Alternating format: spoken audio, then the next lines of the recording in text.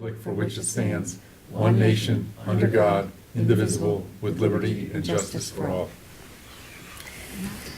Thank you for joining us. We're going to, Alex said he has to be a little bit late, so we can go ahead and start, and then we'll try to catch up and see what other questions Alex has when he comes in. I sent an email to Stephen and Paul with what I hope were all the questions that we have had the past few days. And I didn't know if you wanted to address those now. Does the board want to hear the answers at the end, or do they want it in written form? How do you feel? If I may? Yeah, Oh, sorry. go ahead. You asked them a question, they can answer first. Is there any way you prefer it to be presented back, the answers? I mean, if, whatever's easiest, it's probably easiest if they're straightforward to just give them to us here, so if there are not any uncertainties, we can just get clarification Okay. rather than have to take the time to write them all out. Yeah, reformat it, I yeah, don't know, save a Steve, little time. Richard, what do you think? I don't care. Doesn't matter. Okay. Okay, what we did, do you want to do that first? Yeah, why don't we do that, and then Alex. Okay, did you give? Board, it's possibility Alex want to hear 'em. Yeah, Okay. Alex might want to hear them, though. So why don't we start with the budget, and when Alex comes, and I'm not sure if Paul's coming and what time, we can then break into the answers, and then we'll just keep collecting more questions and comments. So we will pause and go back to that, and where we were in the budget is, We were just about to do the enterprise funds, I believe. pardon? I thought we were just about to do the enterprise funds. Employee benefits and debt service, Oh, right, Okay. right at the end there. Unassigned, Yeah. what is this, undistributed 158, undistributed expenditures? debt. Yeah, 158 is where we were, page 158. Okay.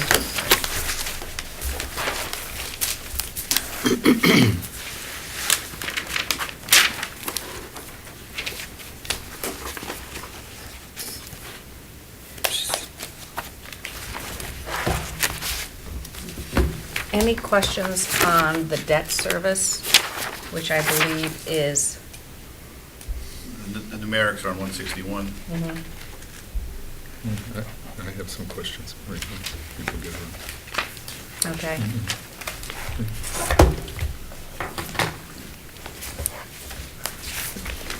Paul, just a question is, next year's projected debt service costs, what, does it say back here which anticipated, warrant articles would be included, or you don't include warrant articles that pass this year and next year's debt? There are no Okay. anticipated warrant articles included in these numbers. Okay, so, and generally, we don't pay interest the first year. We may, usually, sometimes what happens, in the way the policy is written, that if there is an authorization for a loan, we should also be including at least a half year's worth of interest in that. But, I know it's a timing issue. But there are no anticipated warrant articles in these budget numbers. Okay, thank you. I mean, the rest of it, you've got them listed by each debt, each item, so I think it's pretty straightforward. Okay, so no other questions on the debt service or bond rating? You're still in undistributed, or Yes. undistributed expense? Yeah, I had a question, Paul, over on the, I'm reading your pages, I'm not using any of your spreadsheets. On the top of page 165, you showed the active plans and another 400, and another 400 in retiree plans. We're right at the 50/50 line, aren't we? Yes, We're we getting are. close. I'm sorry? I say getting very close. Yes. With the active, yeah. Well, I think obviously, at June 30th, Mhm. the retirees jump up because that's when the school retirees come in. Yeah, And then, with the actives or the actives, the employees, I mean, they maintain relatively stable. There's not too many switches or ins and outs as of July 1st, when our open enrollment period starts. mm-hmm. Okay. We talked about last year, I see you got the OPEB in here again. Is the actions that we've taken so far, are they in agreement with what would be in the GFOA standards? I mean, are we meeting the standard for what we're doing? Financially, Mhm. no, How much are we off probably about $2 million. per year? Yes. I guess we're gonna make it up next year? You have a policy that states X, this budget has that X amount of dollars per the policy built into it. Right. But right now, we're about $2 million off the mark. It's somewhere in that vicinity, right? Now, when it comes to the fall and we have some free cash, which I'm anticipating, I will have a warrant article to supplement the amount that's in this budget, but you're not going to meet that, what's known as the ARC, the annual required contribution. Right. So we, to make ourselves whole, we should be looking at an allocation of about $2 million a year from now to eternity? Well, maybe not now to eternity. Yeah, maybe not to And- eternity, And an additional $2 million, it's probably about 1.7 million, is what would additionally be needed annually to get on a, I don't know if it's a 20 or 30-year actuarial study type of Right. funding schedule in order to eliminate that debt at the end of that Yeah. period, for that liability. Yeah, I understand that there may be some municipalities in the Commonwealth that are doing well on that. Is that, do you know There- anything, was that number increasing or decreasing? There, there was just a listserv that I was with the Massachusetts Government Finance Officers Association. There are a few that are funding close to their ARC. There's, if you look back a few years ago, there were relatively few people even doing any funding. Right. There are many communities that are doing funding at this point in time, but there are very few who are actually doing their annual required contribution. It's just an amount that is not achievable in the short term. Yeah. Without some serious, slicing and dicing of the operational budget. Mhm.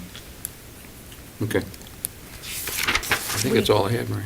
We did bring down the retiree health insurance cost. Did that bring down what the ARC would be, or did that just take care of helping bring down our unfunded liability? That's why I asked the question, financially, are we meeting our responsibility? And yes, the answer is no, but you're right. That actuarial study, the most recent one, will be out within a couple of weeks. Maybe even tomorrow, I might have a draft of it. I'm expecting one. And in speaking to the actuary, the changes that were made, the EGWIP program, that has drastically affected the unfunded liability moving out to the future. So you will see that the unfunded liability, again, has decreased, even though we're not funding it up to the ARC because of those other measures that we have taken. Is that just an anomaly for 1 year, or will it hold? No, that will hold because as long as, again, the rates drop for retirees in our most popular retiree plan, the rates drop 33%. Mhm. So that's what this actuarial study now is based upon what our current rates are, and then they do a medical inflation based upon that. So they drop the base that far. So as long as we can maintain health retiree costs that are at least consistent with medical inflation that's being used, it'll maintain.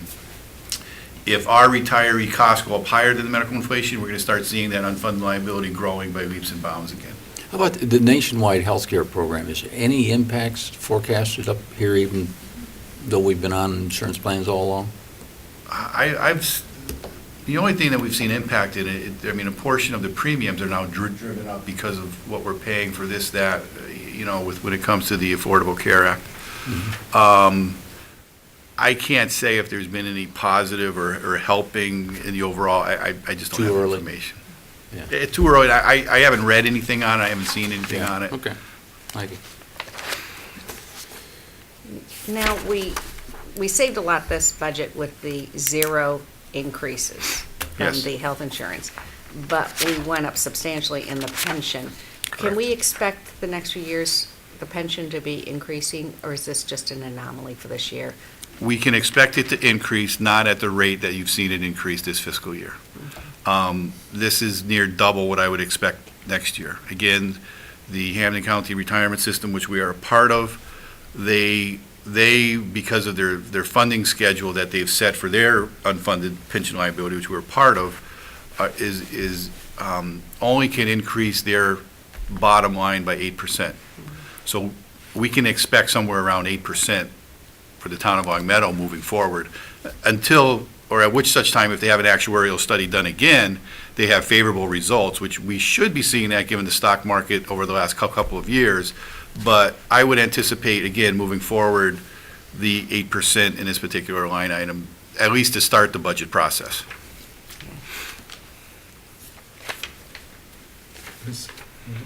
Which line item here, Paul, includes that Hampden County, contributory retirement? Contributory retirement one. Okay. And again, that percent increase is near double what we would expect in the 17% future. instead of 8. Yeah. Perhaps if I had won the seat on the retirement board, I could have funded We did what we could. Vote. Yeah, it would have been 4-1 vote, right? And the unemployment is holding solid, that we don't see that The coming down. unemployment, again, we are having not a good year this particular year. We've already expended, 90% of our unemployment budget, but I'm not anticipating a large influx next year. It's not like we're going to be cutting staff. The school department actually is increasing their full-time equivalencies. There are no layoffs projected on the town side. But have the schools, they talked about making changes, have they already made those changes? And Not for, again, going into next fiscal year, they haven't made those changes. they haven't made the projected changes they're gonna do, No, so- no, they're waiting for the budget to be passed, and it'll be, they would make those changes with the school year. And is there any chance we'll bring down the liability? Liability insurance, Yeah, I know it's the high school. I don't see that coming down. The numbers that we have in the past, we've been fortunate because we've been getting what are known as participation credits from the insurance company. So you're kind of seeing the 324, the 340, we probably receive $40,000 and $50,000 worth of credits. If those credits disappear, you're actually going to see a worse case than what is projected here. So, I think this number is comfortable. I haven't heard anything from the insurance company of what the potential rate increases might be. We're having pretty good years when it comes to the workers' compensation insurance. Our experience modification is pretty good. And we haven't had any major claims on the property. General liability is holding, our experience is good the last couple of years. So it's, hopefully that will be reflected once the rate comes out, probably sometime in late May or June. Any other question on that chart before we move on to recycling enterprise funds? Okay. Before we start recycling, do you want to talk about contracts? The waste contract? Oh, yeah. We did, one of the big components of the solid waste recycling budget is our contract for disposal. When you put your trash and recycling out by the curb, there's a contract for the collection of those materials, and then there's a contract for the disposal of the solid waste, and there's a different contract for the disposal of the recycling. The solid waste goes to Agawam at the Covanta facility, and the recycling goes to what's known as the MRF, which is in Springfield, I believe. And they're on different life cycles, the contract. So the one for garbage disposal, solid waste disposal, the Covanta contract is due to expire June 30th. And it was a 10-year agreement where the rates were projected for 10 years. And at the time, solid waste disposal was very expensive. And for a variety of factors that I'm not entirely proficient in, but I think some of it's due to the rise in recycling and also the advent of trash to energy. The rates for that have gone down. So the last year of our 10-year contract, which is fiscal year 14, the one we're in, it was I think $81 or $82 a ton that the town paid Covanta to take our solid waste. The new contract, which starts fiscal year 15, is a 3-year agreement with a 3-year renewal option. The 3 years would be, I think, $61, $62, and $63 per ton, which is a substantial amount of savings. I think we're 7,300 tons per year or something in that neighborhood. So we did sign that contract. I do want to credit Mike Rabel and Arlene Miller, who's our recycling coordinator. They worked to get a coalition of communities who were in a similar situation with expiring contracts. And although the contract that we signed is only between Long Meadow and Covanta, the fact that we were all kind of working together led to a larger, then to be able to negotiate essentially a larger volume of solid waste, which helps drive down the price, because Covanta does convert trash to energy at that facility. So it's a big savings, I think $60,000 a year. Can look that up for you. Yeah, that's what it says, 60,000. Yeah, 60,000 a year, and so that's a big savings for that enterprise fund. And like I said, we signed that the other day, and I think that's really to know that we're going to have that 60,000 will be essentially the same savings going forward compared to the past 10 years. So I think it's a great win for the town. Can I just ask a question about that? Yeah. Stephen, can you just talk about the rationale and who was in favor of it, us or the vendor, of a 3-year contract when previously we'd signed a 10-year contract? That is something that I think the towns were in favor of, and when I got involved in this, to be honest, this had been going on for a while before I got immediately involved. But that's something I think the 10-year contract, while it provided stability in the rate, obviously what ended up happening is we were paying far beyond market rates because we were locked into that agreement. And so a 3-year term with a 3-year renewal gives us some stability for at least 3 years, but also makes it so if there's a vendor out there that wants the waste more than Covanta does in 3 years, we can bid it again and get the rate even lower. Is the disposal like the collection exempt from 36B? 32B, I mean? 30B, and it is. It is, okay. We went through kind of a request for quotes type process, and like I Okay, said, so there was an ad hoc coalition of the communities, and it was a very effective process, and it was highly competitive, to be honest with you. I mean, there were 4, I think, disposal sites bidding on the waste, and we've been with Covanta for 10 years. They've proven themselves to be a good partner.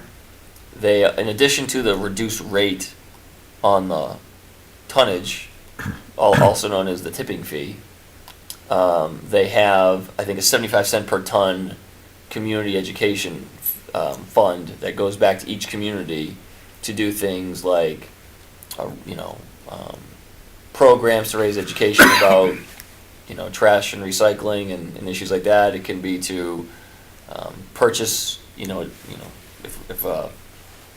we wanted to go and do a standardized barrel or something like that. I mean, the community can use it for whatever it wants, quite honestly, but I think the recycling coordinator and recycling committee would like to see it used for things that enhance our ability to manage recycling and solid waste. But it's a very favorable contract, and they were, like I said, I'll be honest with you, it was a very competitive process. There was a lot of negotiating back and forth, and a lot of as you know, Mark, when you go from a 10-year-old contract to a new contract, a lot of the non-financial terms have changed, and as law has changed, and so there was a lot of going back and forth on that. So, like I said, it was a good process. I'm happy with the result, and I'm glad that we'll have set low rates for the next 3 years.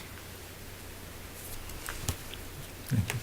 Any other questions on the recycling enterprise funds? Yeah, I guess the biggest concern we have year after year is the income that we derive from the sale of supplemental trash bags, I guess, relative to the other costs of running this enterprise fund, because I think that's really the only income for this fund, right? Well, actually, it's mainly the recycling stickers. Oh, okay. Recycling I'm stickers sorry, right. accounts for 100,000 plus. The bags are maybe 60,000. Okay, You have leaf bags, then we get some scrap metal, things of that nature, and then the MRF, the Massachusetts Recycling Facility, actually, we have a revenue sharing, Okay. money coming in Right. from them based upon our recyclables. And commodity prices. but yet, in the last couple of years, we found ourselves in a negative position, so I assume the $60,000 reduction in tipping fees is gonna go a long way toward reversing that? Right, the actual, I mean, my estimated receipts at this point in time for FY14, I'm already projecting there's gonna be a $25,000 deficit in the revenue part of the recycling fund, mainly because the money that we receive from the MRF is down from prior years. The money that we're receiving for stickers, we didn't raise them, but we're still getting relatively the same amount of money on stickers. We're still getting relatively the same amount of money that we're selling for bags. And it's holding true for the other recyclables that go directly out of the recycling center to other facilities. Is that because the cost of the commodity went down, or because we're not recycling as much tonnage as we used to? It's the cost going down more than the amount of recyclables. Okay. I think it may be worth noting that we've had a lot of requests from people who would like to see the recycling center kept open at longer hours, and it appears that your overtime charges, they can't just be because they're getting a raise. I assume that it's also more hours, that 32% increase in overtime projections? Well, understand that 31 or 32% is only $810. It's not going to go Right. that far. Well, but if you're Yeah. increasing your overtime 30%, Right. Well, the other thing is the position, the person that comes in with the loader and pushes back the leaves and the brush and all that other stuff is a shared position with the street department, with the highway department, sorry. And so, like we talked about last night, there are times where, unplanned work demands make it so to get the work that needs to be done may require some overtime. so there are no longer hours built into this, I'm not into aware this of that, budget. but I can Okay. certainly ask. because that was a request It- by a bunch of people that I've gotten, at least. Are you indicating that we only push back the brush over there on overtime? No, that's not what I'm indicating. I don't even think I even hinted at that. Well, it sounded like you did.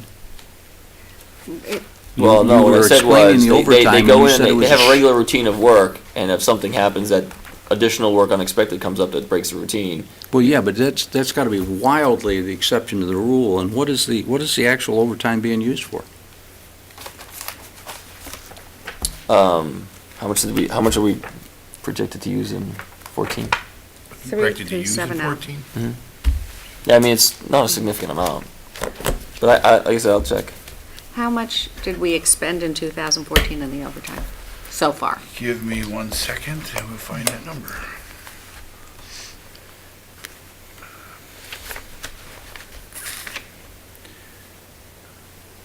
We have used in overtime just under $2,500 For the whole department, or just recycling? for just Just recycling. recycling. What's being charged to recycling is just under $2,500. And you have any idea what it's for, Paul? Well, the only thing that I can think of in my experience going down there is while they may clean up and have everything set for a Saturday morning, if that brush, probably in the spring, when there's a lot of debris that's being delivered, they are going to have to call somebody in to move that on a Saturday or a Sunday.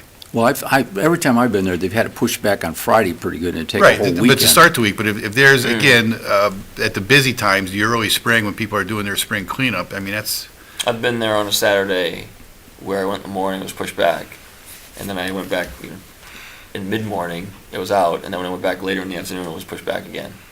Yeah, but wouldn't that be, do the people there operate the loader, or do you have to bring somebody in on You overtime have to to call operate that somebody in loader? to do that, And why would that be, Stephen? because that's what the contract says. Because of their position? You can get a little more explanation out of that? Well, I only mean, the certain people. contract doesn't say that certain people only can run a No, the piece of Commonwealth of equipment. Massachusetts says that. In A what respect? hoisting license, or equipment, or there are certain licenses for certain types of equipment. Yeah, but there's not a license that I'm aware of for a loader. I'm just wondering that. Heavy equipment? Mhm. Yeah. I think there's a heavy equipment operator's Maybe you license. could, not. I've never heard such thing. Maybe you could get back and let me know, because that would be a new I- factoid. I think most of the staff there is seasonal too. So there's only, there might be one DPW full-time employee who shares that weekend, those weekend hours, and we'd have to find out if he's able to, drive that equipment. But Yeah, and find out what the schedule, is it happen every Saturday, and Yeah, that's yeah, why it's yeah. built in? Yeah. Does it happen twice? So Yeah. just sort of details Yeah. on that. we Sure. can find that out, Mark? Yeah, Paul, you handed out splits for the DPW, and I appreciate that. If we could, I'd just like to, because we're looking at now the water, sewer, and recycling. Yeah. Can we just go down the list and talk about for the number of people who are included in some of these line items? And I know we've got in the back of staff, but clearly, we don't have one assistant director making that kind of salary. I assume that there's different assistant directors that got lumped into there. Right, so I assume that's two people? Yeah, it's probably the assistant director. I think there's two that are classified that, one being Okay. the assistant director for the water, Pete Thurber, and the other one being Chris Reed for operations. And also Yeah, 'cause- just the facilities director? That's one person, the facilities Okay. director. Okay, and clerical? Clerical, there are two. Is engineering one? Engineering's 3. 3. If those two, if assistant director or engineering were 1, I would apply for those jobs and quit this one. Well, and I won't ask about the labor, because I know we've got the breakdown Right, of that's FTEs, there's a lot of, Multiple. okay. And the same with the temps, seasonal temps and that kind of stuff. Thank you, Yep. that's what I was looking. Okay, moving on to the water and sewer.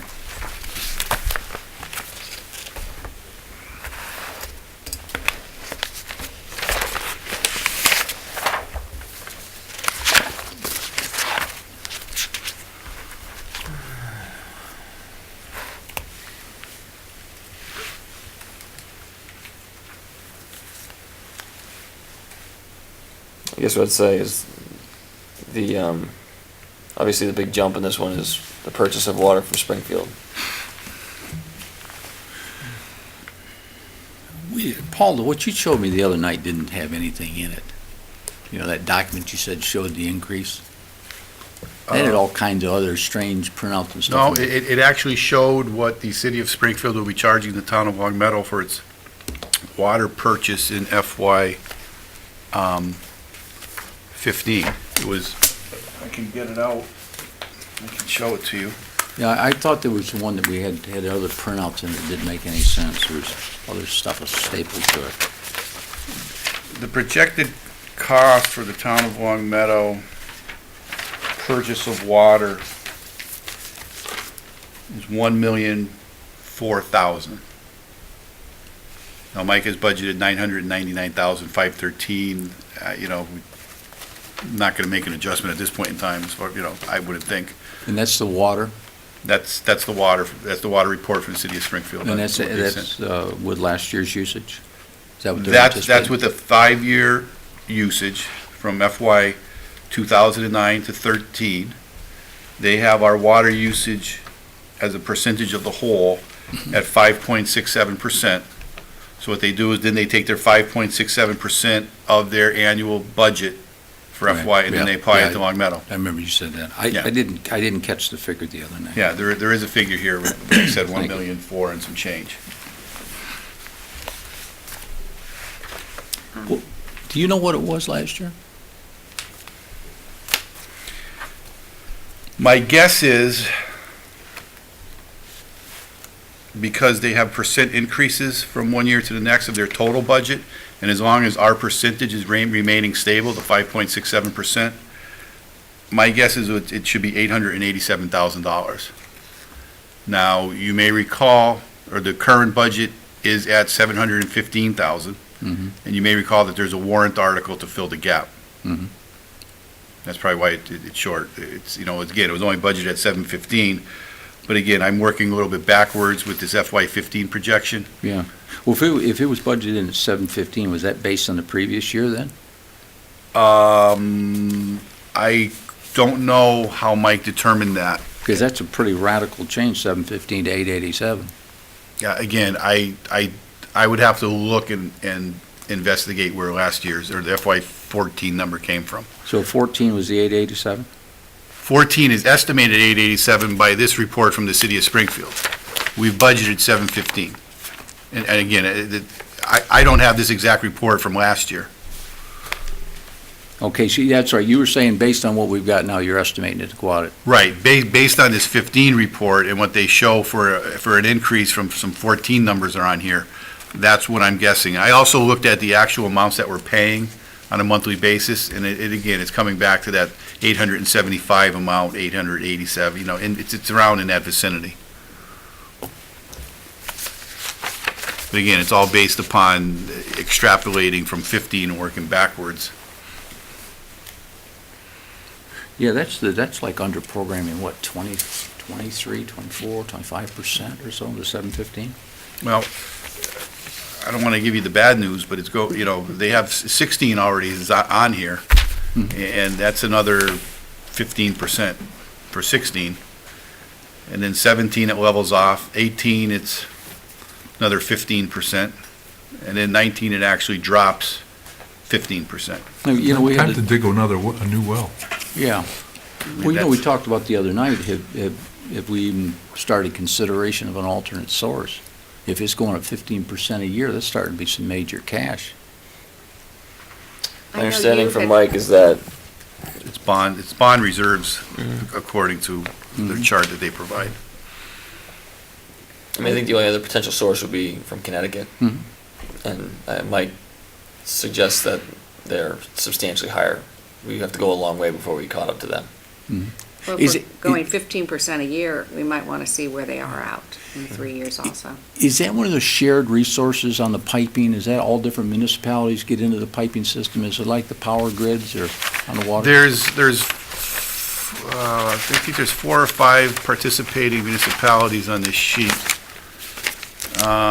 Agawam, East Long Meadow, Southwick, and Springfield. But I mean on the sharing grid, you're talking about Connecticut. Oh. Is there a grid network? I don't know. I've never got into. I'm sure there are transmission lines in Yeah. Enfield near us, and then you would have to, and I think we do have an Connect them. emergency connection. Right, we do. Existing. So I'm sure you'd have to do some work to get the water here, but I can't Well, imagine. the connection's already made down there. It would be, yeah, it would 50, if you're forecasting 15% every year, that would certainly look like it needs to at least have an answer. That's what those numbers are at, and I think this will be Yeah, because, you know. coming for you for signature at some point. You're in time, talking I imagine. $150,000 a year, just for the first increase, and then We going can on certainly up do an over 50% analysis on on top. what, 50 on top of that, yeah. Yeah.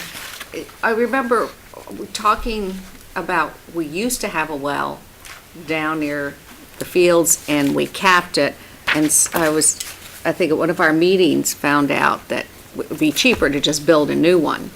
And there's, the federal government as well as the Commonwealth is encouraging people to find Oh. as many different new water sources. But they said it would take over $1 million to reopen that well.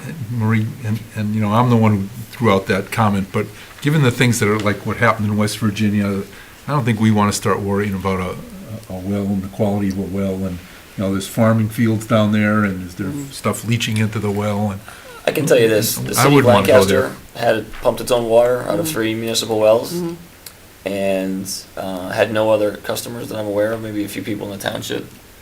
And it certainly wasn't as big a utility, but the water rates there were significantly higher than they are here. Yeah. I know folks at home aren't gonna wanna hear this, but I think on par, water rates in Long Meadow are pretty cheap.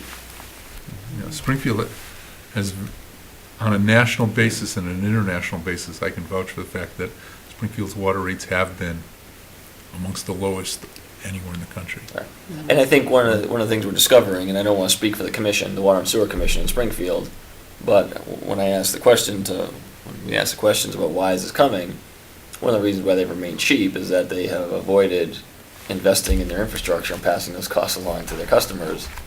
Well, now they have to do that. And so now the deferred costs are going to be passed along, but like I said, all things considered, the water is still very reasonable here, comparatively speaking. And I said, I know people who probably have big water bills won't like that answer, but I think if you did, we can certainly do an analysis of alternate water sources in terms of the towns purchasing water from it. And then as we get closer to setting the water and sewer rates, we had committed last year to maybe look at another rate analysis, not only how do our rates compare to other communities outside of this system, but also are there different ways to structure the rates? So we'll be going through that process in the coming months. Yeah, and I think, I personally would like to see us reconsider the option of having residents install a second meter for irrigation. That has come up over and over and over again. We finally had a proposal from the DPW, and for some reason it was voted down by a prior select board. We can still do that easier, Mark. That doesn't, I'll bring you Fine. something. It can be done a lot easier than second meters, that's not needed. There's an average, there's a winter average on every home in Long Meadow, and it's just a long history of, the winter months. That's the way a lot of municipalities do it, and they just lock in the water sewage rate at that, and anything above that, plus a 5% above that, after that, it's just water usage, it's not sewage usage. And you can verify that pretty quick through our metering. But right now, we're penalizing people with sprinkler systems, as we said before, because they're paying water and sewage charges. Yeah. And in Well- fact, they are supplementing people that don't have water systems, which is doubly compounds being unfair. We do have a sewer cutoff. I understand. Okay, I mean, I'm talking it about may the may ones- need to be tweaked, but Yeah. there is one that's in place. That cutoff it's pretty beefy. Yeah, a family of 2 or 3 is not going to hit that cutoff, I don't think. Not unless you sit in the shower all day long. Unless they got a pool and green lawn. Yeah, but I mean, that's a water charge, not sewage charge. That's what it's saying. We are disproportionately subsidizing the rest of the community that doesn't have pools or or sprinkler systems by the sewage and the water charges on it. Because the sewage bills would be higher for a regular sewage if we weren't charging that false charge on unused water going in the sewage system. And we know what our flow rates are on the sewage system. the I'm sewer charges are. billed water sewage right now. The sewer charges, I believe, are tied to the units of water consumed. That's right. Right. And that's irrigation water, and it doesn't go in the sewage system. But that's where there's the cutoff. No, it doesn't matter if there's a cutoff or not. It's not fair even up to the cutoff, Stephen. You're paying for a charge you're not receiving as a consumer. Yeah, I agree with you, Richard. The only reason I support a second meter is because I truly believe families, take more showers because the kids are out playing in dirty and all this kind of stuff in the summer and then in the wintertime. And, let's meter what you use. Well, that's why you put that 5 or 10% figure on there. Just, you give it a bump. Well, as you Other see this, municipalities do it. when It's you, a pretty simple formula. when you do your analysis, this will be a hot topic. Sure. Yeah. Matter of fact, when you get ready to do it, I'll give you a couple cities. You can go look at the way they do utilities, and you won't even have to reinvent it. It's all there, all worked out. Is that a travel budget you're giving us? No, I'll give you the internet. Give you the internet. You can just look it up online. Anything can be found on the internet. You got So- Paul Or excited travel there. if you'd like. Well, it's like, they're official sites like ours, so. While we're talking about the water budget, what you had is projected at one point is the water rates for next year Yes, at the front of this. it's on the front of the book, yes. And so our rates are projected to go up somewhat, or substantially, however you want to say it. And that's because of a reflection of this city. It's a reflection of that Springfield. budget. Yeah. Right, and so the question is, should we be, or ought we discuss at all potentially ways to mitigate it, or do we just lean back and say that's the way it is?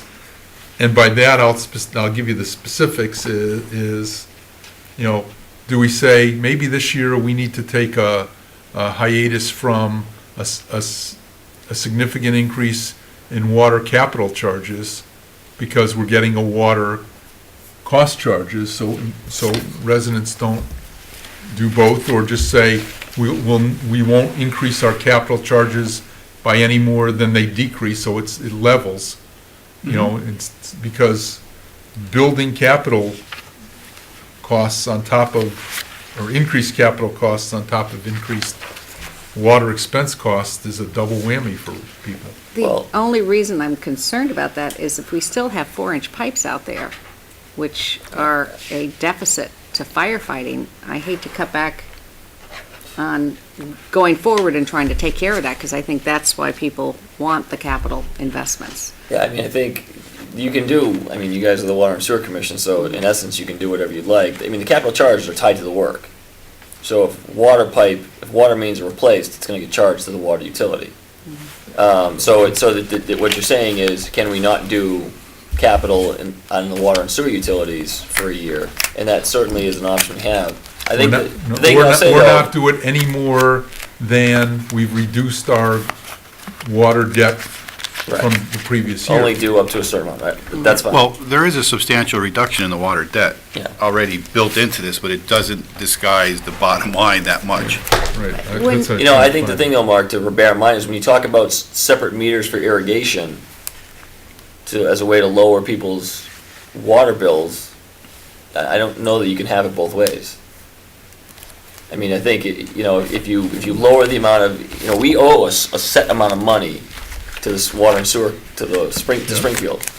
And however we generate that money from the local ratepayers is a construct that the Water and Sewer Commission creates. First of all, separate meters for irrigation have nothing to do with water, they have to do with sewer. Okay?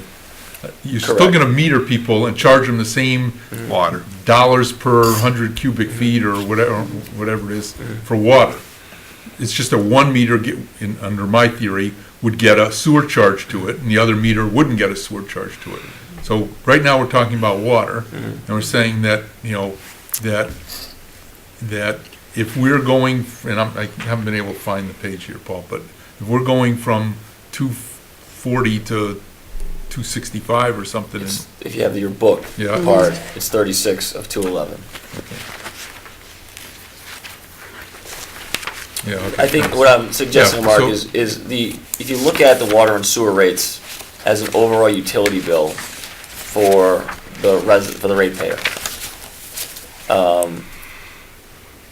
you then have more opportunity to make adjustments to make the overall utility bill less impactful than if you separate, say, for example, and I'm not saying what the right, and this is where the analysis thing will come in, I'm just, you know, I pointing out guess that. I'm not following that, but that's fine, I'm just, Well, I have a- we'll have this discussion later this year when we're talking about the water and sewer well, rates. this year is pretty quick. I Yes. mean, I mean, what I will say is that if you combine the two rates, you know, we're currently at 239, 235, and it's projected, you know, 268, 222. If you combine the rates and compare them in a combined fashion, the $4.74 versus $4.90. When you combine them in that fashion, look at the increase, it only looks like a 3% increase. Right, the water's going up 12%. Right, and the so- other one's coming down, at least at this point in time. You know, the reserves are much higher in the sewer. You could drive down the sewer amount further by use of some of the reserves, potentially, to make that combination even more palatable as a possibility. And another concept, which is, I just read that there's a new law where you can actually combine the water and sewer into one combined enterprise fund. And we would kind of then meld everything together, and, you know, just throw that out if there's any interest in that at some point in the future. But again, I think the combined rate, it's only about a 3% increase when you combine the two together.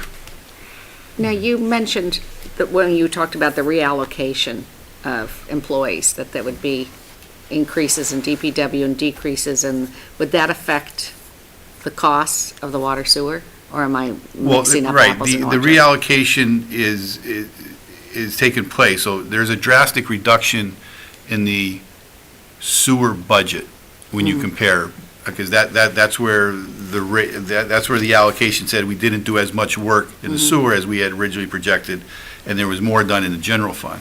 So when you look at the sewer budget, you're actually going to see a decrease from, 1.9 to $1.8 million overall, even though they're absorbing cost of living increases and collective bargaining increases. It's still being driven down a little bit because of some of the shift. And it wouldn't affect the sewer rates later? It would, moving forward, because if we keep on the same path, there will be relatively another $35,000 shift. As I said, there was a $35,000 Yeah. shift. There'll be another shift next year of some amount, so there will have some effect on sewer again next year. Okay. Thank you. Any other questions on water sewer? It's not a question, I guess I think we just need to understand what are the influencers, and that I think we can't just say, gee, we're gonna spend this, because part of the sewer and water rates are not only the sewer expenses from Bondi's Island and the water rates from Springfield, but our internal distribution of expenses. And then there's long-term capital debt, and then there's also our capital expenditures that go against the capital fund. Doesn't that come out of the department, or does that come out of the stabilization funds? Most of the capital, if it's not bonded, has usually come out of their fund balances. It's not stabilization fund, but what they have in fund balance. Now, as I said, the sewer fund balance is much more healthier than the water fund balance. So, it's much easier to absorb a project this year in the sewer fund than it is going to be in the water fund. Yeah, but it's been our practice to, once the road's dug up, to do a little bit of both. We rarely do a Well, lot without it's sewer. possible, but you may recall with the water too, is we have a shortfall in the operating budget of $150,000. If I recall correctly, their fund balance was at 470, somewhere in that vicinity. So we're already taking 150 out of it. They're down to 320. And how far do you want to go down with it? Well, we have a policy that says how far we can take it. Okay. I don't recall what it is, but we do, right? Right, yes, you do. And you know what, it's probably at the end of the book. Since it's GFOA Policies are compliant. everywhere now.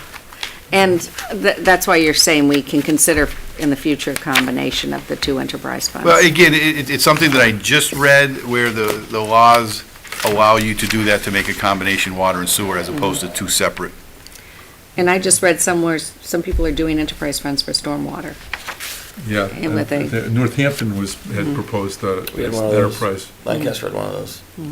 for stormwater, which is. Do it for air, too. Yeah, Well, but we have the a lot of beauty that- stormwater But the beauty projects. of Sell that is some of if you that. take it, if you pull it out of the budget, it becomes an assessment Right. bill Right. that everybody pays, not just taxpayers. In the case of Lancaster, we were the county seat, so the county government, which had a lot of buildings, including the fairgrounds, as well as the school district, which was a separate jurisdiction. Whereas here it'd be robbing Peter to pay Paul, they were their own taxing jurisdiction. They had, it's impervious surfaces is how ours Yeah. was assessed. Right. And so, even though they took up a substantial amount of land and they paid zero taxes, they did help offset the cost of major street projects that included curb and gutter, as well as our street sweeper and the cost to run it. Minimum fund balance in your policy of $500,000, Right, which we're below. which are below slightly at this point in time. Okay. And I guess this comes to the end of the budget. Any questions on The the, operating budget, capital. All right, capital. Should we move on? did you want to move on to capital now? Do we want to, I don't know if, Or what did you want to look at next, Paul? well, I don't know if you want to start the warrant articles, because capital is going to be part of the warrant articles. So Well, are we we going have- to do capital separate? we have certainly the town side capital we could go through. Oh, we also have to, I had sent out that email, and I guess speaking to Mark, a lot of people didn't see that the warrant articles were in the packet from Monday, where our bylaws have been written out. So at some point tonight, we need to go through that also, to make sure everyone's comfortable with the way the marijuana, Yeah, I Was written in. didn't check my emails till I got here. Dave Martell is reviewing the warrant right now, and he plans to attend the meeting Monday night. okay. And so perhaps having him in attendance and having a discussion. Yeah, but my concern is if people have real concerns, we should send them to the attorney ahead of time because we need to finish Right. that on Monday. Yeah, it'll That's have our to be done drop Monday. dead Right, right. deadline. So if there's some part of the bylaws that you're really concerned about, you should probably contact the town manager and just go let through the questions. the attorney know ahead of time. Why don't we just go through the budget questions then before we move on to the capital plan? Okay. One of the things we did was, during the discussion last night, and to some extent tonight, I wrote down what I heard as questions, Paul wrote down what he heard as the questions, and I know Marie wrote down what she heard as some questions. So we took, Debbie assisted us, and I say she, took the list, smashed them together, arranged them by category, so we could see how each of us heard the question, make sure it got answered. So, and I think we have answers to most of them. I mean, some of the questions weren't really budgetary questions, they were more management or operational questions, but we can certainly go through those nevertheless. So, attrition savings for the school, and is it reflected in the budget? Oh, The answer is it's $176,000 in attrition savings, and I don't know what page it's on, but it is in their budget. And everybody got this packet here tonight to put in their binders. Alex. oh, the school budget. Yes. Thank you. He's going through answers to the questions that we had last night. We tried to pull them all together. So if you don't hear your question, Okay. the three of us missed it. You might want to ask it again. Okay. And the first one was actually Paul Attrition. on attrition in the schools. I know it's elsewhere in the budget, but I think everybody got a summary sheet from the schools. Right in the front, staff attrition is right there in that little, it's a two-sided table with had the additional costs and reduced in the offsets. So then, if they don't get their attrition, there'd be $170,000 more in the hole? I guess conceivably. I mean, if that's what they program's 170. Yeah, I would imagine these are people who have already announced retirements and Okay. everything to that nature. So you're right, if they don't materialize, that, Right, but I mean, they didn't do that in their budget prep, they didn't build that in. no, it's built in. Okay, Yeah, no, it's already built into their FY15 budget. They've taken into consideration that attrition. The budget, you're right, Richard, the budget is lower by $176,000 because people Right. said they were gonna retire and Yeah. they're leaving at a high salary and gonna be Right. replaced at a low salary. So that's what I was trying to project. If I said it differently, I don't know. Okay, so, Marie, you had asked a question about Metco school choice. That was also from the board. Oh, okay. And so I have not might heard- have missed- I did ask that, I have Right. not, I did kind of go back and forth with Tom today, I did not get into that one yet. And I might have even misstated it because I don't quite understand, and the question was the percentage of Metco and school choice and relationship with special ed. I didn't have that question, so I don't know that I heard it, to be honest with you, so. Okay. Well, we could check with Paul, but I believe that was Paul's question. Okay, okay, you're batting 50-50 now. yeah. There was the question of the turn back of 600, and an increase of 800, I think we answered that last night. That was from the schools. What- The schools, whether the schools had done any turnbacks, that was the question. Developed a proposal for the crossing guard, I have not initiated, but I am putting something together for the schools to consider. And for the board to consider as well. Is that something to consider to be part of this budget? I would certainly, in my conversations with the schools, I said, can we do this as a part of this budget? To some extent, they didn't say no, but they didn't say yes, so we'll have to see. I mean, it's challenging to do it, and this is, I should have done this earlier. But it's sometimes it's more challenging to do it now than it is to do it after the budget process is done and dust is settled and we know where the state revenues that are currently projections are, and more variables are known, but we'll push forward with a proposal. Okay, can you be more specific about the timeline for that? I don't know. I mean, because the thrust of what I was talking about was to have something for us to vote on to be part of this budget. Is that what we're aiming for? I guess we're aiming for that. I honestly don't think we'll achieve that. Okay, so your proposal It really is not depends, at this point. Sorry, can- go ahead. Sorry. your proposal depends on the talks with the schools coming to fruition then, I would say yes to that. okay? And should things continue the way they've been going for several months, we can have more paralysis around this issue.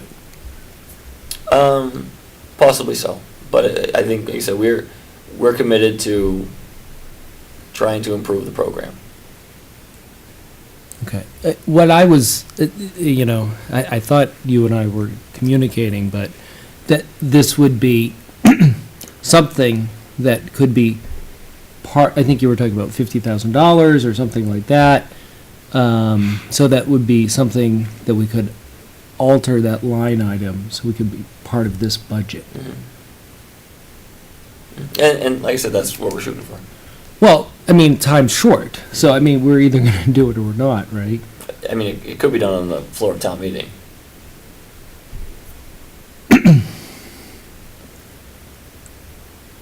I mean, I guess, I mean, I don't know why this is so hard. I mean, it seems to I me, mean, okay. what's that? Well, you're right. It does seem to be a heavier lift than it should be. Like I said, part of the thing was one of the policy parts of the non-financial part of the proposal related to unemployment insurance is being impacted at the state level. And to some extent, that was going to be a central part of the change I was going to propose. And so proposing that change when state law is about to make that change unnecessary, kind of delayed us a little bit. So then it now is really more just a straight ask for a financial commitment from the schools. Okay, but I guess to me, what I was looking for is, to look at, how many crossing guards we need. I mean, work off the sheet that you had before, which laid out the hourly wage. Increase that sufficiently so that we're competitive with other towns, and see where that comes to, and so that's something for this board to decide on. Now, I've obviously said that I'm in favor of that. I don't know where everybody else is, but I mean, clearly, as you've said, this program isn't working the way it should be. So Alex, do you want to give a directive to the town manager to add $50,000 to the crossing guard line item in the budget? I mean, it's that simple. We make that motion, we make it happen, and he'll add it to the budget, because it becomes our budget. The problem is, if you do that, we've got to tell them where the money's gonna come from. Do we take it out of another line item, or do we just mythically, I want you to increase the revenue somewhere else, on some revenue item? Add $50,000 to motor vehicle tax revenue, and add $50,000, because we've got to have a balanced budget. The town meeting doesn't, but we do.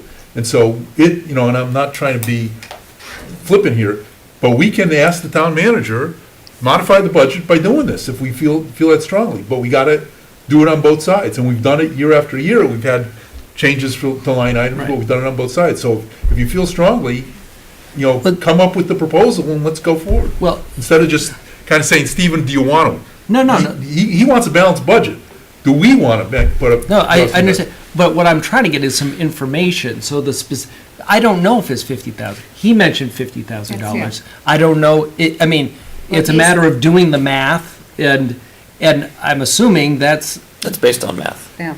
Right, so, I mean, So there's two ways we can go about it, is, right now, he's saying that in order to bring the crossing guard program up to where we would be happy with it, it requires $50,000 more dollars. So, and his recommendation is that we continue the talks with the school, but if you feel strongly enough that you feel we want to commit that to this budget, on Monday, if you don't have, you make a suggestion on where the cut should be to supplement the crossing guard And- now. but. Can I clarify one point? Oh, yes. Mhm. About, I mean, the program is, I wouldn't say it's not working. I mean, we do have the one intersection and a half that we would like to have a guard at. But the 19 other intersections, including the ones that are, and they rank them, so all the ones that are deemed to be most in need of crossing guards, all have them. The issue is, there's a high rate of turnover, and it's a struggle to find people who are willing to do the job for that amount of money, who also then can pass the necessary checks, background checks, things like that, because they're around our kids. Right. So the administrative burden is high on this program. And if you pay, and this is something we've talked about, I think, before, if you paid more, you'd get people who are more willing to be out there. I mean, the people who are out there doing it now do it because they feel strongly about the job, not the money. It's mostly retirees. So if you paid a little more, you'd get somebody who was interested in doing a good job for the money. And I think that would have the effect of reducing turnover. And again, it's, so additional funds, you know, because we're at 10, most other towns are 14, 15, 16, 17. I mean, we're very low. So I think, the policy issue for me is, this is something that we should partner with the schools on, because we only do it in service to the schools. If school is not in session, there are no crossing guards. And I think taking valuable levy resources from either another part of the police department or another part of town operations generally for a service that is really unique to the school department really isn't fair. And I feel like the schools should, and the schools have been open to that point of view. It's just in the middle of the budget time where really every dollar is now assigned in both of our budgets. I think we will make the request, and we will obviously, and if they say no, then it's obviously, as Mark suggested, on the board to make this, that you Right. can make the adjustment. But not only can we make the adjustment on our side, but we have the authority to say, we want to go to town hall with a budget that adds a $50,000, and I'm just going to use that number, adds $50,000 to a crossing guard line item, increases reduces $20,000 from X line items in general government, and reduces $30,000 in the school department's bottom line. We could propose that. We don't have to say where the When you school. said town hall, you mean town I meeting. said general government, I'm sorry. No, you said go to town hall, you meant town meeting. I meant town meeting, I'm Yeah. sorry. So we go to town meeting. So we don't have to tell the school committee, even guess the school committee, where they take it out of what line item in their budget, but we can propose that it goes to town meeting with a shared plan. So we pay 25,000, what we, or not, or anything, or we could try to put all 50,000. We can do anything we think we can get away with, or we can pass it town meeting, you know. But the key is to put any expenditure in, our obligation is to find a commensurate place to pay for it. And I understand that, but what I'm getting, I don't, and I don't really appreciate this admonishment on this process, because the $50,000 figure, as it was presented, was very much a back of the envelope, or maybe not even a back of the envelope, sort of like, I think it's about 50,000. And that's fine. I mean, like, it's nice to have a sense of things. And what I was looking for, Stephen, was, let's see what it really is, so that we're not, I mean, one of the issues that we have on this board is voting for stuff where we don't have the full information, where, where is this $50,000 coming from? That's important. I'd like to know exactly what it would take, and, how much that would increase the salary. And, I mean, that's all I was looking for. And what I'm hearing is sort of this continuation, which has been going on for months, of paralysis because it's sort of like a game of chicken, right? Well, we're not going to do anything unless you do something. And you have your conversations, and they say, well, they're open to hearing that viewpoint. And I mean, I am very sure 8 or 9 months from now, we could have the very same thing said. Well, we had more conversations. They were open to that viewpoint, but the bottom line is we still haven't accomplished anything. So all I'm looking for is, rather than the $50,000 back of the envelope thing, could we have some sort of calculation about what it would take? I mean, is that something that you're going to do? I mean, that's how I understood it. I didn't take. But sure, but the increased funds towards the crossing guard program, whether it's $1 or $50,000, it comes back to the same thing. It's an Right. amendment to the budget that is currently balanced. And But we haven't. let me Wait just- a minute. Hold let on. me just say We this. haven't passed any budget yet, right? right, and that's what Mark is saying. Right. So I mean, it's not amending anything. I mean, it's this is a work in progress. So if you could give us, let's estimate Yeah. $14 per hour, what would that be in the exact increase? Because the 11,000 we've already put in, that is for the supervisor, correct? In And order a, to and a cost of living adjustment. and cost of living. I So if we. would went know, that- if the schools had said yes right away, this had been done a long time ago. Yeah. So, let us- I understand that, but understanding, hanging the paralysis on my head is fair enough. I'm not I'm just hanging it. saying that if they had said yes right away, this would be, both budgets would reflect it. But I guess what I'm looking for is, rather than us sitting here and it's like, well, if it was $14, it would be about, some amount of money. I mean, is that something that you could work up for us? Sure, I could. I mean, I know. Okay, that's all I'm asking for. I could. And I want to be able to do that when we vote on the budget. Okay, so by Monday, if you could have that number, so if we decide that we're going to add that to that budget line, we'll know how much we need to withdraw in Okay. another area. And I guess what I would be interested in also knowing is sort of how that comes up with, because I'm sure my colleagues, Mr. Foster, Mr. Sinello, you two would be interested in sort of how you came up with that figure before we just vote on a number. I mean, and I'm guessing that the calculation isn't particularly onerous. Okay, and the next answer? We're moving right along now.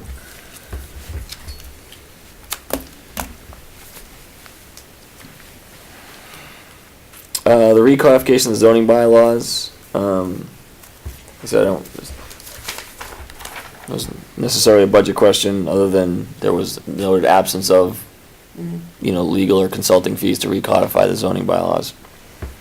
From my discussions with the building commissioner, there are some areas of the zoning ordinances or bylaws that certainly could use some work, but it wasn't necessarily his conclusion that a complete recodification was necessary. He did speak to the ZBA chair, Mr. Laufenberg, and also there were certain provisions he felt that should be modified, but not overall. So that, I mean, it's something to keep an eye on. And I think he's got, they have specific ideas of things they want to change, and we can certainly talk to town council about whether or not things like that could be accomplished within our retainer, or if we had to, hire a specialist. I know there are firms out there that do this as a specialist. Like Copeland Page did our corner lot zoning. I know there are others. And perhaps look at something, perhaps an article for the special town meeting, out of free cash, since it would be kind of a one-time expenditure. So they would have to put something together on how much they would like, and that would be the zoning board? Yeah, you'd have to develop a scope of work on how many bylaws you want reviewed and either developed or recodified. Get some estimates from law firms, and then, like I said, this does speak to me as more of a free cash article, because it is a one-time expense. It's not operating. It's not really an operating budget item. Thank you. Okay. I was the one who asked the question. I think that's a good goal to have, and talking to the zoning. And Mark, would that be talking to planning also, or zoning alone would do that? It was Dick, that from the ZBA, who is the one who was originally commenting about it, a couple other people on the zoning board of appeals. So I think they're the ones who ought to tell us where the shortfalls are, and I'd love to Okay. see it followed up, because, as you said, the fences were a problem this year, but they say they come across them on a more frequent basis than many of us are aware. Okay. Thank you, I'll touch base with him.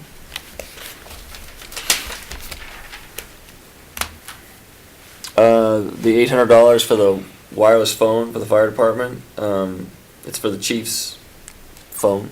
The town issues the fire chief a phone. $800 is for that, and it used to be tied up into the overall radio communications budget, but I guess according to the chief, the board had suggested that the cost of individual cell phones should be clear in line items, so it's there.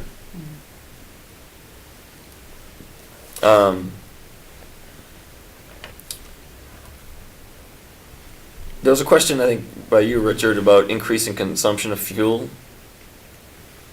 Oh, yeah, we talked about generally the utilities. I don't think it was auto fuel, it was the, Oh, Yeah, I wasn't sure, I was trying to read my notes. yeah. It was something about consumption increasing, Yeah, and you there were was. adding it across. 77%? I think it was pretty sizable. It was across utility three costs. utility groups. It was, sorry, but I had remembered it as yeah. I mean, fuel. But now you Sorry. now you got it right here.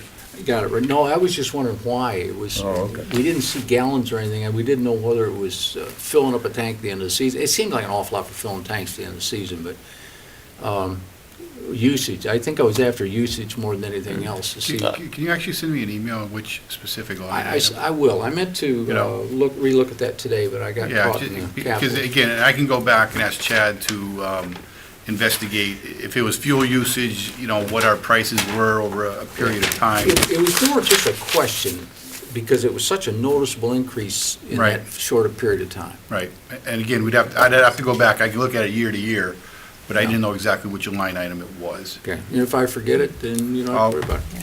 And actually, I have a question. Where do we still have heating oil?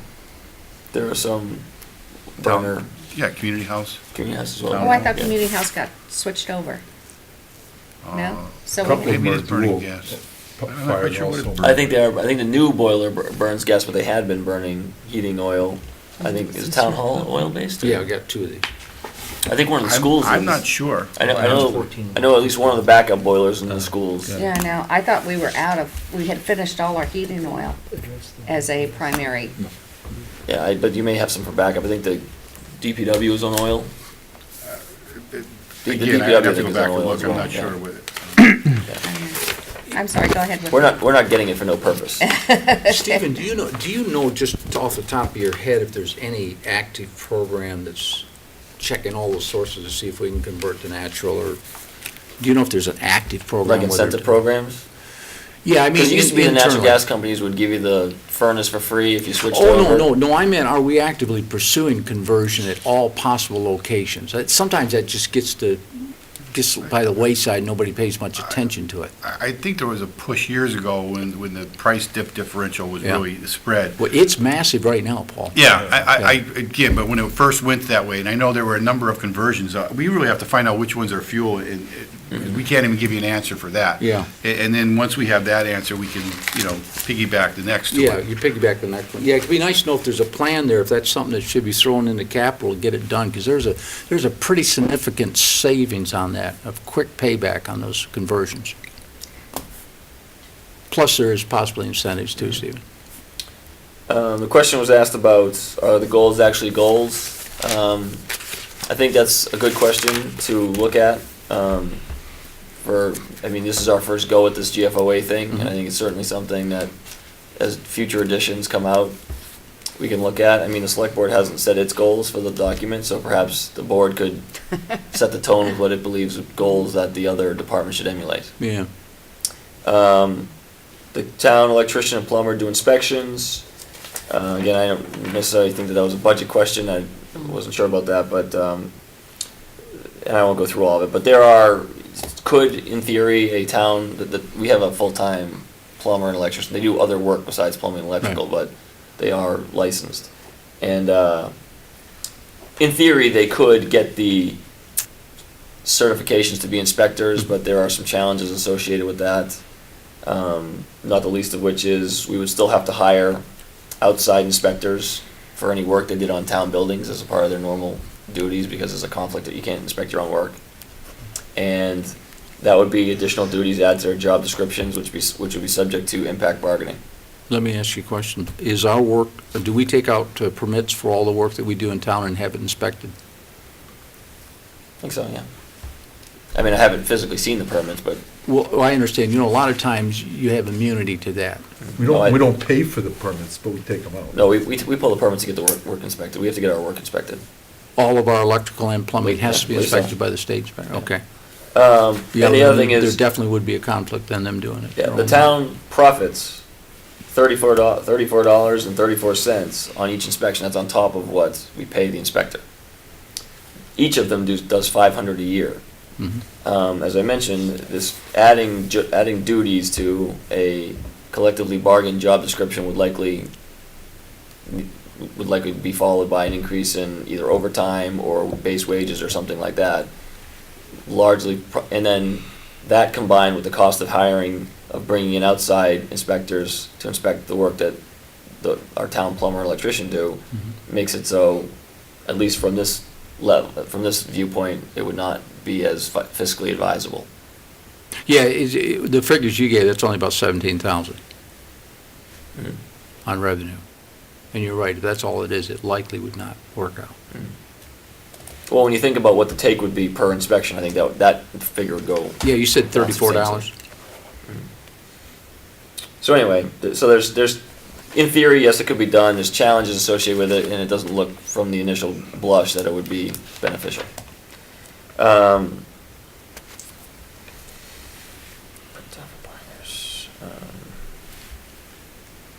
We needed to redo the FTE allocations. We'll be doing that when the budget goes to final production. Work order, so many Mike's questions.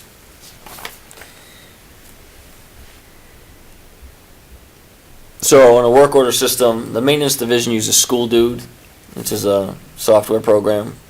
The highway division has been using iWorks, and it tracks jobs, like the completion of jobs, but does not break down detailed information of time expended for task completion. That capacity, though, will be included in the cartograph module for the work orders, but it's not in the iWorks one. So that's something we will be able to do going forward.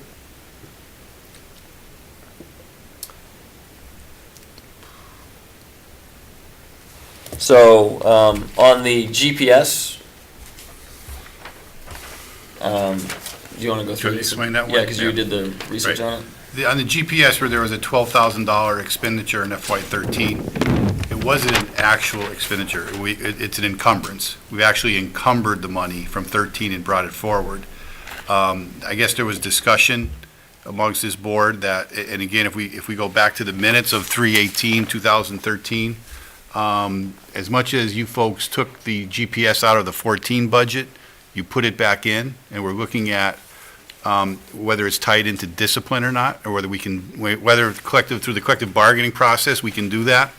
And when the final 14 budget was voted, that $12,000 was put back in.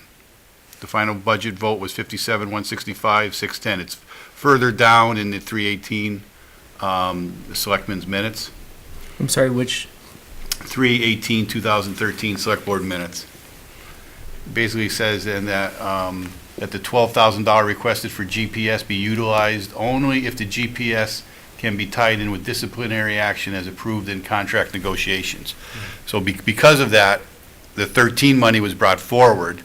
The 14 money was left there, however, none of it is expended. so is there $24,000? Yes, there's 24,000 that has been appropriated, that has not been expended, because I don't think the questions or the answers were never completed, whether through the collective bargaining process, discipline can be applied to that GPS, and if there's, violations of the, where those vehicles are, how fast they're going, so on and so forth. So does that mean there's $24,000 we didn't expect to be in that, so when we set aside 16,500 for this year, You'll now have $40,000. so available we for don't need GPS. the 16.5. I'm not quite sure what the whole program would cost with getting them equipped and then having the annual monitoring available. So, I mean, that's something we can find out. But Okay. you, right, with that 16.5 for next year, you would now have $40,000 in total available. Okay. So we'll, if we could find out by Monday what's really necessary for I that did. program. I Oh, you did? I did submit a report on that. And I think in my report, I said that that sum that's been carried over, plus the budget, plus the 16.8 would be sufficient to implement the program this year. Is it more than sufficient? Because I thought we were, It was close. oh, it was close, so we don't have extra sitting in that line item now. No, the 16.8 I think would be for the monitoring. I don't have that memo with me, I apologize, but, if you had. Could I have that again on Monday, because to Do you dig guys through have my it? It was from the emails? packet 2 weeks ago, I don't know if you have them on your computers. There was that other question too, if you're still going back, we were talking about the specifics of your monitoring on what that was actually getting us. Yeah, I did ask, Chris Reed is gonna look into the pulse rate question, Mhm. and I just haven't heard back from him on it.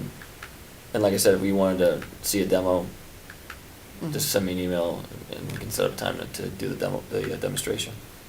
And the question on discipline, did you bring that up? I brought it up, but I don't know the details about through the collective bargaining The question process on of that. discipline is obviously, we did not include that in the collective bargaining agreement, and I would contend that it's not really necessary to have the program be effective anyway. You're saying that discipline would not be a beneficial factor of GPS?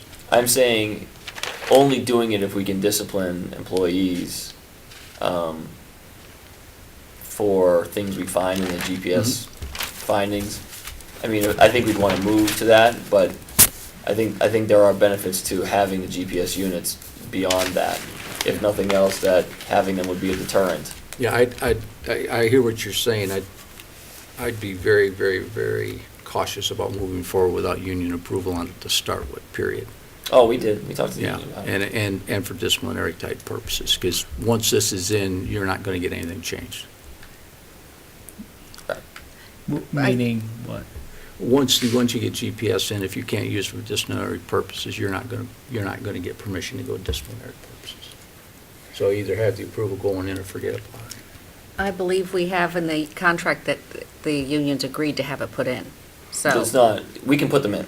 It's a We can put management them right in. to put them in. We're talking about disciplinary. Right. But it's not something that wasn't separately set aside as something that can be used for discipline. Right, because the genesis of this whole conversation was vehicle usage. But that's And I know you know, we've had incidents of No, but vehicle the cost usage. of some of these. So, So- Stephen, if I could, this memo that you sent us on February 27th, it has costs of the material, of the units. So you've got in three separate things, the Fleet Boss, Trimble, for different vendors, it ranges from 87.56 for 44 units to a high of 19,535 for 44 units. So that's 20,000 with a monitoring service cost that ranges from 15.8 to 16.5. So even if you take the highest combined total, it's still only $36,000 for both the purchase of the units and the first year's monitoring costs. I believe I'm reading that correct. Didn't you preference that by only, didn't you? Well, 'cause we're Excuse me. comparing it to the. Only other never one. goes with $35,000. You're So right. I did in my book, I know. You're So right. th- I so- apologize. So is it 35 a year? No, it's not. It's, purchasing the units is 19.5, well, I'm gonna take the highest number, 19.5, okay? Okay. And the annual monitoring cost is 15.8. So subsequent years, I assume it's 15.8 plus an escalator. Until they tell you, well, we don't support those anymore, and you gotta go buy new ones. Or they say that 15.8 is now something more than you think, so I assume you know, however you do this with it. Right, right. Mysteriously disappear. Well, whatever happens, but all I'm saying is, yeah, so Alex, the answer is, Okay, I get it. Okay, thank you. And I didn't go through what the differences are, but there's a huge difference between 8756 and The and lowest one. 19.5, and I'm just wondering if one doesn't run the Gillette blade process, which is give them the razors and make your money on the monitoring, and the other guys are, we're gonna, make our money on the GPS units. Or it could be the pulse rate. The Fleet Boss, I think, is the one that is the preferred one, I think, for reasons beyond just the cost. Oh, well, I mean, that's that- substantially cheaper. Yeah, and I think, That's it 23 had that's options to it. That's 24,000. That's the one in the assistant director's evaluation was fit us the best. Oh, okay, Yeah, so I mean, that's even according- more savings. Yeah. So if we look at 25K for that, okay. Oh, boy. So, Yeah. Yeah, let's jump. So Stephen, we were talking about this last night. I think it was last night or last night. Who knows? This is- It's all blur.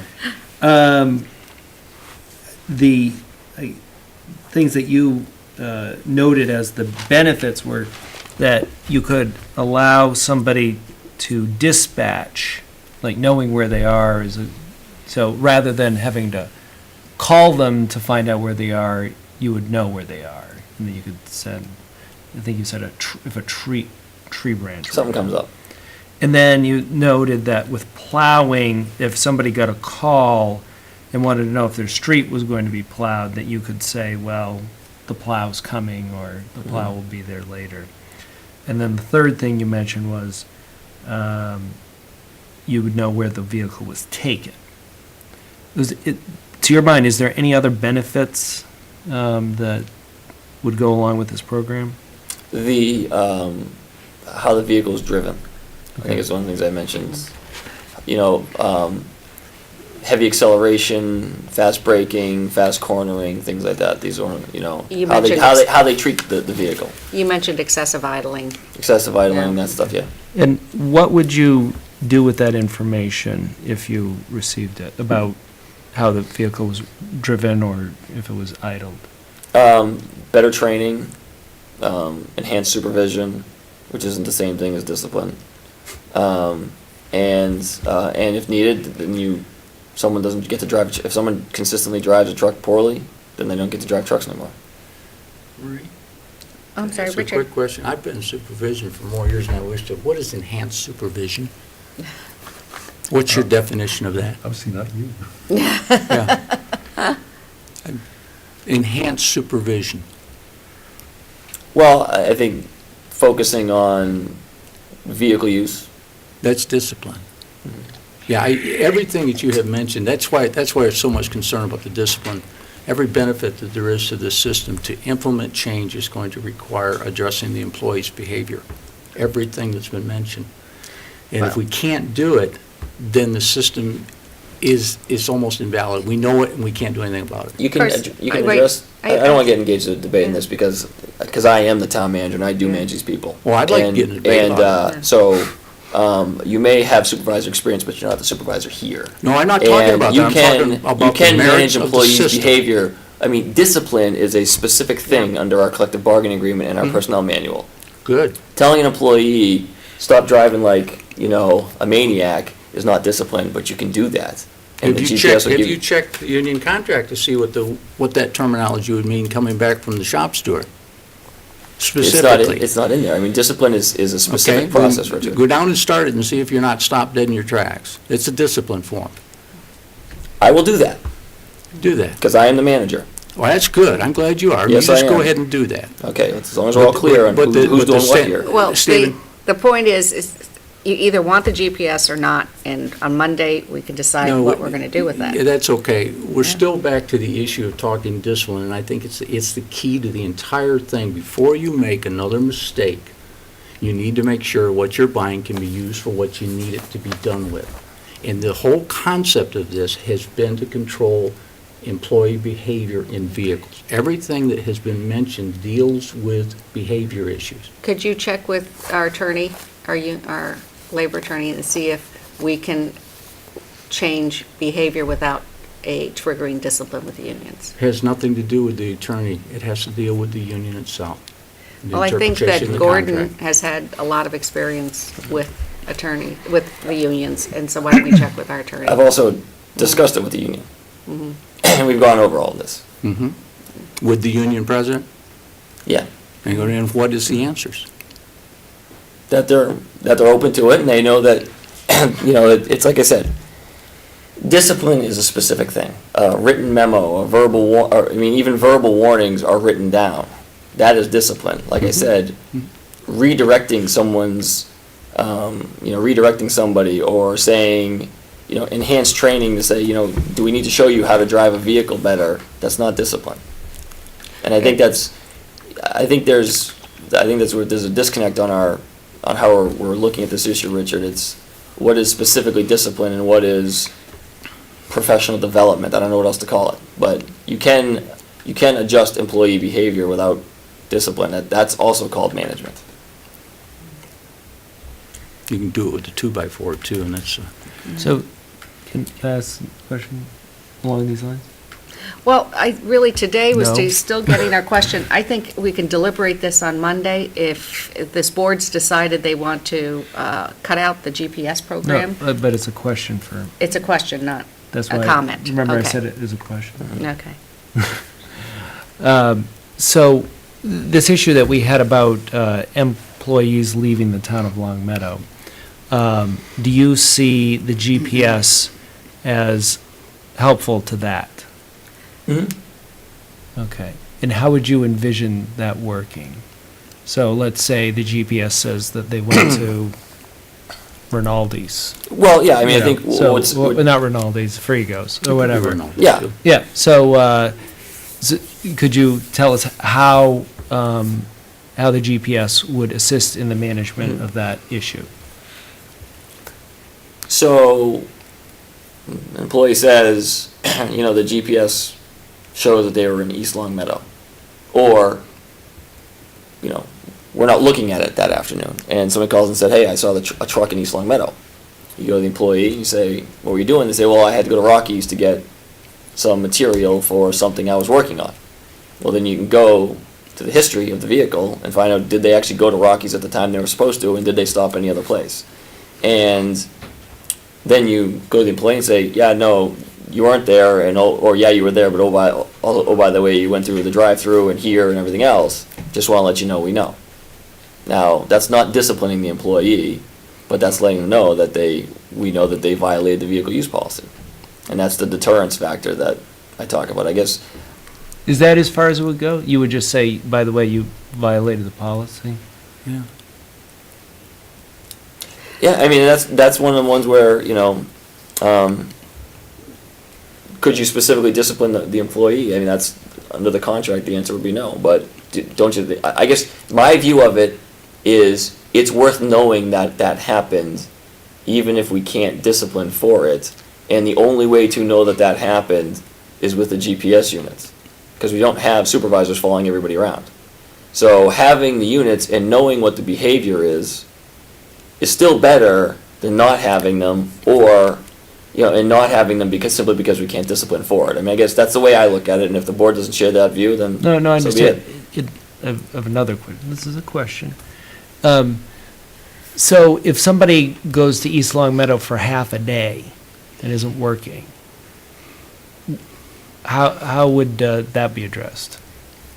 Well, I understood, actually, hearing Mike speak about this 2 years ago, he'd say, if I find someone keeps going to Holyoke Mall at lunchtime, I can actually go down to Holyoke Mall, and if I visually see him Yeah. in Holyoke Mall, then I can actually discipline him. Yes. It is not then from the it's not being disciplined from readings from the GPS, but from something I've actually Yeah, seen. caught red-handed. Also, another way of enhanced supervision is if Sam keeps going with Joe for lunch at Frigos, well, Sam and Joe are no longer in the same truck during the lunchtime.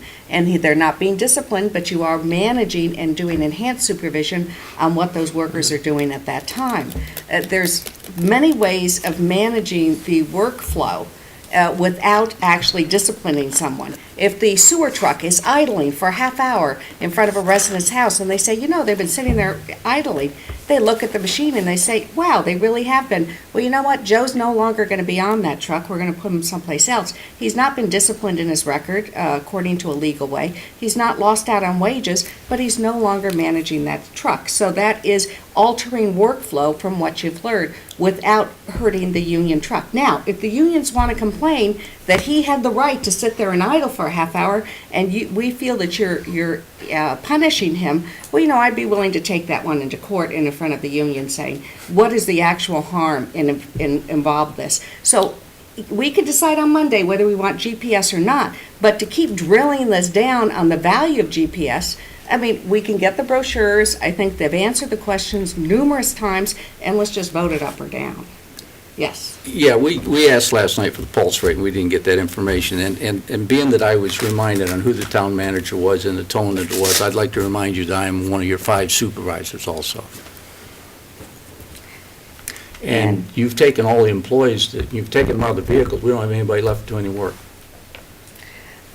Well, that's suggesting that all of our employees abuse the system and abuse the trucks, and we're going to see that on GPS, which means I don't personally believe that. In regards to the pulse rate, get us the pulse rate at the next time, and I want to have all the brochures in front of us. And at this point in time, we've been at this for an hour. Can I ask a basic question though on the pulse rate thing? No, this Okay. is All right, done. we'll go on. You get the pulse rate, and we're either going to vote this down or up on Monday. Okay?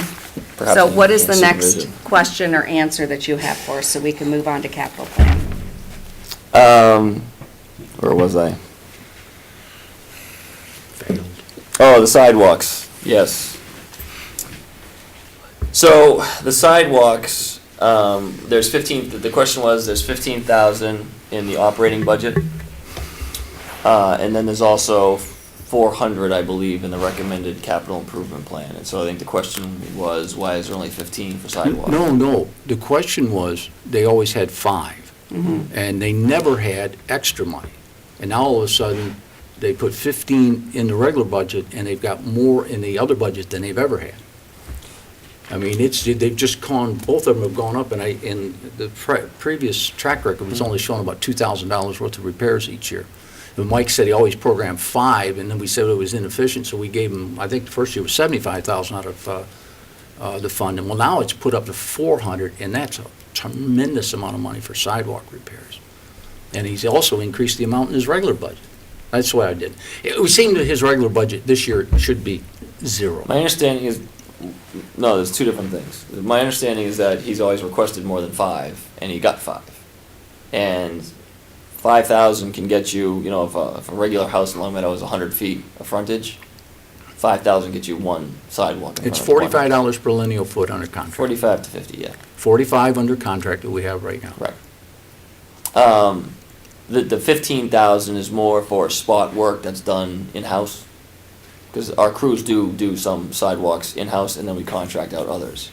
So the capital plan, that map behind you, that shows the sidewalks that are gonna be done, that's the capital item sidewalks. The 15,000 is to cover expenses associated with, we get a complaint about a sidewalk that came up over the winter or something like that, spot jobs, not long runs of sidewalk. Okay. But we've always spent about $2,000 to $3,000. That was my only question. The expenditure this year is at $10,000 for this fiscal year, out of that $15,000. So there is some additional work being done, Yeah. additional repairs and maintenance. Do you think we should? More asphalt? Concrete. I didn't look at the detail, I just looked at the total expenditure. Okay. What's that, Marie? Do you think it should be at 0? We should only be Oh, no, in I capital? just wondered why it was going up when there's 400,000 we've given on the other side, because the contractor can do all the work that Mike's crew shouldn't be doing any sidewalks. And now, if we got a contract for $45 a lineal foot, these guys do it every day. They can boom and they're done. But dispatching a contractor with a mixer full of concrete for a spot job is not Right. cost Yeah. efficient under that contract. So that's why we Right. do build in budget for the spot work. Right, I'll send you a picture tomorrow. You'll be interested to see. And I know what you're going to talk about, and I think that's a policy we need to start bringing up, which is the use of asphalt in the. Oh, in the no, patches. there's another thing too. I'll show them a picture of. Okay. Richard, you're talking about the 15,000. Yeah, for and it's sidewalk. fine. I don't care if it's in there. It was just a question. Why, if we got so much on the other side? Yeah, that's what I was referring to. Because see, the normal expenditure's been down to $2,000 range. Right. Right, the next one was the catch basin cleaning. Yeah, There was a series of questions, sweeping, drain maintenance, there was all kind of, the sewer vac, these were all kind of lumped together. right. So, the jet truck, we've noted, it goes out, ideally, goes out about three times a week as employees are available. There are 13 employees in the highway division, a foreman, 2 working foremen, 2 mechanics, 3.3 equipment operators, because that's a shared position. The .7 is a shared position with the recycling center. And then 6 skilled laborers. And so these same 13 people are responsible for, whether it's curb and gutter or filling potholes, they're responsible for all the work. And so, as the work program allows, like I said, they try and get out 3 days a week with the equipment. And so to have the truck out more would require adding a position or two to the department.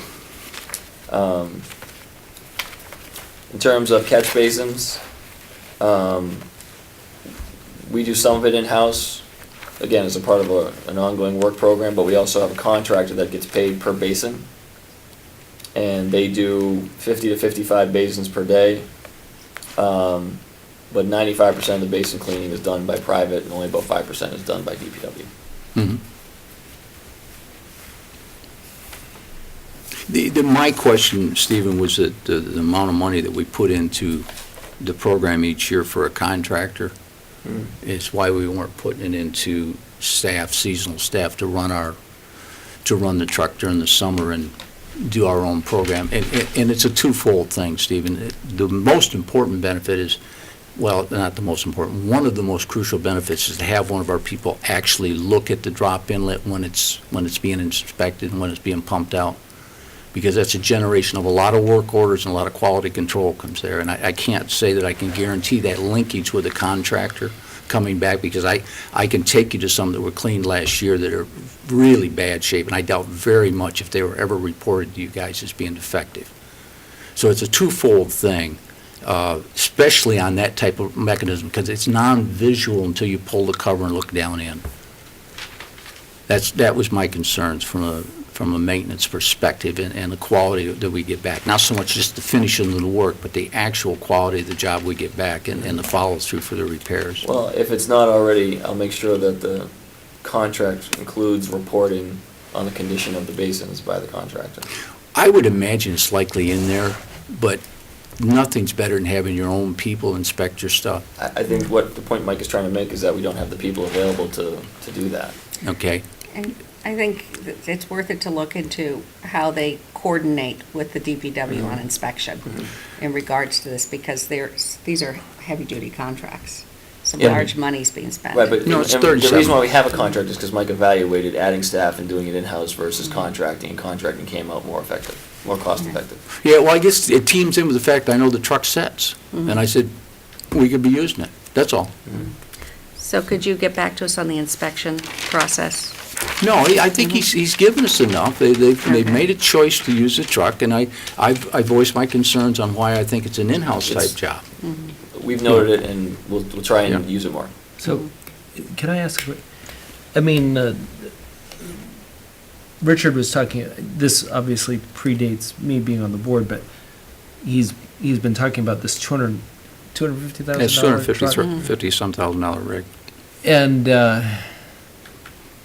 so even though we own that expensive piece of equipment, it's Mike's assessment that it's still cheaper to contract it out? For the drain cleaning, yes, but the truck does more than clean drains. It really is a jetter truck to jet sewer lines to free up blockages. I don't know if you heard me say this last night, but in fact, you were there as well at the lunch where we got the award from Maya for loss reduction.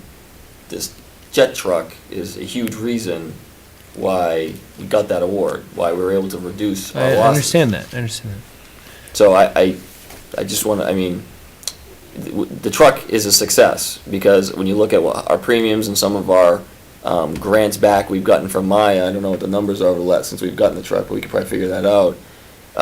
It would be more successful if it was out more, but again, if we would need to expand the size of the department, the number of laborers we have down there. How often is the truck used? About 3 days a week. I'm sorry? About 3 times a week. 3 days a week. I 3 mean, days a like week. all day, or? Yeah, I mean, they have a schedule that they run. Okay.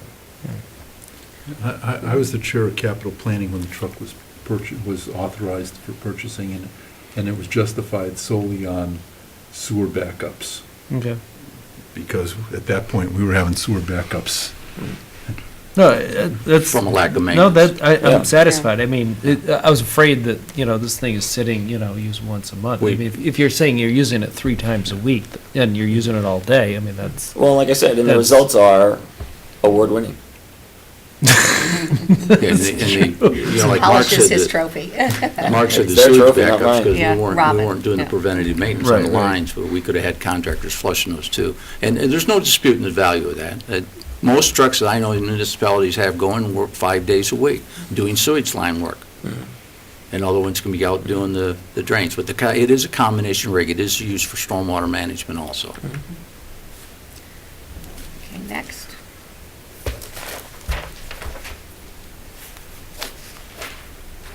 Forestry budget, he's budgeted $18,000 out of that forestry budget in both FY14 and 15 for planting.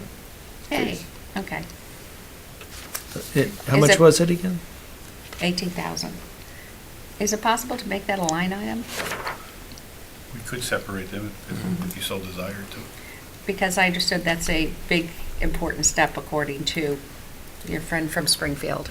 David, Yes. Mr. Bologniars? Yes, he said in order, going forward, if you make sure it's a line item, then everyone pays attention to it going forward, and will slightly improve things, so, And Marie, is that out of the 224? yeah.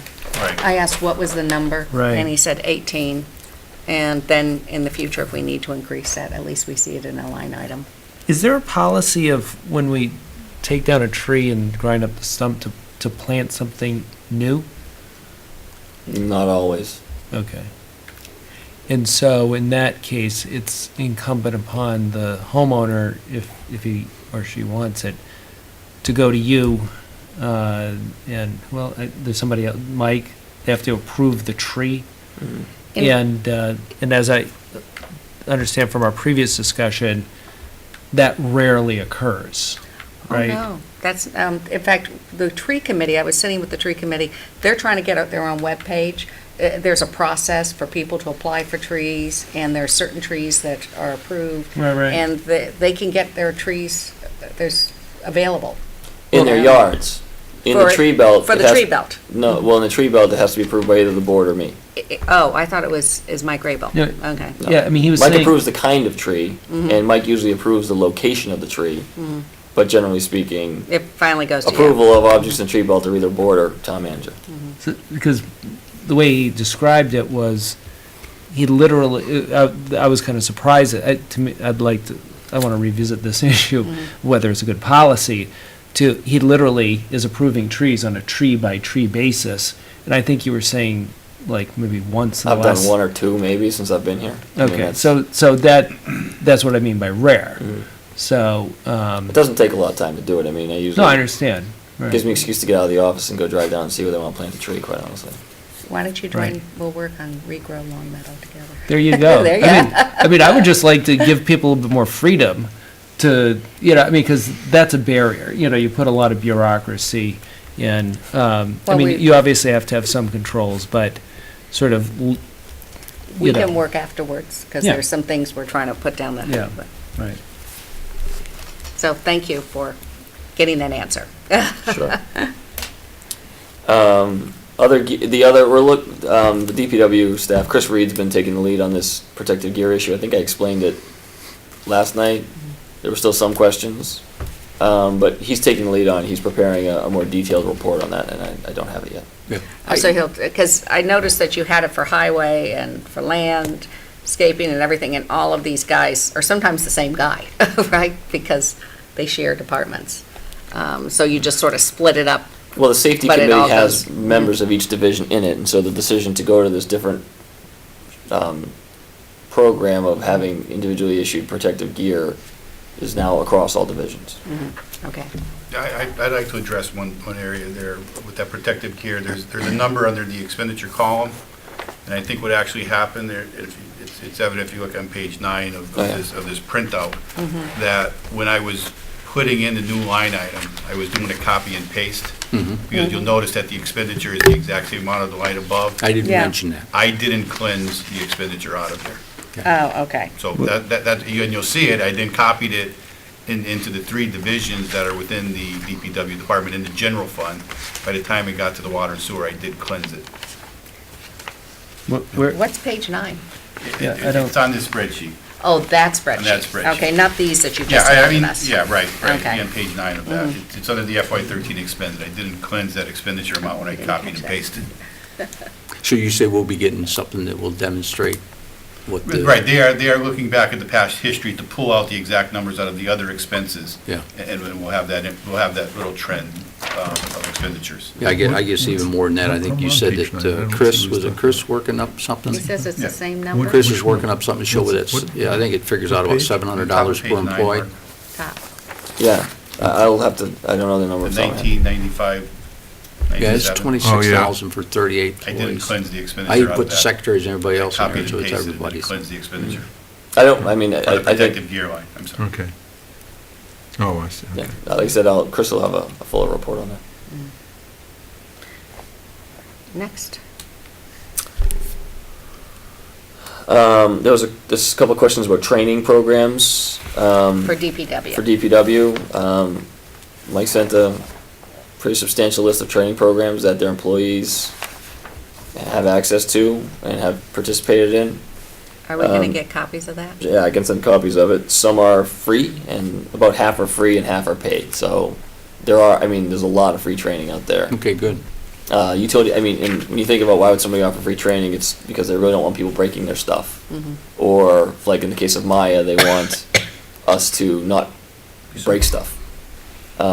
So a lot of these free trainings are intuitive, and then some of the other ones are more specialized, and sometimes, continuing ed issues for like our water, sewer Right.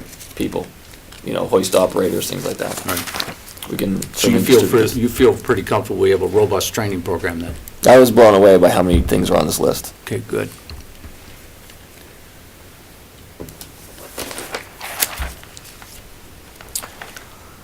Okay, kindergarten coordinator, I do have a job description. Essentially the kindergarten coordinator runs the kindergarten program at Greenwood. I could go through this, or I could just share it with you. I The like other to thing read to it. do is the specific person who asked for it, I'm not sure who it was. It might have been I Alex. think I had asked, You could always just give him that, and then you can give Richard the training list. I don't need to see it, Marie. Mine was a question, it just didn't look like we had much money being put into training. Oh, okay. I always wanted to make sure we were adequately covering our training requirements. Okay.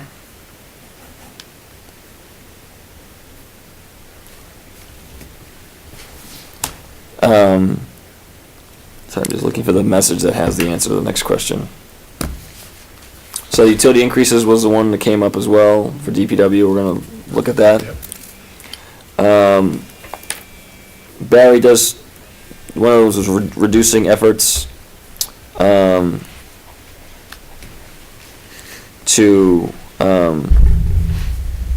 Direct mail. yeah, to reduce efforts at direct mailing, and, as I mentioned, they do now produce, the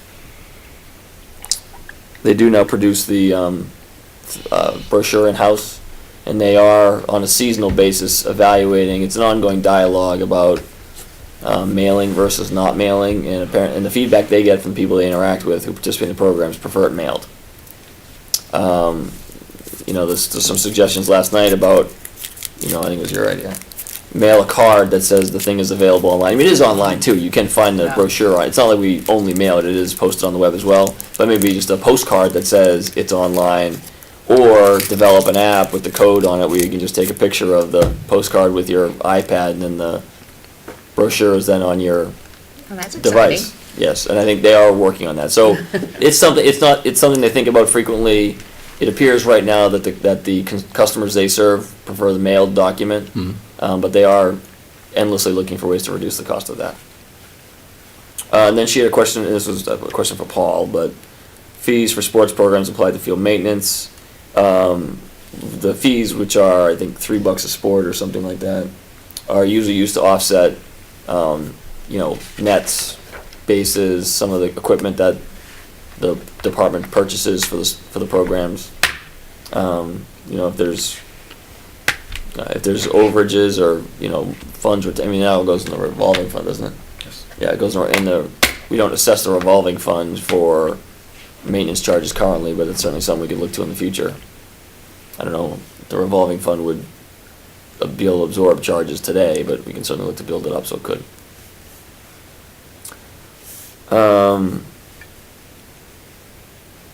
The next one is about the library, and Karen Kappenman is away this week, and so I'm unable to reach her on this question. So you'll get back to us on it? I can get back to you on it. I mean, is this a deal breaker for the budget? No, this Okay. is outside the budget. Okay. Extra time for the Council on Aging. I did ask the director if, what she could do with the extra hours, and if they were granted, one of the things she would do, and she could probably do it now, I suppose, is she would survey the seniors that use the center, and, do they want an hour in the morning to come have breakfast, from 8 to 9? Or do they want to be able to stay from 3 to 4 and do, things in the afternoon? I think the afternoon hours initially were something where seniors who are not elderly, I think expressed an interest in more afternoon programs, and that was one of the reasons why that was motivating her request for additional hours. She identified several different things she could do at the time, but some of it's driven by what's the preference of the constituency group. Excuse me a minute, do we have, that seems very close to this kindergarten issue that we've got going on now. We're asking groups, would you like to have breakfast, or would you like it to be later in the afternoon? Obviously, the answer is likely yes, yes. I don't know why we would approach it in that angle. If we have not identified a need to increase programming, I don't know why we would ask somebody if they want us to keep our facilities open longer. I'd like you to keep Town Hall open until 6 o'clock at night. Will you do that? It'll cost a lot more than this is going to cost us. Okay, but I would like that. So it's the way it's going at it, I think I'm concerned with, that's all. Because I can tell you what the answer is right now. The answer is yes. I don't even have to do the survey. Path of least resistance is to say yes. Why would I not want more services available in case I want to do them?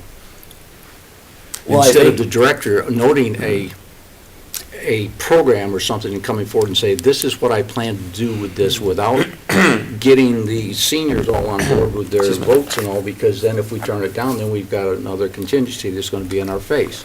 Well, also, I think if you're looking about priorities, and what would be best is if it was open from 8 o'clock until 5 o'clock, because we have the younger seniors we're trying to pull in, but yet the older seniors are standing at the door waiting to come in at 9 o'clock.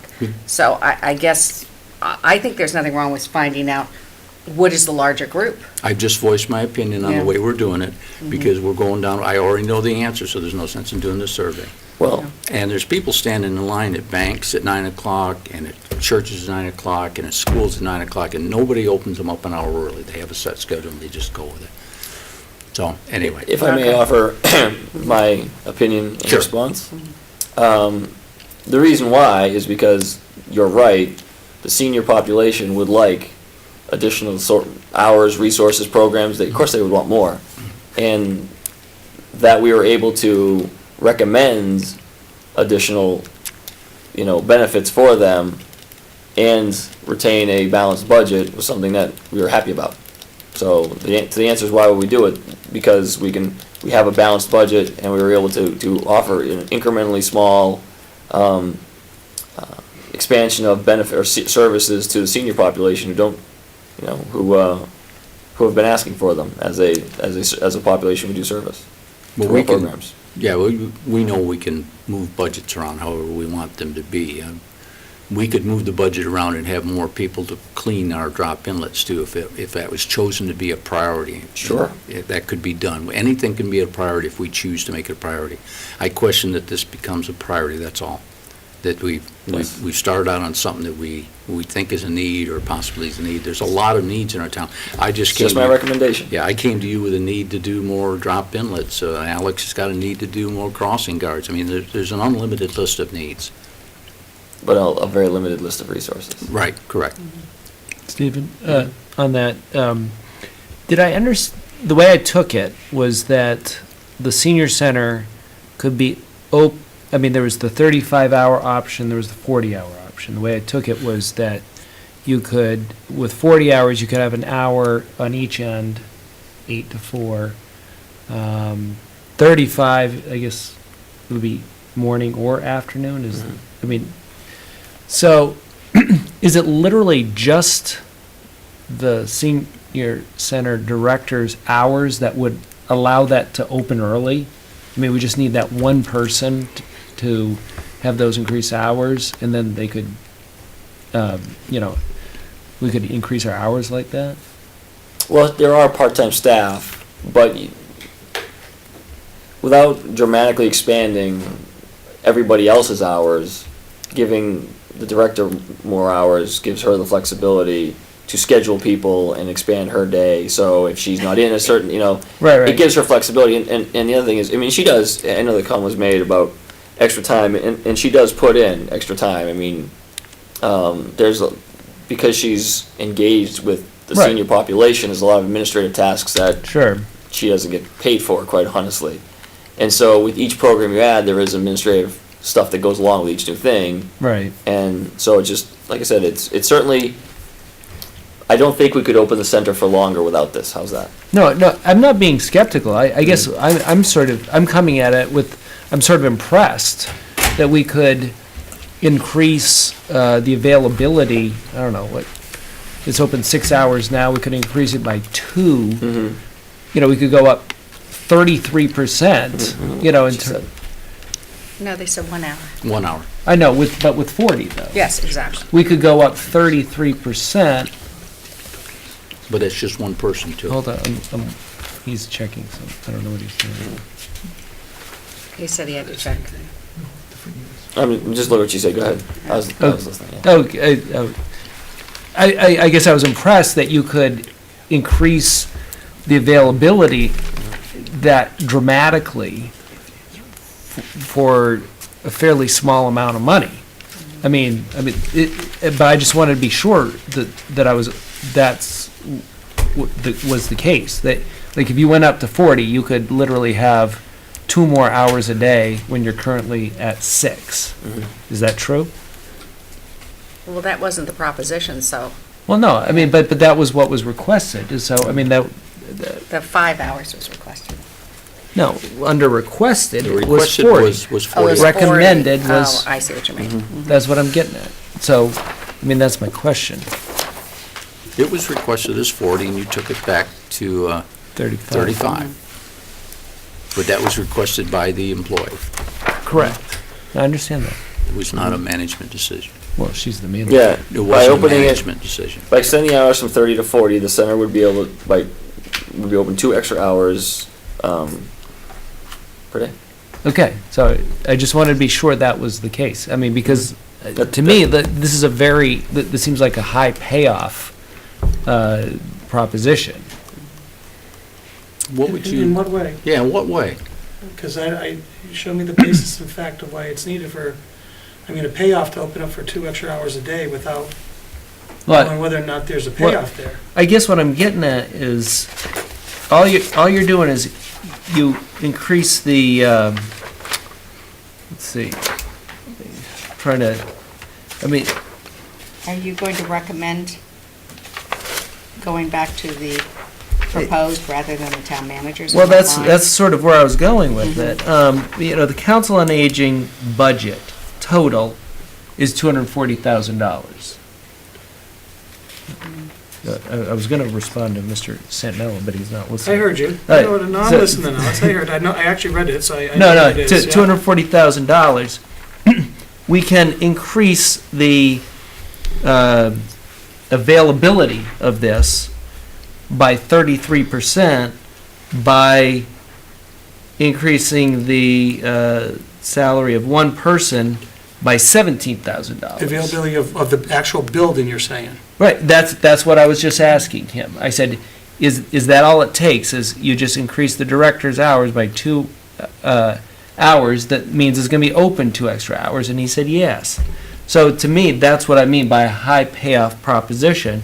When I'm hearing about people waiting at the door, that seems like they're really eager to go in. They like the place, they'd wanna be there longer.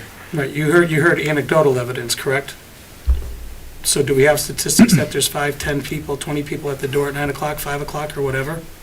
Do we have a flow of information of details of when people actually utilize the center? So when you talk about high payoff, it's a high payoff if there's actually a third more people, for example, that are going in. I mean, again, statistically Well, saying. not just a third more people, but Any a more third people. more time. Any more Okay. people. Well, a third more time means absolutely nothing if no one's there. It means a third No, more time. no, a third more everybody- time that people are actually there. Well, we don't have a motion on the, No, we're I not know. deliberating to I the point where we make understand. changes, but I think But I mean, he it's asked worth the- it for you to Right. consider that as Yeah. a change when we Right. bring up what changes we're requesting for the budget. And then it'll be debated. And then Then it'll we'll be debate debated. it. Exactly. Then the fights, then the fur will fly. Is there No fur. another question down the line so we can move to capital?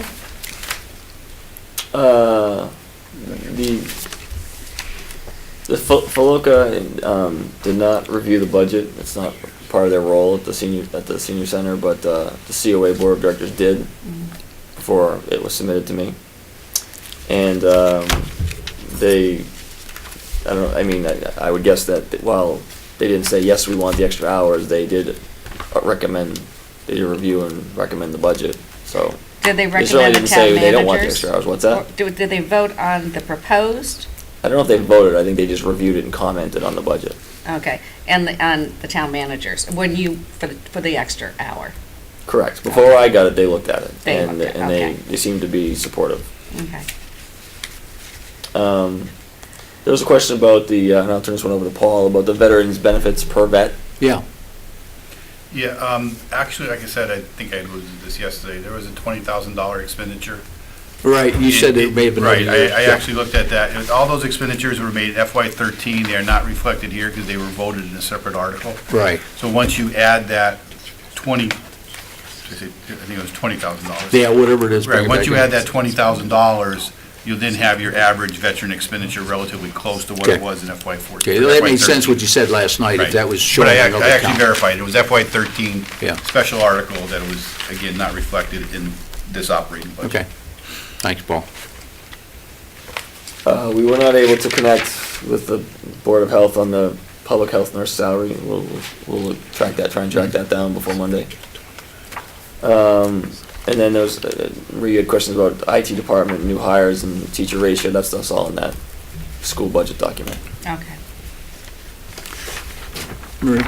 Yes. Oh, you finished, Stephen? I'm done. Okay, I wanted to add one word back in, you know, we had the discussion on the Council of Aging, and it may sound like we were talking just about the director, but that's certainly not the case. We're talking about an expansion of service hours at a facility and whether it's warranted, because I agree with Stephen, Emily's a fantastic person, does a wonderful job, but we're not talking about Emily, we're talking about an operation. So I'd like to separate the people from the operation. I don't know if we sufficiently did that in our previous discussion. And so that's the end of the questions? So the ones I had. Okay. Why don't we move on to capital? I just, Paul, now that you're here, I wanted to emphasize we had put in Monday's packet the warrant that included the bylaw changes, and we're going to have Dave Martell on Monday. So if you have any specific questions or concerns, if you could get those questions to Dave ahead of time, because unfortunately we'll have to set the warrant by Monday. And if we have time, which it looks like we're not going to, we could go through some of that tonight. But we got to get to the Capitol. So wait a minute, so you're saying we have to set the warrant, which would include voting on this budget on Monday? No, the warrant has all the articles. Right. We have to vote and set the warrant. So they The go for budget, printing. we can still, No, I understand that, but isn't one of the articles the budget? we keep a placeholder on that, Paul? Does the Yeah, we budget can- have to we be can- voted on Monday? Right, we can actually,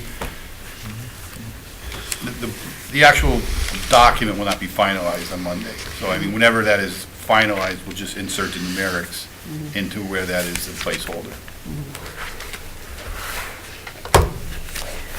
Okay, so moving on to capital planning, everyone got the handout? Oh, no, Paul did not. Oh, wait, yeah, he did yesterday. No, this meet was, This evening? yeah, that was yesterday. No. Did you have, you know, I've got one too. And Paul, you got a water and sewer spreadsheet that I left there? Yeah. This one here? Yeah, okay. There's two. There's two, right, one's for 14, one's for 15. But it's the whole combination of DPW by fund. Oh, this is the school. That's the school budget. Yeah. I mean, I have, I don't know if I gave you one of these last time. Not for the capital, no. That pen doesn't work. I thought I had mine, it's not here. What are you looking, The for Blaine this? Tennis Court? You looking at this? I've got a bunch of stuff worked up, but I must have left that document home. Well, you can look on, Yeah, I've got notes on every project. I think this, is this your pile? it is. It is, okay. Sure didn't give me one last night, 'cause I only have one copy that's. I didn't have anything given to me last night. Yeah, he came in Well, late. here, Paul, you can look at mine. That's supplemental info, I mean, the capital Okay. plan spreadsheet. Yeah, stuff like capital that. plan we have, yeah. This package is a supplemental. Should we start with the supplemental? Well, we can go through it as we go through each one. Okay.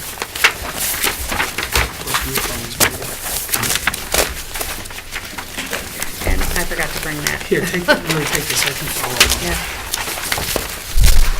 Why don't you lead us through each of the items? What's the first item on the Wait a capital? minute. Is that this? No. It's, the capital plan's in our capital plan book, right? Correct. Yes, and I forgot to bring that.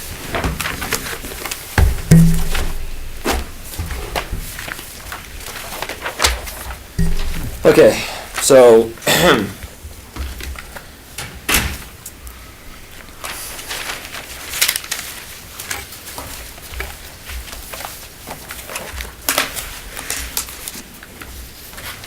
The capital plan that has been through a three-stage process, just to review. It was, the projects were requested and submitted to the town manager. I presented my recommendations for the capital plan to the capital planning committee per the charter. And then concurrently, some of the projects, but not all of the capital planning projects, were also submitted to the Community Preservation Act Committee for funding from the resources that they have at their disposal. Both the Capital Planning Committee and the Community Preservation Act Committee, in turn, presented their recommendations to the Select Board. And that was a few weeks ago. So now I can go through project by project, or I don't know how the board wants to proceed. So I guess I'll just go through. So going down the list I have, which is, In which, I have a spreadsheet, that is a summary spreadsheet. in, Do you have it on your laptop that we could put it up on the screen? I have it on this laptop. Do you think we could hook that up? I have no I- clue how to do it. I do not know if this thing will work. No, you don't. Projector?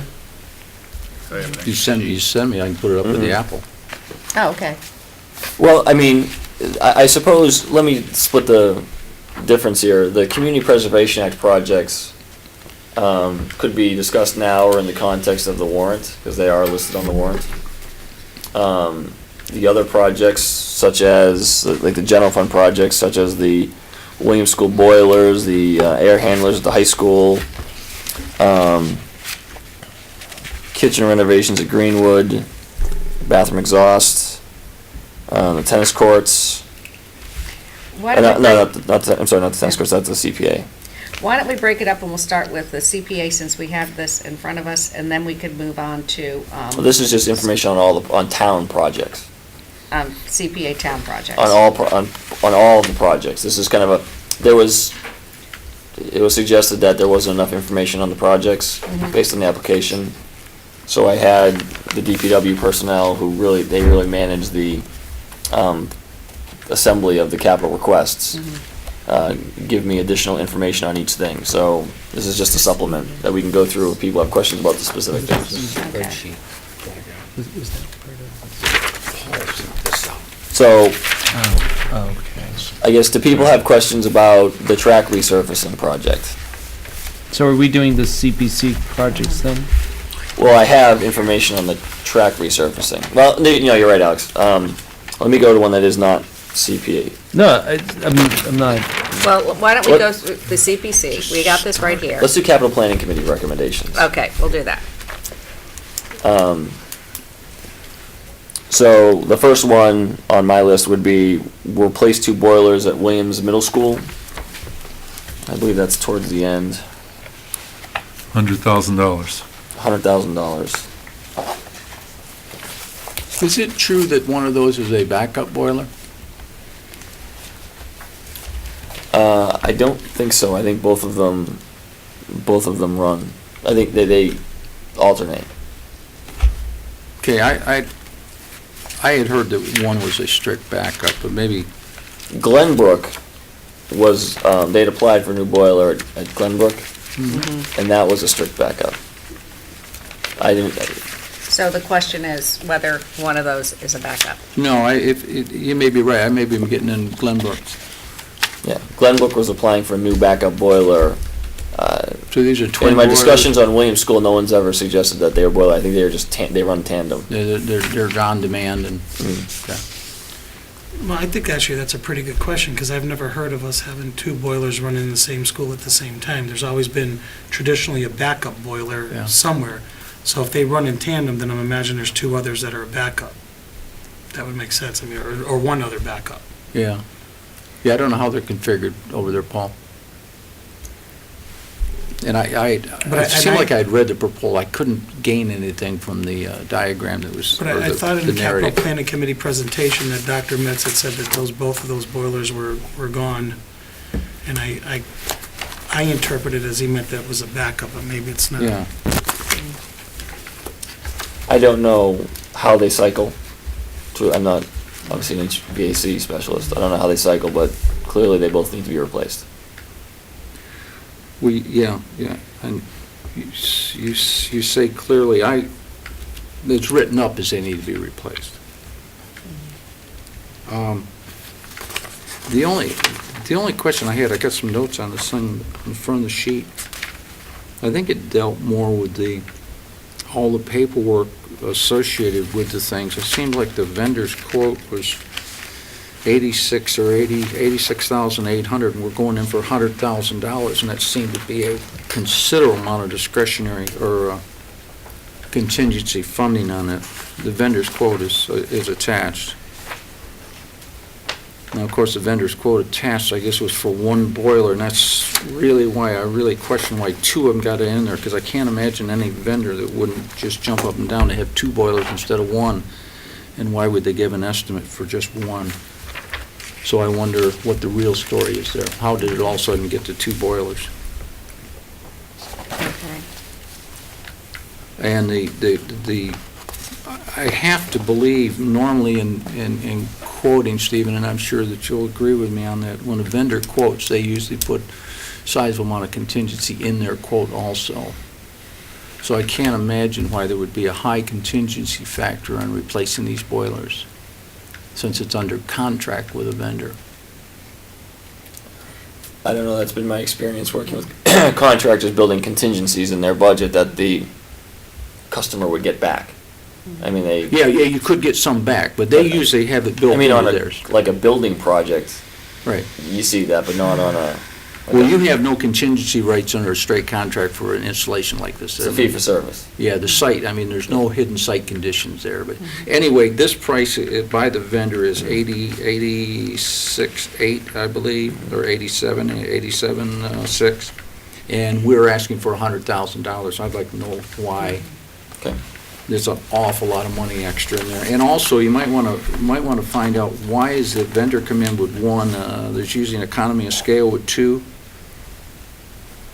And the other thing that gets, he says a budget estimate. And the budget estimate, is that a firm final price, or is that just a wag? I don't know what he's meaning by I it. mean, you have to bid the work. Right, So the actual price is through the bid. right. And when Well, this we don't is a have the bid. funding commitment to This bid, is a job estimate from a vendor. Right. Obviously, I think he must have come out and looked at the job. he did. Okay. And I actually think Cody is an on-call contractor with the town already.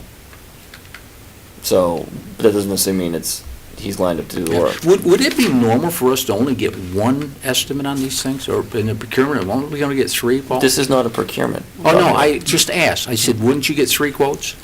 Well, on this type of procurement, it's actually going to be advertised, and it'll be available for as many quotes as come in. Okay, You so may get this one, could be- you may get 100. It'd be a full advertising. This would be Okay. full Well, advertising. then the only question I had was, why the extra money? Why a single when it's a double, and is it an actual backup? In terms of the contingency, and this is, I'm learning a recurring theme when these projects are analyzed. And my understanding from the town engineers and from my town process,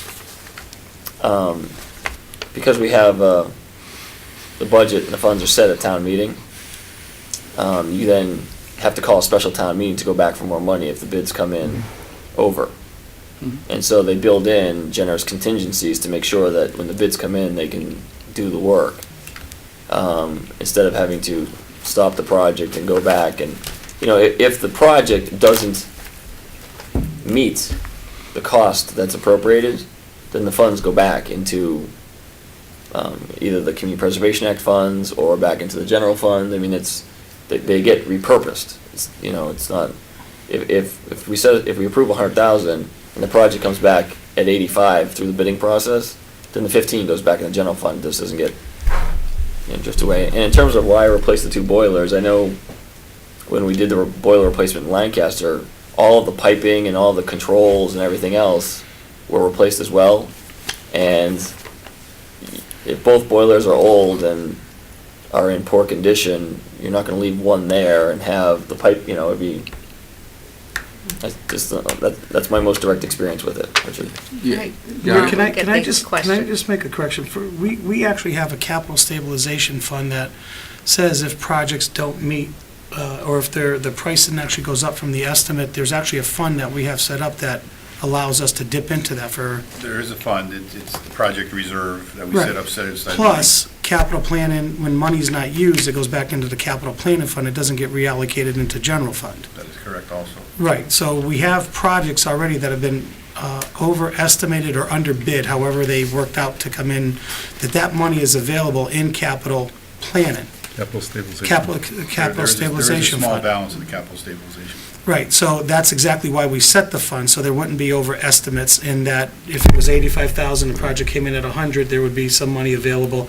And even if the project doesn't go to bid, it doesn't go back into the general fund, it goes into the stabilization fund. But you would not be able to use the stabilization fund if the project is underfunded. You would use the project reserve. Project reserve, right, that's Right, you right. would use only that I'm fund. sorry, right, that's right. okay. We actually have a project reserve Right. set up for that, because that's what was happening to us. Right, go for we a got roof caught and up go- that we had to wait because Right. of funding mechanisms. Was it 45,000? No. It's 10,000. $10,000. 10,000 the project reserve. So the next item? Is the air handlers here?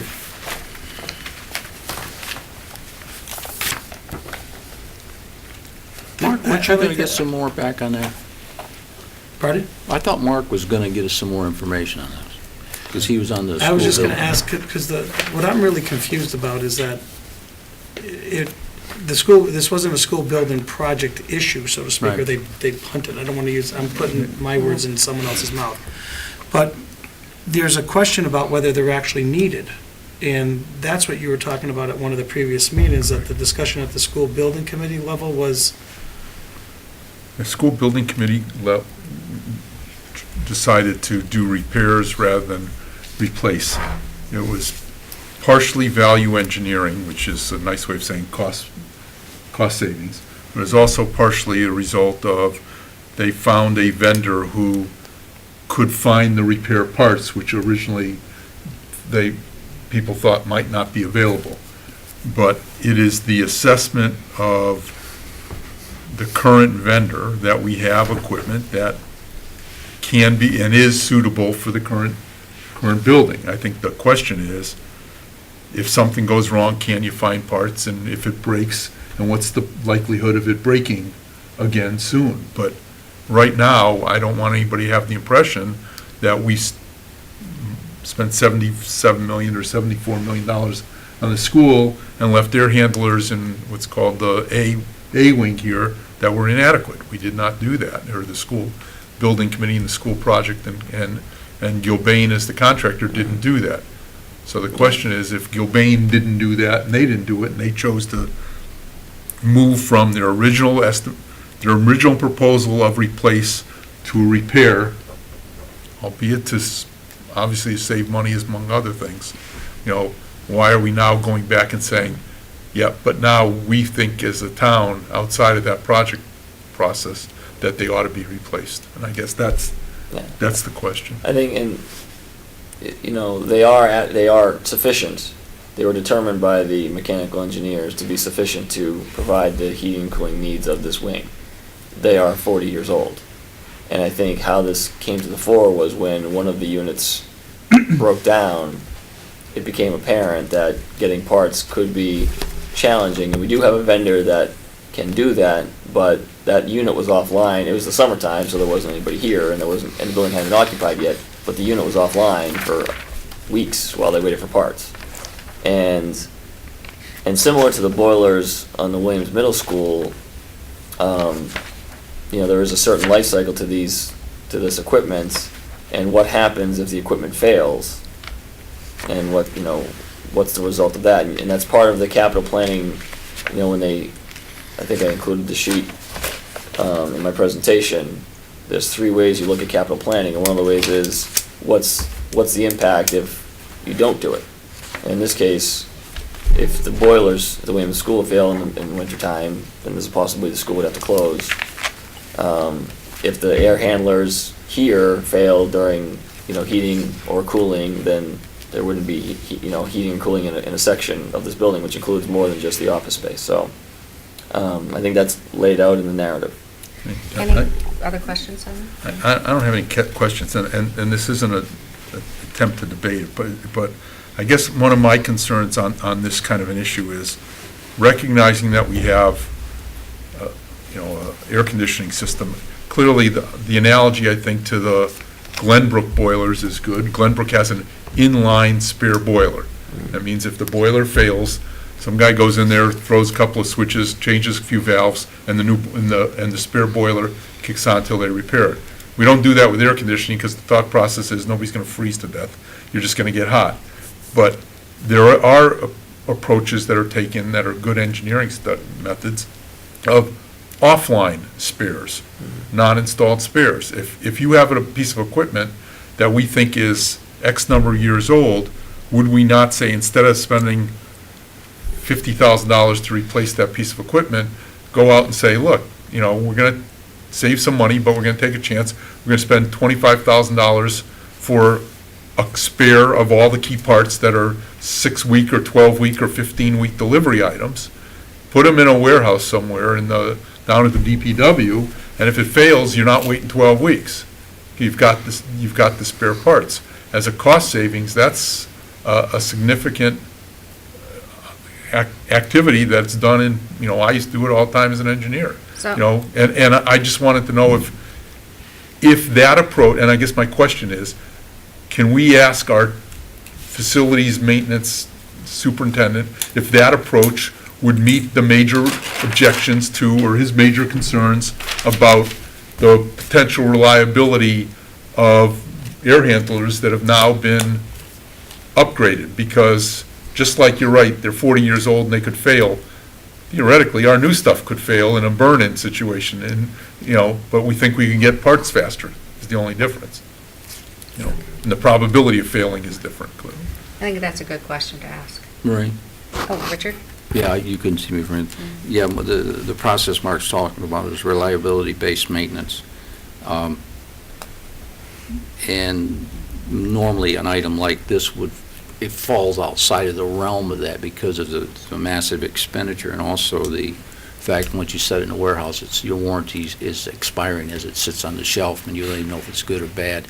There are times when the reliability maintenance factor comes in, where you do buy stuff and put up, but usually large items like this, I wouldn't see it. It's just, it's too much of an expense. Well, the question, Richard, is, you're not going to buy a whole spare unit and sit it out there. What you're going to do is look at the unit and say, what are the likely parts to fail?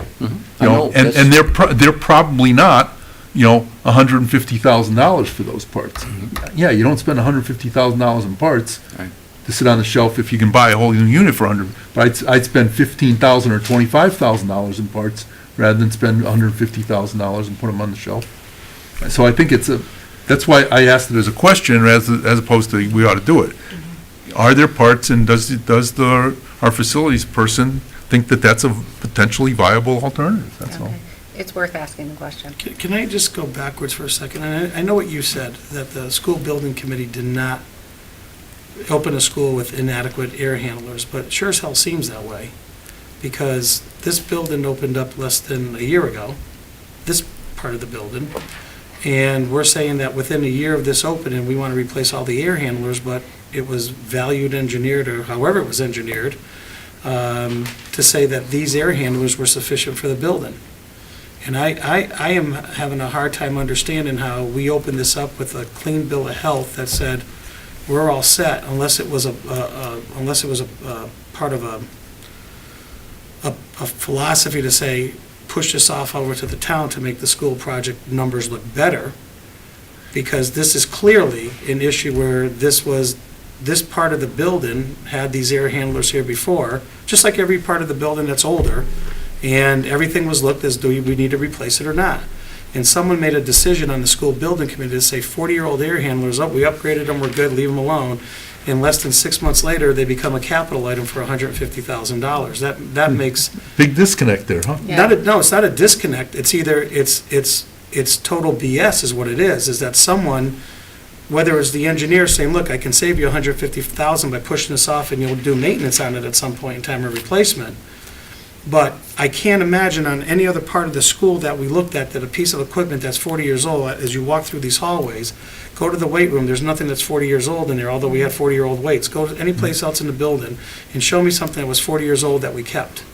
Except we kept something that was $150,000 because it made the bottom line budget for the schools look better. Well, And that was a Well, I- decision made internally. Paul, I'm not going to defend it because I wasn't there, and I'm just one of the saying- things we probably ought to do is talk to the people which were Bobby Barquette and Peter Greenberg, who were making the decision. But, the other approach we can take, if people feel strongly, as you do, Paul, or the answer comes back, we need it, is say, look, we're going to buy these things, and we're going to make the decision to put it on that excess money for the school, the capital cost for the school. We've already got an excess charge that the town's going to have to pay for our share of the school, and we just increase it by this amount of money and have it bonded for the next 20 years or whatever we're going to do as part of the school. I mean, that's a legitimate approach to this. It's a school, if we really think we should have done that. Another legitimate approach is to scratch this item and wait for a failure and buy it at $50,000 a pop, too.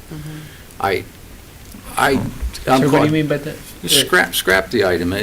No, I understand, but what's the $50,000 a pop? They're $50,000 a piece.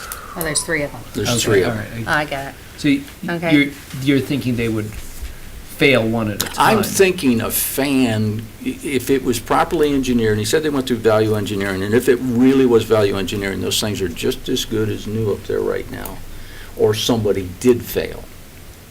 Okay, if there was a conscious decision made to leave them up there, somebody made a decision, they're just as good as new. In a fan assembly, there's only X amount of pieces that can wear out on them. The motor, the bearings, the impellers, and then it's the cage. And if it's sound, it's sound. You can rebuild, if your parts are available, you rebuild them for the rest of eternity. We don't know some of the details. The only thing we know is it looks like there was a very bad decision made. Because this is showing up at 150 right now, less than a year after the structure's open. So why don't we get the answers on the spare parts? Can I and- clarify something on the decision-making? Yeah. I mean, I'm going to talk about the reimbursement. I mean, the decision was driven by MSBA reimbursement formula. Well, there was none for this swing. Correct, and that's why, the decision to replace them as a part of the overall project, to not replace them, was made because it was going to be 100% town share. Well, it's 100% town share now, plus we've Exactly. already blown Right. 70. Right, but I guess that's pretty high contingency it's dollars actually, to but it's put on a little job. Not for nothing. I mean, it probably is less expensive to do it this way than if it had been done as part of the project.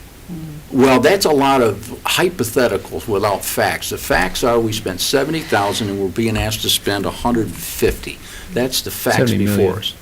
150,000 and we spent 70 on them before. Okay, That's the facts is known. The other stuff is hypothetical. so we'll get that last answer and then we'll What was the deliberate. question? The spare parts. The spare parts? Yeah, Yes. how much would that be? Okay. And can we do it that way? Okay, what's the next item?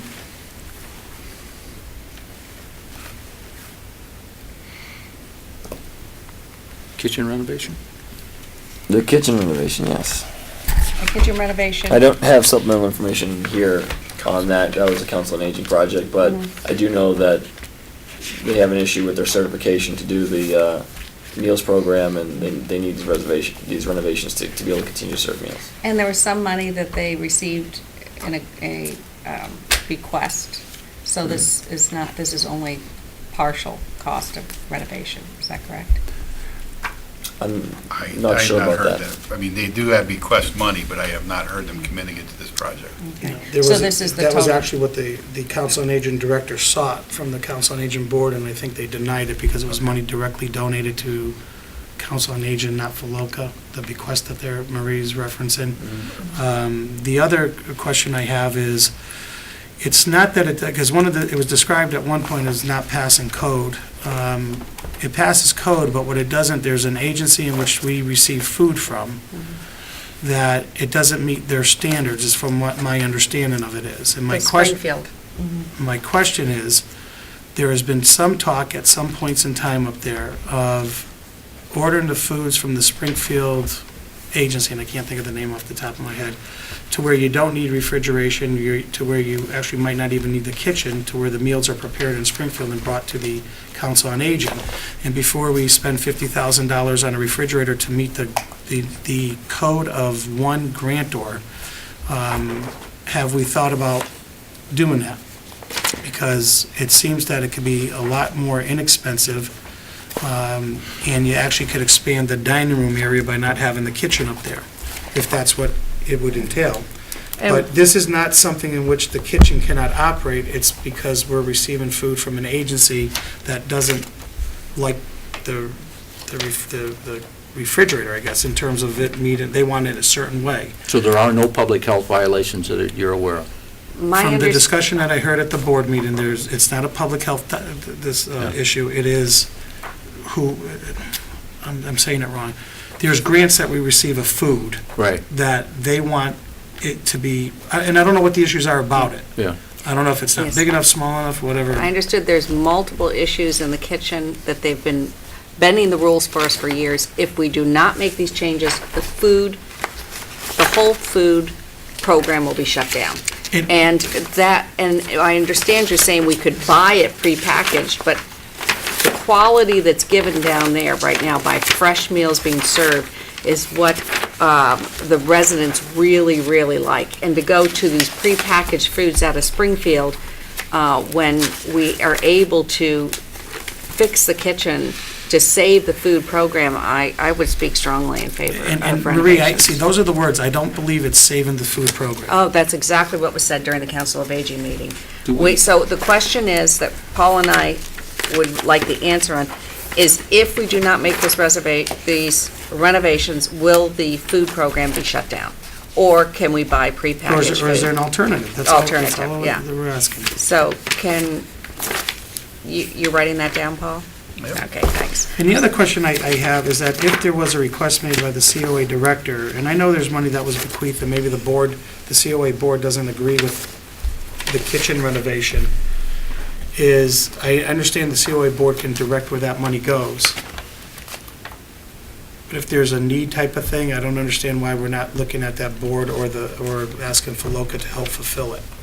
Because they do fundraising for the improvement of the center, specifically for the improvement of the center. So the second question is, can Faloka assist? No, did we ask? That was my question. Oh, did we ask Faloka? Okay, Okay, now, the paperwork on this, Marie, yeah.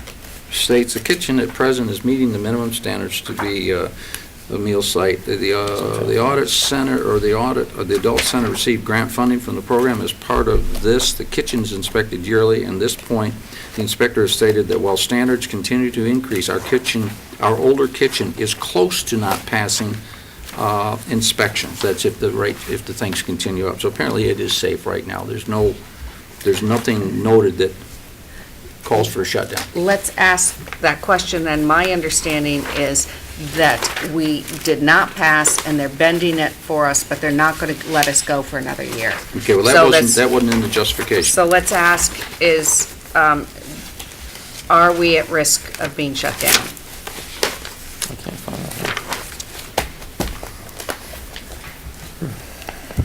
Stephen, Marie, just as a point, I'm looking at this capital planning spreadsheet that Dr. Metz left with us, and the kitchen for the Greenwood Center is listed under requested, but it's not listed under the recommended column. Does that mean is a typo here, or is that, He had given us a spreadsheet, but I do think there were some numbers that weren't properly aligned in it. Okay, because I thought it was recommended. It was, Okay. And the other thing that was recommended was the bathroom fans. correct. the what? The- Bathroom fans? And in terms of Faloka, they are, they do subsidize the meals program on an ongoing basis, but they also are participating in the walking trail. In fact, I think they're doing the walking trail project, aren't they? No, we're No, spending money out CPA of CPC. All right, so what's the next project on the sheet? The The bathroom fans. fans? The exhaust fans. Okay. Any questions on the exhaust fans? I understood that was only part of the project. It wasn't the full So the request. bathrooms. What do you mean? You understand it's only part of the project? In other words, they limited the project Mm. to just the bathroom fans. Mhm. Right. They must be some wild fans for $15,000. 12. I thought it was 15. I had 12.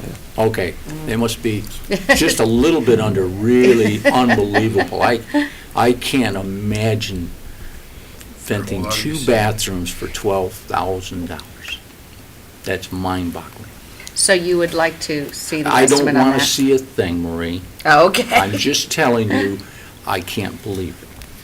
Is this part of a larger project in a sense of like step 1 or phase 1 of something to renovate? No, I think this is just a single project to just improve the ventilation in the bathrooms. Because they probably should improve the bathrooms, but that's a different issue. Yeah.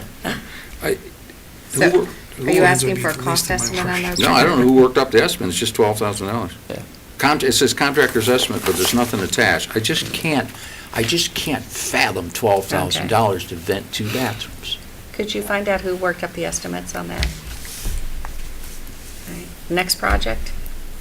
The fire truck contribution, or the fire truck fund annual contribution, Which is how much? 30. I had recommended 35, the capital planning committee recommended 40. No, you guys got to go back, pleased till about 2 years ago. That fund was taken to 75. It can't survive at 35. The math doesn't work. Well, I wasn't here when that was done, but the Yeah, well, information I I said don't was know why it 35. slipped off, Stephen, but that fund was taken, Paul, you remember? It went to 75,000, and that was based, I think, on an 18-year replacement cycle? Or no, eight years, No, 9 years? Yeah, it was an 8-year years. replacement Yeah, 8-year cycle. replacement. You can't survive at 35. So, what, do you remember 75? Yes. I You do? remember it So- went up. So the question on that is, what year would that be, 2011? It was submitted on capital. It was changed to Do you remember 75. what year? 12, 13, 12, like a Okay, 12. so if you could go back to 12, 11 or 12 and see if it did go up to 75? Well, It I mean, did. if you guys want it 75, just make it 75. It has to be, Stephen, do the math. Okay, so You can't replace it. if we put it up to 70, is there a question to that? Okay, I'm not we can arguing. always just decide on Monday then. Next item?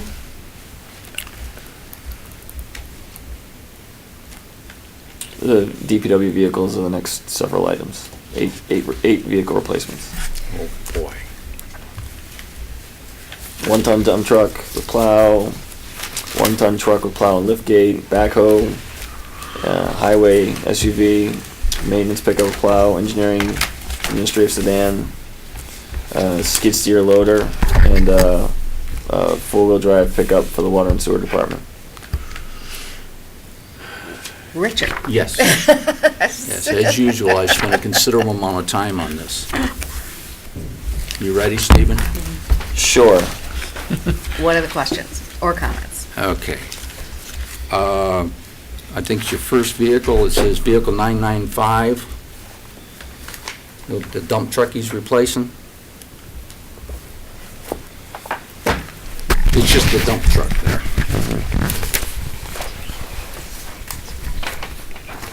Yeah.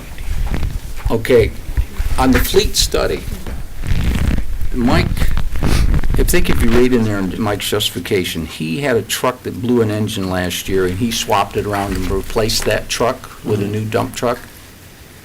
And then this one has come back up for replacement. The one he replaced was supposed to have been surveyed from our organization and not replaced by the fleet study. Now, I would assume, I'm going to make a big assumption that everybody should have been fully aware of this since the director of DPW did the fleet study. And Vehicle 995 was due to be surplused out, not replaced. Okay. And in turn, we replaced it last year. But are you saying it's on the capital plan to purchase again? No, Oh. no, it should never have been replaced, Marie. It Okay. was a surplus. It blew an engine, and instead of replacing I think it was 794, 974 is what's listed on. yeah, 974, he went ahead and replaced 995, and 995 was never to have been replaced. It was a surplus vehicle, period, to get rid of it. So we have, once again, a demonstrated case where we have gone away from this approved plan. And this one here is a little shocking because this was one that was supposed to be surveyed. And this is the printout. Everybody's got a copy of this printout. It clearly shows. What do you mean by surveyed? So you get rid of it. You don't replace it. Oh, surveyed means you get rid of it? Yeah, replace. Okay. I thought surplused out is, No, surplus it out. You're going to surplus, you're going to sell it. It was okay. not to have been replaced. It was a reduction in that fleet. So in turn, we went ahead and repaired it. So this vehicle up here now, the one that's up this year, should not be purchased, period. It should be surplus. So you're saying the recommendation on the capital plan for dump truck 995 should not be purchased because of the vehicle plan? Am I, The vehicle that Mike is wanting to replace this year was on the program last year to be replaced. In the process of replacing it, 995 blew an engine. okay. Okay, 995 should have just been put in the junk heap and sold as scrap right then and there. But in turn, he went ahead and substituted it and replaced 995 with a new truck. Now he's coming back this year and wanting to get money to replace the one that replaced it last year. Okay? So in other words, we haven't reduced our fleet any. So we've got one full He's proposing one more full dump truck than this fleet study allocated out. So you would be recommending we don't get the first item, which is dump truck 995? The fleet study recommended that we Okay. do not get it. Okay. But I think it draws further question, which I see, this thing has gone through the town manager, and it's gone through capital planning, and it's gone through select board review. Okay? And it took one select board member that chose to open these documents and look at it to find out that we had ordered a $75,000 vehicle that we shouldn't have ordered last year. And I think there's something wrong with that. Okay. Because first of all, I don't think it's the select board's job to do this. So the first item, which is the dump truck 995, there's no question that you're asking, it's just that you're going to be recommending, the fleet plan does not recognize the purchase of this truck. That's correct. Okay. And what's the next? Actually, can I Yeah. follow up, just so that I understand what you said? Mhm. The truck that was replaced last year shouldn't have been. Right. Therefore, the truck that was purchased is in a sense a replacement for the one Right. that's on our spreadsheet. Right. That reduces our fleet by that one. It's the same classification of vehicle. It's the same truck? I mean, is it the Yeah, same? same size. So- And it's a dump truck? Yeah, dump Which truck. means it sounds like they put it in for. So Okay. I guess unless DPW has a response to Yeah, that, we'll find out. yeah. What's The way I read this Yeah. was, it was supposed to be, the truck was not replaced last year. Said it was replaced. It said that the truck that was scheduled to be replaced, this is how I read this. Mhm. And the other part of it, well, how I read this part about what you're saying is truck 974, which is the one that is being proposed to be replaced, Mhm. it blew an engine. No, 995 blew the engine. No. H3, which he says up above here, H3 formerly 974. Yeah, he replaced 995. No, he was, right. 974 was supposed to be replaced, it did not get replaced. And so rather than surplus 995, he kept it in service to substitute, which is the word he used, for 974, which blew the engine. The Yeah, other there's- component of this is that the truck is used daily, so I evaluate that as it is a needed piece of equipment. Well, it doesn't matter what we value is, Stephen, at this point. I mean, we had a fleet study that tells what we're gonna do with our fleet. Right, and like I said, I think the way I understand this, I read it that he had replaced 995. I think he didn't surplus it because he needed it to substitute for 974. I'm trying to get the number, and I'll read with you. We can certainly get clarification on Yeah, this. why don't we get clarification for Monday? All right, the next vehicle?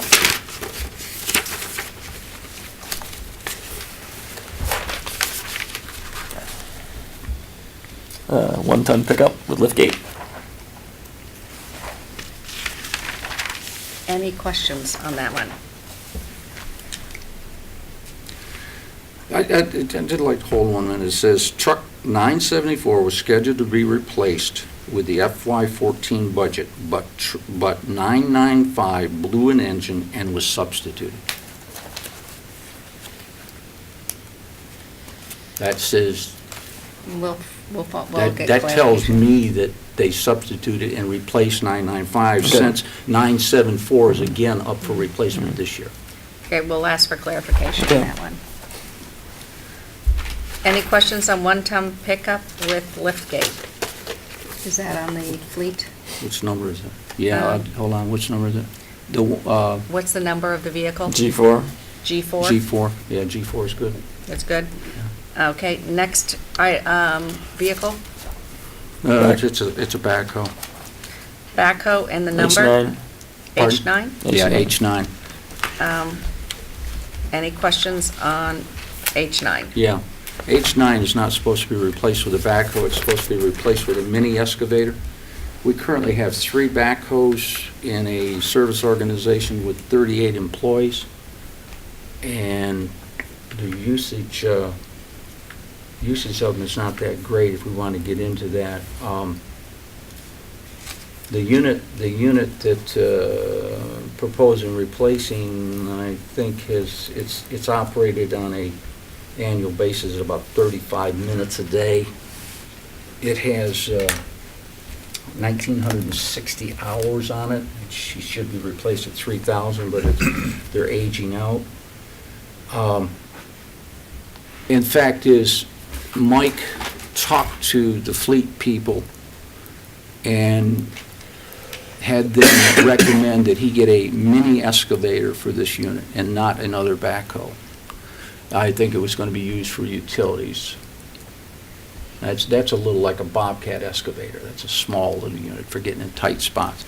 But his paperwork here is saying that he wants the same size, and the other notation here is the fact that this mark is once again being spread across every account that we can imagine, and all of our backhoes are not used that way.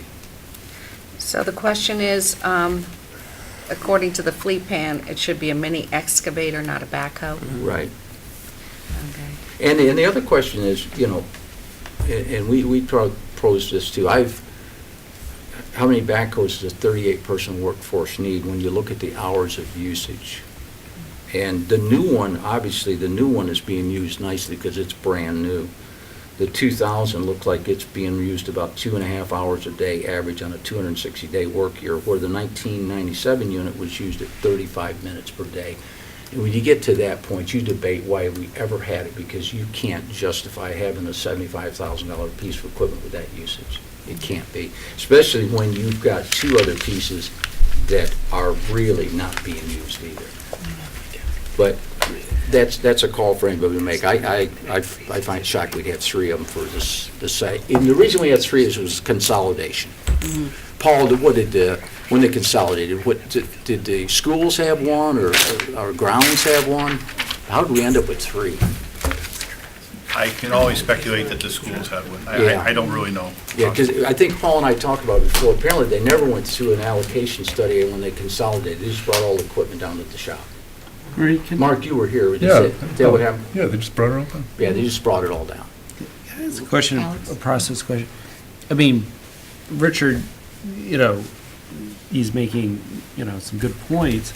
I mean, wouldn't it really make sense to have Mike Vrabel here? I mean, to sort of have this back and forth about the backhoe and the, Well, I mean, like, we're going to, and because he might have some really good points too, Okay. What we're doing is we're getting the list of questions, and there's a good chance that Mike will be here on Monday to further explain things, but a lot of these questions are Mike's, some are not, and we had a lot to get through tonight. No, and I'm not being critical. I'm just suggesting that maybe at some point before we vote on these Yes. things. I mean, like, I'd love to hear the back and forth here. Yeah. And that's You know. what we will be getting that. Okay, all right, good. Yes. So the next item is Can I ask a question? If we go forward, I would like to see, I have the original document that we had from our fleet allocation study. Mhm. And I know in the very first year that we went out and purchased, we held in abeyance trucks. Right. We voted for them, held them in abeyance until we got the fleet study. And literally, the first set of trucks we bought were oversized from what the report recommended. Yeah, certain sizes were, yeah. And they were oversized, because we Right. said, we'll get more life out of them. But it was exactly the opposite of what we should be doing, in the sense of, here's what the report said. Right. I like to see that report with an overlay of everything that we purchased since the time the report came out, what it replaced if we're actually holding true to the report. We paid a good amount of money for that study, 25, 35,000, whatever it was, and correct me if it's somewhere around there. And that study was supposed to set the framework, because we had constant debates between capital, finance, and DPW about what we needed. So I'm really kind of torqued off that we have a request for a bucket loader when the report is saying buy a Bobcat type No, of by a thing. mini excavator. Well- Same thing, okay. Bobcat type. No, no, This is, we Marie, will, can I finish, please, because I'm talking? And we have purposely said we needed that report to take the guesswork out of the DPW and take, and really say, here's what we needed as a town. That study was conducted by the town manager with the input of the DPW director, with the consultant to say, this is what we need for Long Meadow. And the fact that we're finding this type of thing in it is really concerning to me, because we paid for that and are supposed to be adherent to it.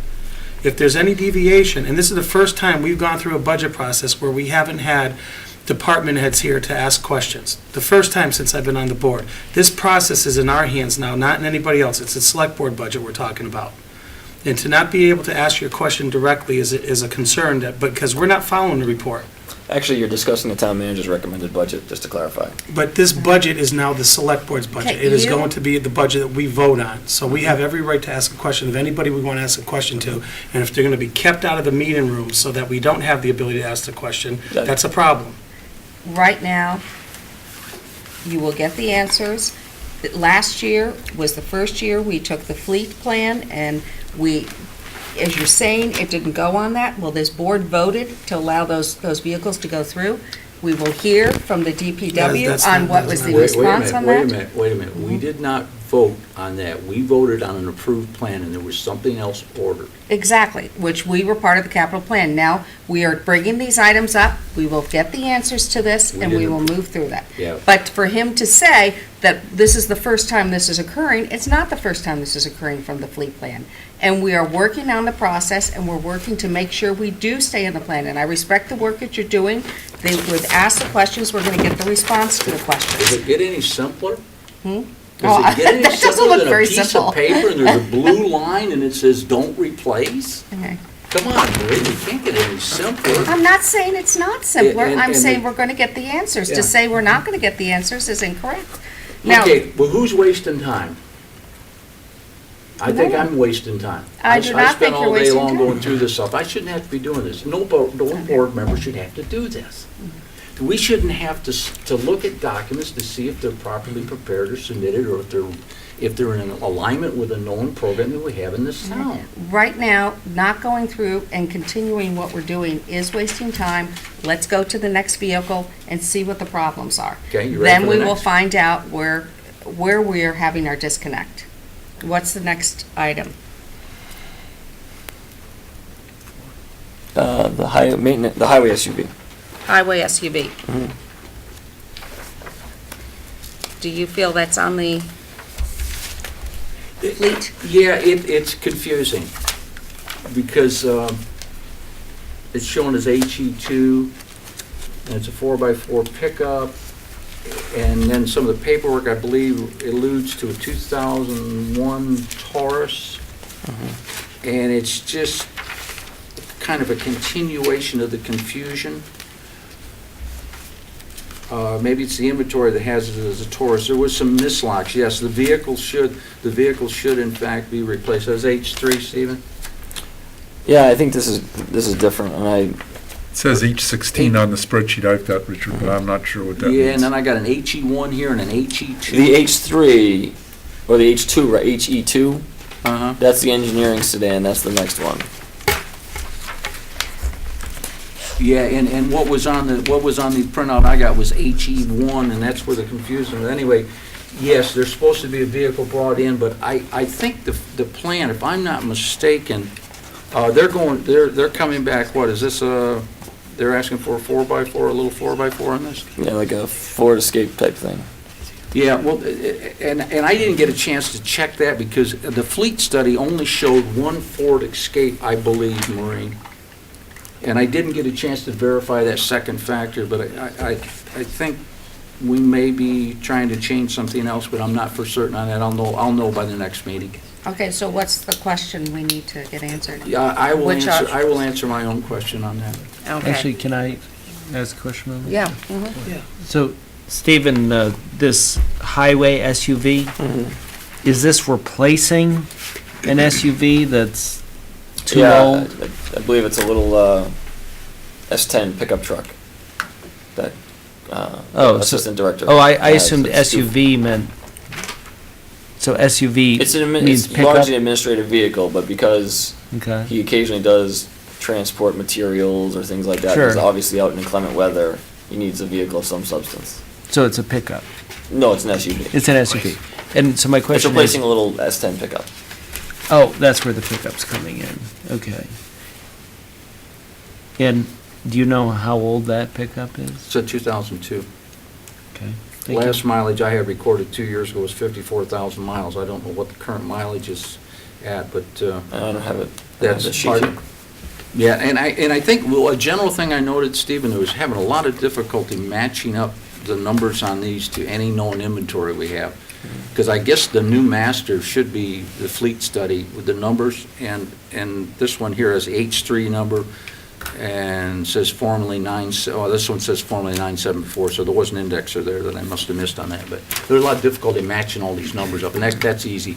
There's another thing too, I wonder, even from the perspective of when these things come through the final checkpoint, which I guess would be your office on their way to the budget package, these do not have any information on these sheets showing the mileage or anything else. I mean, there's just, it's just assumed that they're due for replacement. It doesn't have any of that data. Normally, in a fleet, you would see the mileages coming through, so you had a quick checkpoint, you say, yeah, that meets mileage or whatever. Some do. I mean, you're right. There is some inconsistency. This is, I mean, obviously, this is my first capital plan, Yeah. and this is I wonder how decisions on this stuff have been made in the past, because this seems to be the format that's been used for many years, and I feel like I'm delivering more information than has probably been delivered in the past. So I don't know how this has gone on before, but it's the reporting form that has been used for many years. I reviewed the forms. I asked the same questions about the vehicle replacement plan, and got the answers that satisfied me to put forward the recommendation. Well, I think I think you had talked about wanting to redo the forms, and I think mileage is an important part Sure. to have in that. Okay, I had one other question, and this is just a general question, and I don't know the answer, but I notice now what we're doing on all of these vehicles, we're putting an extended warranty powertrain at 10% of the cost of the vehicle, or approximately 10% of the cost of the base vehicle, not with all the accessories. And what I'm wondering, Stephen, have we any documented evidence that we are using that, or is it just an insurance policy? And Paul, I guess it comes back to the other thing. Is there any other provisions to where we could get cheaper insurance policies on these extended things by having our entire fleet insured? Oh, You're referring to collision, that type of? No, this insurance? is a warranty manufacturer that Okay, we're going back. I would have to check that out. We have never really done it on a group basis. Right, because the manufacturer here now is kicking this up. This particular 4x4 pickup, this F-250, has a $2,130 extended warranty powertrain. I don't know what it is, but usually powertrain's 50,000 miles. So this is extended, so And we never get 50, ours age out Yeah, before I- 50,000 and miles. and I've noticed that this is showing up now, and most of the time, these warranties are in the favor of the distributors. Occasionally, they're not, but historically, they are. It pays the rent and keeps the lights on. Because especially with the quality vehicles being built these days, the quality is super high now compared to what they were. So I'm wondering if Stephen, if that's something we need to start embracing, or if it's something we need to look at and say, let's show evidence that that's helping us. yeah, would you do a cost analysis going forward? He might be able to just check with the records, see if they've had any repairs and what it is, because this is a risk analysis thing. Okay, the next vehicle? Was that the skid loader? Engineering sedan. Oh, the engineering sedan? That one does have the mileage on it. I'm sorry. I'm sorry, no, you're right. It is, Yeah, no, skid loader. it is Oh, the, were we just, did we skip the pickup? no, it is the maintenance pickup, you're right. What, back up to the M1? Mm-hmm. M1 is, let's see, number 28.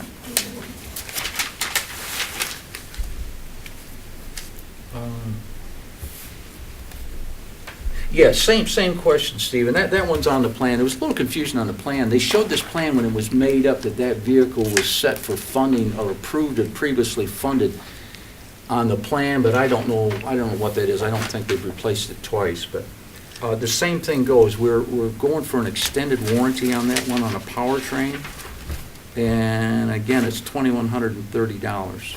So you're saying the maintenance pickup the M1 is on, should be Mhm, yeah, purchased. yeah. You're just questioning the. Yeah, it's a general question on the warranties. Warranties, okay. Marie, you know, the vendors put this stuff on, Yeah. and sometimes people don't even look at it. Yeah. And sometimes they pay, and sometimes it's just plain not a good investment. No. Well, Generally. I've heard, Consumer Reports and that sort of, I mean, that Yeah. if you are buying a car that needs something like that, you ought not to be buying the car. Yeah. You know, There's that point too. Yeah, if they're pushing that service contract, maybe I'll get a different Right. brand, you know. Well, I mean, you don't change the plugs on a vehicle now for 100,000 miles, so. right. I'm sorry, I was writing down the questions. So you're recommending against the dump truck No. No, no.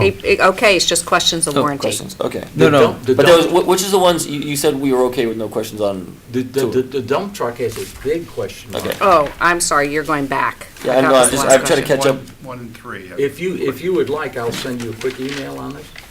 Sure, that would be very good. I'll send the rest of the board CC. No, it's a good. The next vehicle? Yeah, that's a skid loader. No, there's an engineering administration sedan. Oh, I thought we just did that one again, Mark. No. No, we were We left did the on the, maintenance pickup with plow. And now it's the engineering sedan. Yeah, it's a little sedan. It's the, Is that on the fleet? Who would typically be driving that, and what purpose would be, I mean, because I thought we had I bought an don't know, SUV Maria. I for was the looking for engineers, the because stand. sometimes they go into the woods, or did we buy a pickup Right. truck for them or something? This is for Yum. The and they're not always in the same place, so Yum's has 2 engineers that work for him. They do often go out to do survey work and, GPS work, and so they carry equipment. That's why they need the bigger vehicle. This is for him to go, just his car to use for town business, and he's out frequently in the field.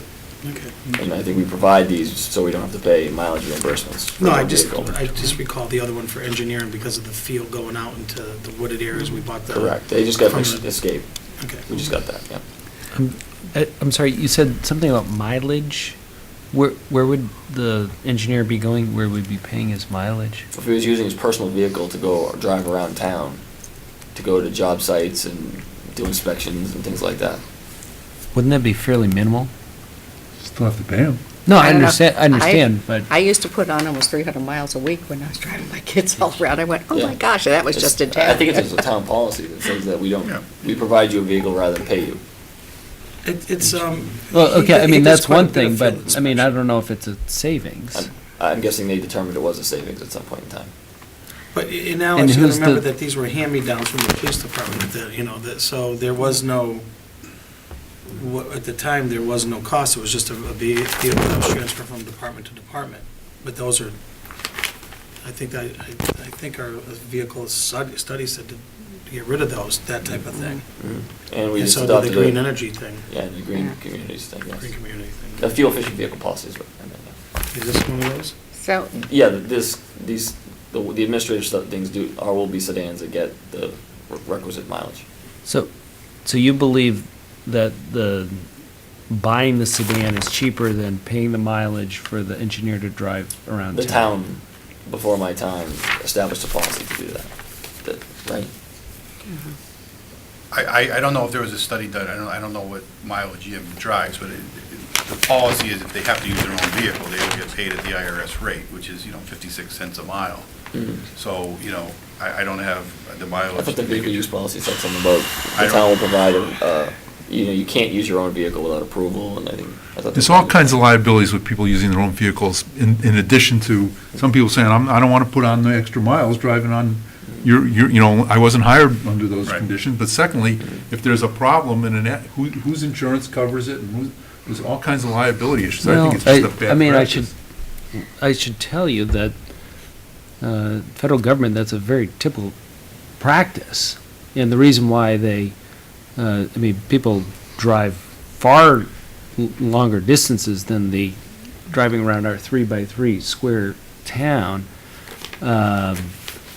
So I mean, and the reason why is because, it makes sense then to buy a vehicle that you have to maintain, you have to have a place to park it. I mean, there's a lot of costs when, I mean, well, going forward, will you since you've never looked at it, maybe in this upcoming year, Sure, we'll go- consider go that. for a look at it. Yeah.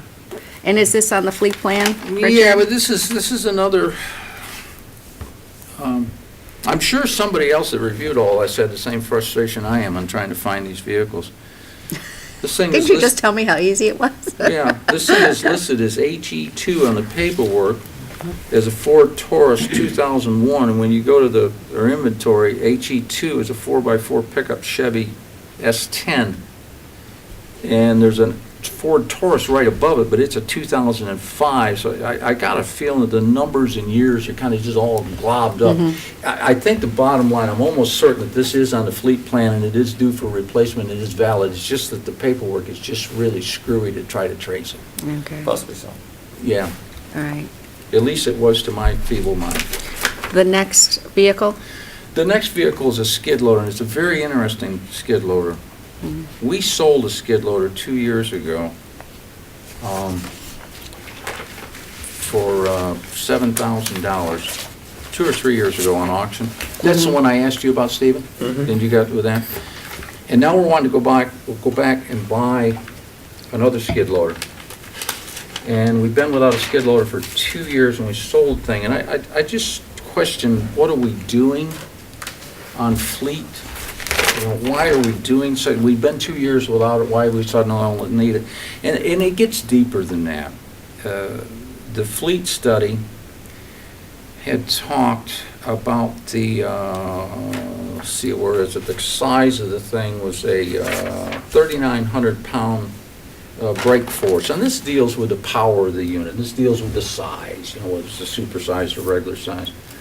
And I may have left the sheet home accidentally, but the bottom, no, maybe it's here.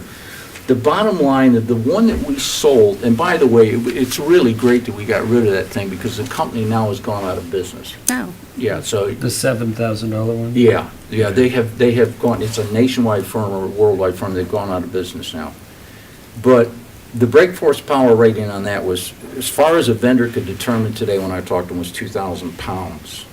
And the printout here recommended a 3,900-pound brake force, and it said that we got rid of a 3,900-pound brake force. So I think the getting rid of was wrong. I don't think they knew what size it was. But apparently Mike's recommendations at the point of this thing was a 39, and with the people, it's 3,900. The one he's got ordered is a 6,000-pound brake force unit. The original estimate on the replacement of this equipment being in the old paperwork was $19,000, and the current estimate's coming in at $70-some thousand. I'm just mentioning this for absorption by the select board. so your question is, why, if the fleet plan's recommending 3,900, are we going for 6,000? Yeah, this is supersizing this thing well beyond what the fleet study called for, and which I think Mike had to have been in agreement on this foot poundage on this. And by the way, 3,900-pound foot poundage is a pretty good unit, and a 6,000 is even that much bigger. Okay, Now, the other point's worth noting on this is $75,000, close to $76,000 unit, in which we're throwing, I believe it's $38,000 worth of extras and bows and whistles on it. We're getting a snow blower front on it, a big rotary type thing. We're getting a closed cab that's heated and air conditioned. We're getting deluxe instrument panels. We're loading this thing up pretty high. A lot of options are going on this, and I'm not going to get into that debate. If it's going to be out in the winter, you need a heater, and yes, a closed cab is ideal. But normally, these things are wide open canopies when you're using a skid loader. I think, I know you read the narrative, I think one of the big benefits, I think right now they do the sidewalks here at the high school, which are wide for snow blowers. Well, they have a $100,000 snow rig that they bought that they use on sidewalks. And they may be using some snow blowers up here too, but they have another $100,000 rig. That the grounds department uses. Well, it's our Public Works Department has it, Right. yes. I guess the narrative seemed to make it, at least it seemed to me, to help Okay. with the snow removal and other. Well, I know what high the school. narrative says. I'm very much aware of what the narrative says. I'm very much aware that this is a brand-new piece of equipment coming into our fleet that we've never had before. And it's being replaced at least twice the size and equipment that the past one had. So I'm the- I'm just letting the board know what I Right. found, that's all. So the two questions, why go to 6,000 when it was recommended 3,900? And why is it extra loaded? Can we go down on any of the options? Well, Because he's gonna have, he was gonna use, he's got an 84-inch snow blower he's wanting to put on it. And, the question be, if we're gonna have all this, I question the whole thing sometimes, because, we got a $100,000 little rig now that does sidewalks, it's totally enclosed. And he didn't need it. And the sidewalks, the only increase we've had in sidewalks is right up here. And just around the immediate vicinity of the school. Again, it's a piece of equipment we got rid of 2 years ago. If it was important to replace, why didn't we do it then? Why it wasn't on the equipment replacement fund and brought in?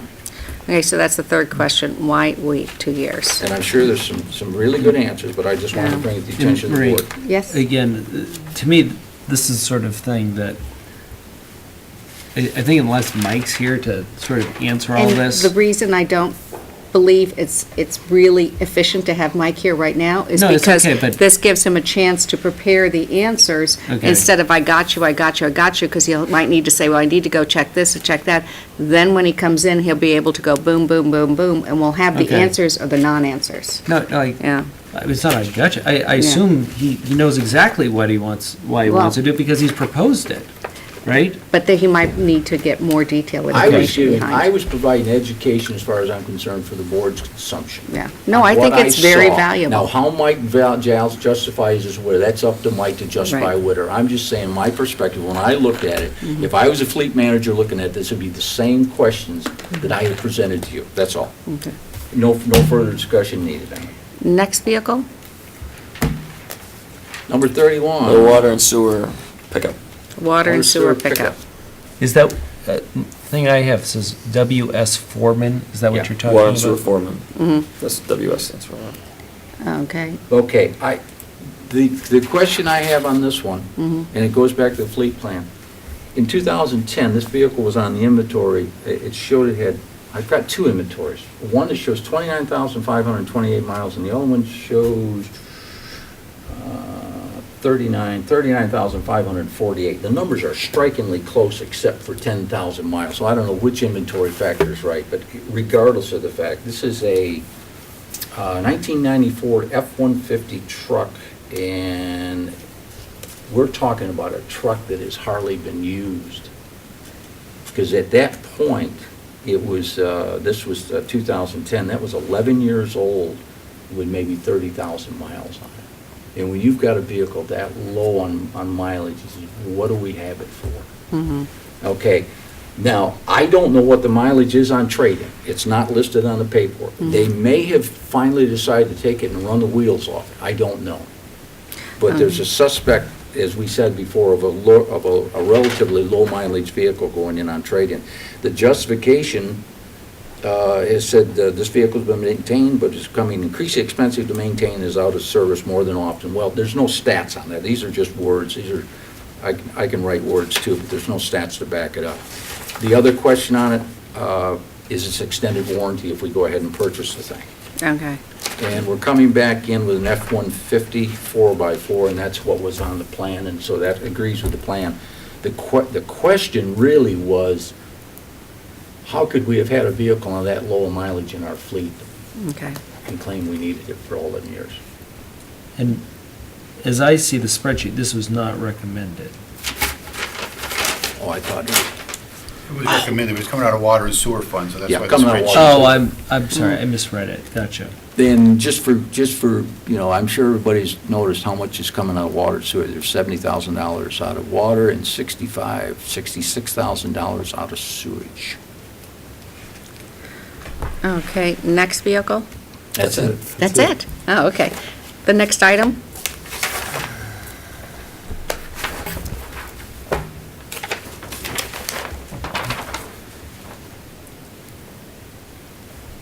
These are the more like programmatic recurring costs, so I'll just go through and I'll just list them. The project development, 25,000, project reserve, 10,000, pavement preservation, 500,000. The other one was pavement preservation, which would be the chapter 90 money, which is projected to be 450,000.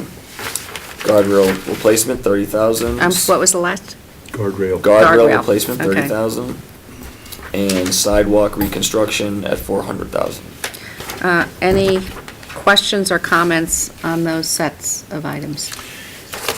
Go ahead, Mark. Yeah, I guess my question is that we have two projects that, at least that I can recall, that they're water sewer projects, but they're, the Barrington Road finished that up. There's also a Laurel Street water sewer pavement kind of thing. I guess the question is, how much can we manage at one time? I mean, if we had some left over from last year, do we want to load up this year again and say, maybe we'll get to it, maybe we won't? Well- And I understand that a lot of this pavement stuff is totally outsourced, but it's still digging up our town roads and, I mean, we deferred a couple of them last year because we were doing, in our estimate, too. And we have 3 full months of, at least, possibly 4, depending on weather, of our construction season for the current fiscal year yet to go. Because of the way, this money gets approved in May, you have your bidding and contract process, and then the funds are available on July 1st. And then you have your bidding and contracting process, and by the time you issue notice to proceed, it's, if you're lucky, it's late July. And so projects don't get started till, more than halfway through the construction season. And I heard a lot about how Maple Road went on too long in the year under construction, so we cut projects off in November.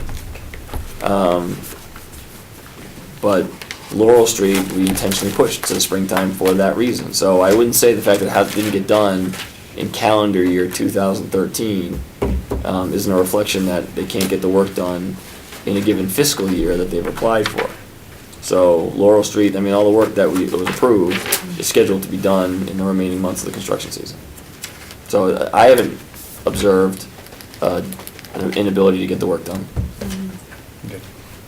Can I ask, for PR-type purposes, can we, especially when we go to town meeting, you have the warrant article, is a descriptor of, not the streets that would actually get paved, because I know sometimes things can change, but because Richard's made the presentation, we know what our lack of pavement management is, but, how many miles or what do we think we can accomplish with it? I think it'd be good for residents to hear it.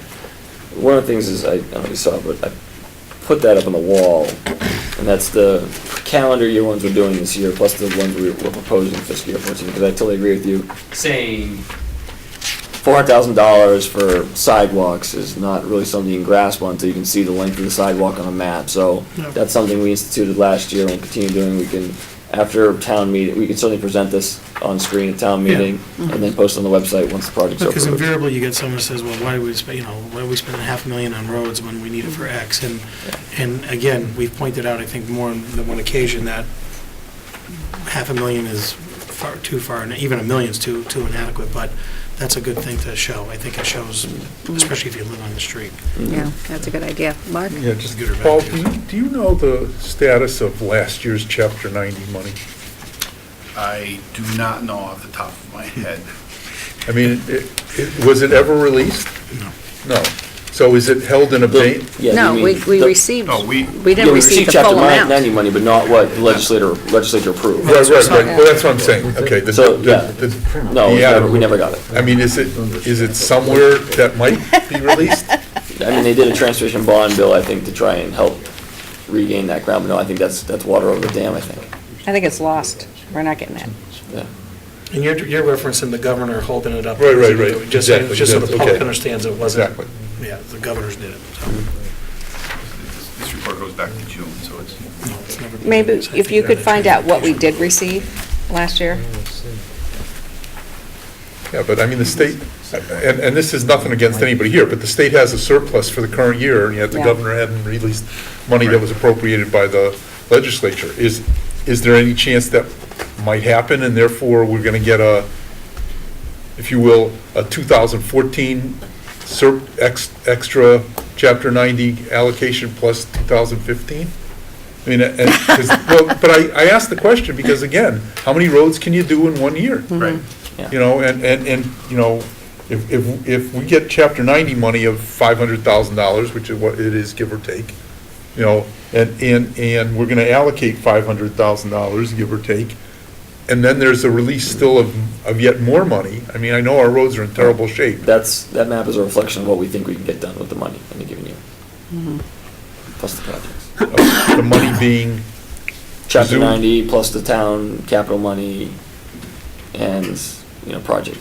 but last year, I assume we didn't get done all the things we had on the map because that- Chapter 90 wasn't all released, right? No, we just did less of it, right? Right, we didn't get it all done. But, I mean, you talk about money that's tied to, like, Chapter 90 or standing sidewalk replacement, you just do less of it. But when you talk about a project that's funded, Right. the project is Right, done, but- and But Chapter 90 money, we did less roads under Yes. Chapter 90 than we thought. So I assume that because those roads were the highest priority last year, those that didn't get done will probably get done this year.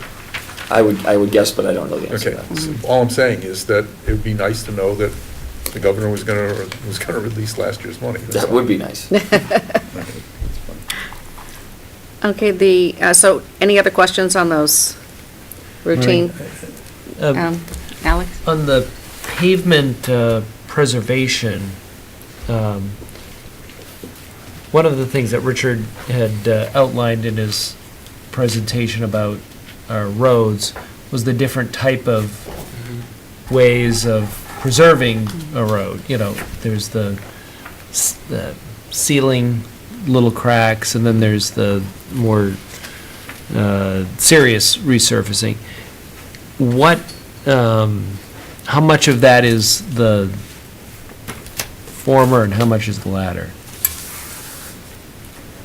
This $500,000 proposed is all replacement pavement.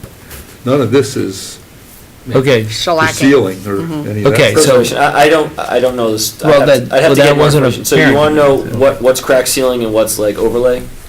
right. I mean, I guess I'm just, ever since I listened to that presentation, I've kind of taken note as I've gone around, and it That's what stresses Richard me does out. to you. What's that? That's what Richard does to you. Yeah, I know. Changes your outlook. That's true, and I see these cracks, and it starts stressing me out, like, well, when are we gonna do these cracks? There's on the crooked side, damn it, Richard. So anyway, I mean, I guess what I'm just wondering is, because what he was explaining was that if you do the little repairs early on, you save money down the road, and I guess what, and the point he was also making was that once it gets out of control, more and more of the money you do spend is more of kind of like emergency type thing. So like I've noticed that on Long Meadow Street, I mean, there's some bad potholes. I assume that's in the emergency category. So I guess what I'm kind of interested in knowing is, are we sort of inching our way into emergency versus, or are we in the more of the proactive mode? And I assume how we're spending our money is kind of reflective of that. So that's a good question. What is overlay, what's cracked What's crack sealing? ceiling, and do we have a plan? You do. Okay. Marie, the only question I had, and it was what I mentioned before, Stephen, it looks like we're really pouring a lot of money into sidewalks. We're putting $400,000 in the sidewalks as opposed to just $500,000 for the asphalt. Now, it's just not the fine, we got the Chapter 90 in there too, and I don't know if we're working on any Chapter 90 projects with that. I haven't checked the list for sure. I see the Tip or map. Chapter 90? Yeah, I say I don't know if we're working up any tip projects with The it. Cooley Brook project is the That's tip all project. done though. No.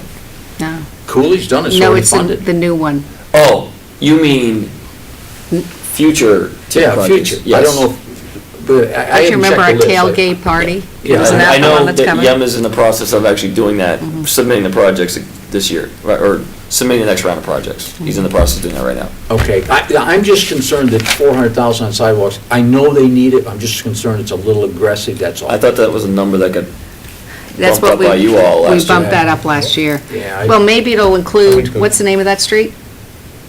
You talking about? Captain Yeah. Oh, Linwood? Linwood, yeah. Yeah, That by itself is Okay. about $200,000. They're bad. Over Yeah. in my neighborhood, and the Wolf Swamp Road area, all those side streets, which are walkways to schools, Bel Air and. They're a mess. and when they're, they In got front of your routine. house, I think it's by design. And I'm sure it is in front of my house, but I, and most of it is because they're, 1950s houses with big trees on the Yeah. tree belt, and the trees Yeah. are just And it's taken true, out. I and mean, personal injuries are running high, so that's likely the best. It's just a lot of money in proportion.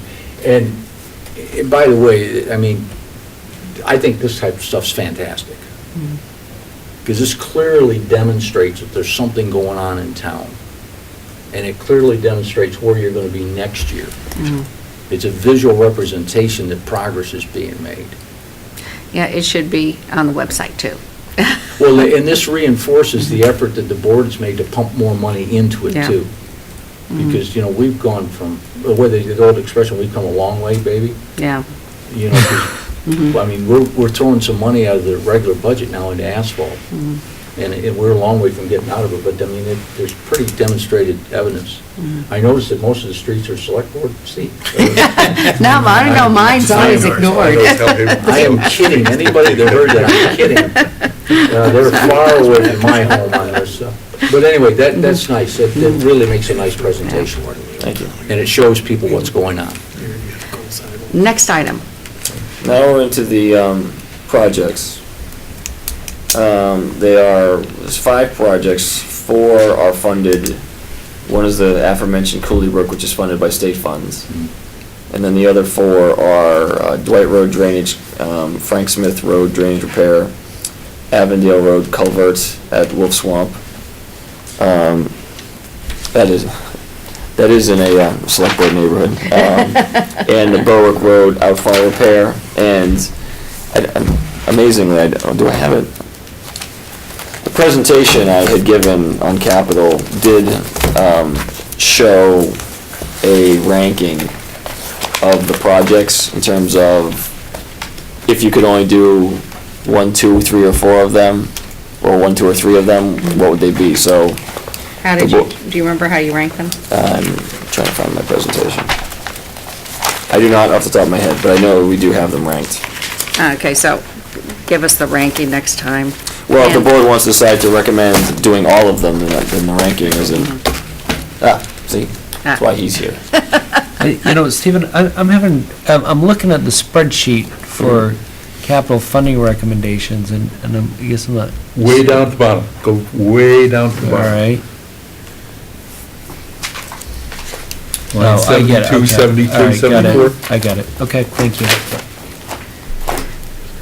So what's number 1 Frank Smith Road drainage repair, and number 2? Avondale Road culvert, Okay, number 3 Dwight Road drainage, And that's the order they're listed in. and number 4? Berwick, no. Did I list?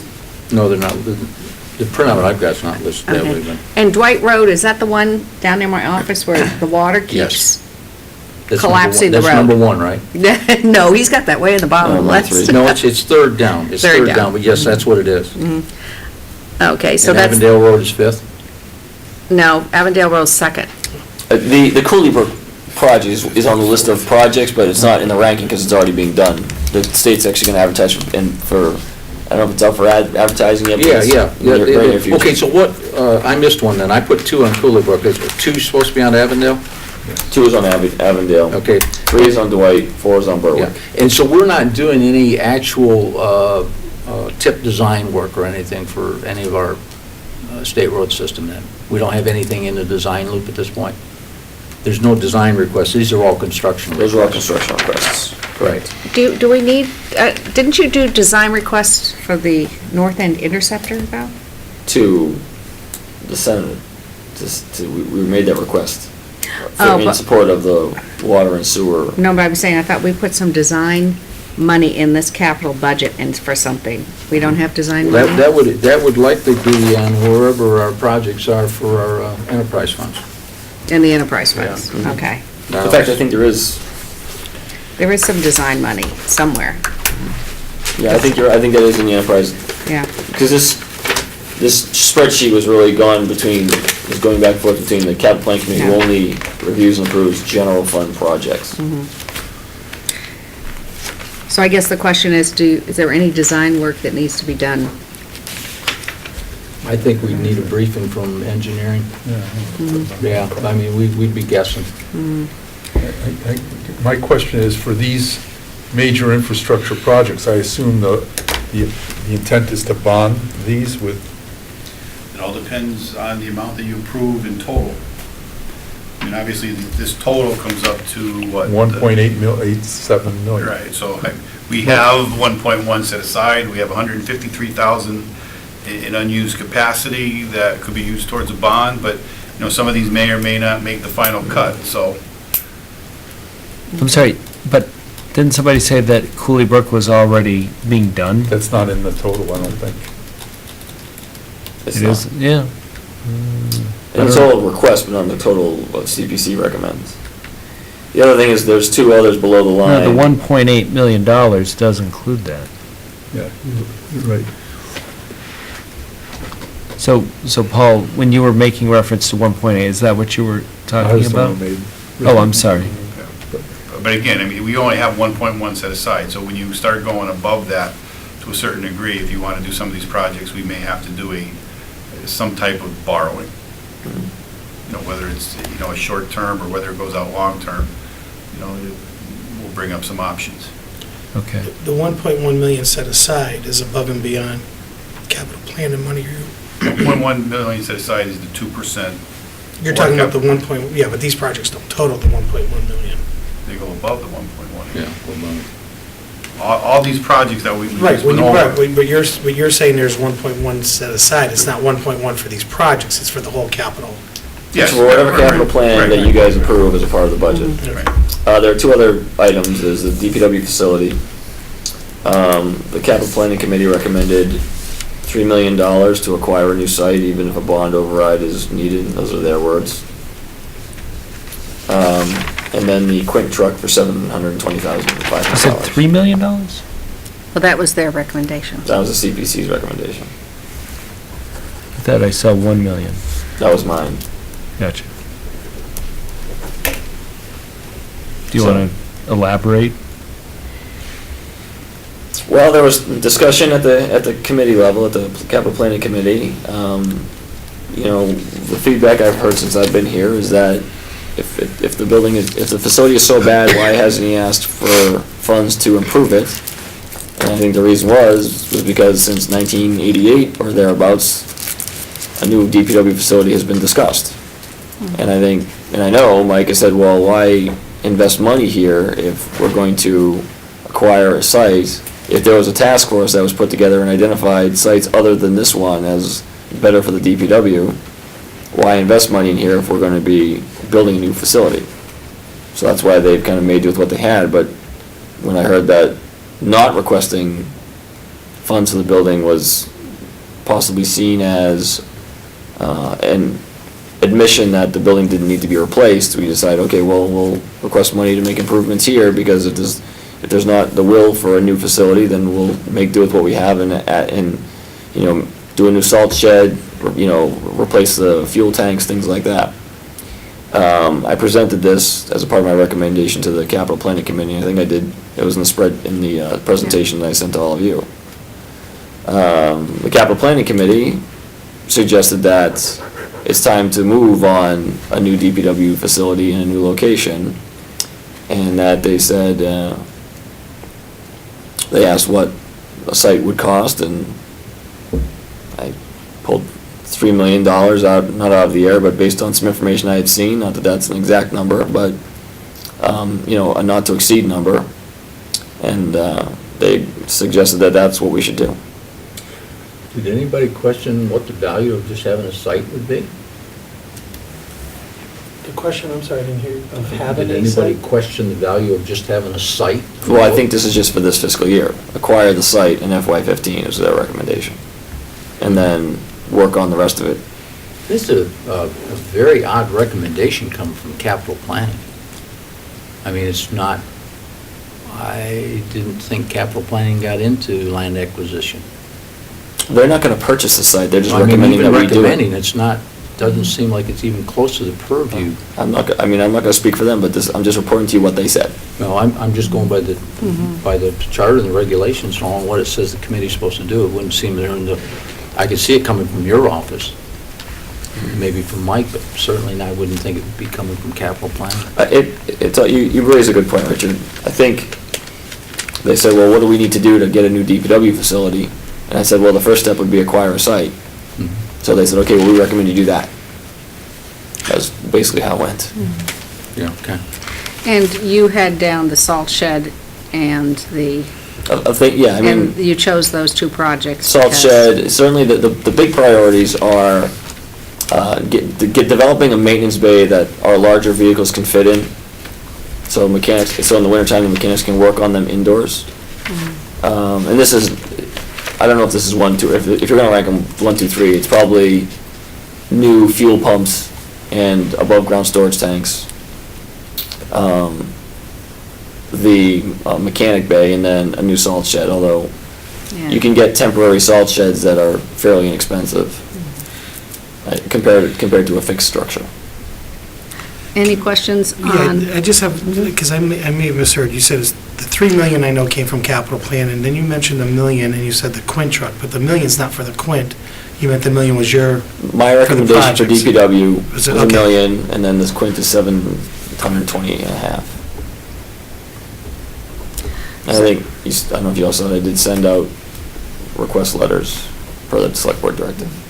So any questions on the DPW recommendations by town manager or capital planning that we need to get information on? Alex? talk to capital. I mean, I guess, to me, this is a rather significant decision. If we were to spend $1 million on this facility, I would certainly be less inclined to get a new one. I would certainly want to know how long that $1 million would be used. I mean, if we're going to tear it down in 2 years, I think most people would be not inclined to do it. So I guess what I would be looking for is sort of a rather robust presentation in an attempt to persuade why such a substantial amount of money ought to be spent on it. Now, and to me, the $1 million, yeah, a good argument could be, backed up by facts, that this is a way to continue using this facility in a cost-effective one, rather than wholesale replacement or going to an entirely different site. That could make sense. I'd want to know, what the plan is behind that idea. But to sort of just say, well, we want to spend $1 million so that we can demonstrate that the existing facility is inadequate, I think that sort of point could be made with a lot less money. So, I mean, it's not a specific question. I mean, it's just sort of like, I guess my question is what I'm looking for is a rather compelling reason or set of reasons to do this. And I understand, Stephen, probably, a lot of thought's gone into it. But I'd want to hear a lot more before I'd be persuaded to do it.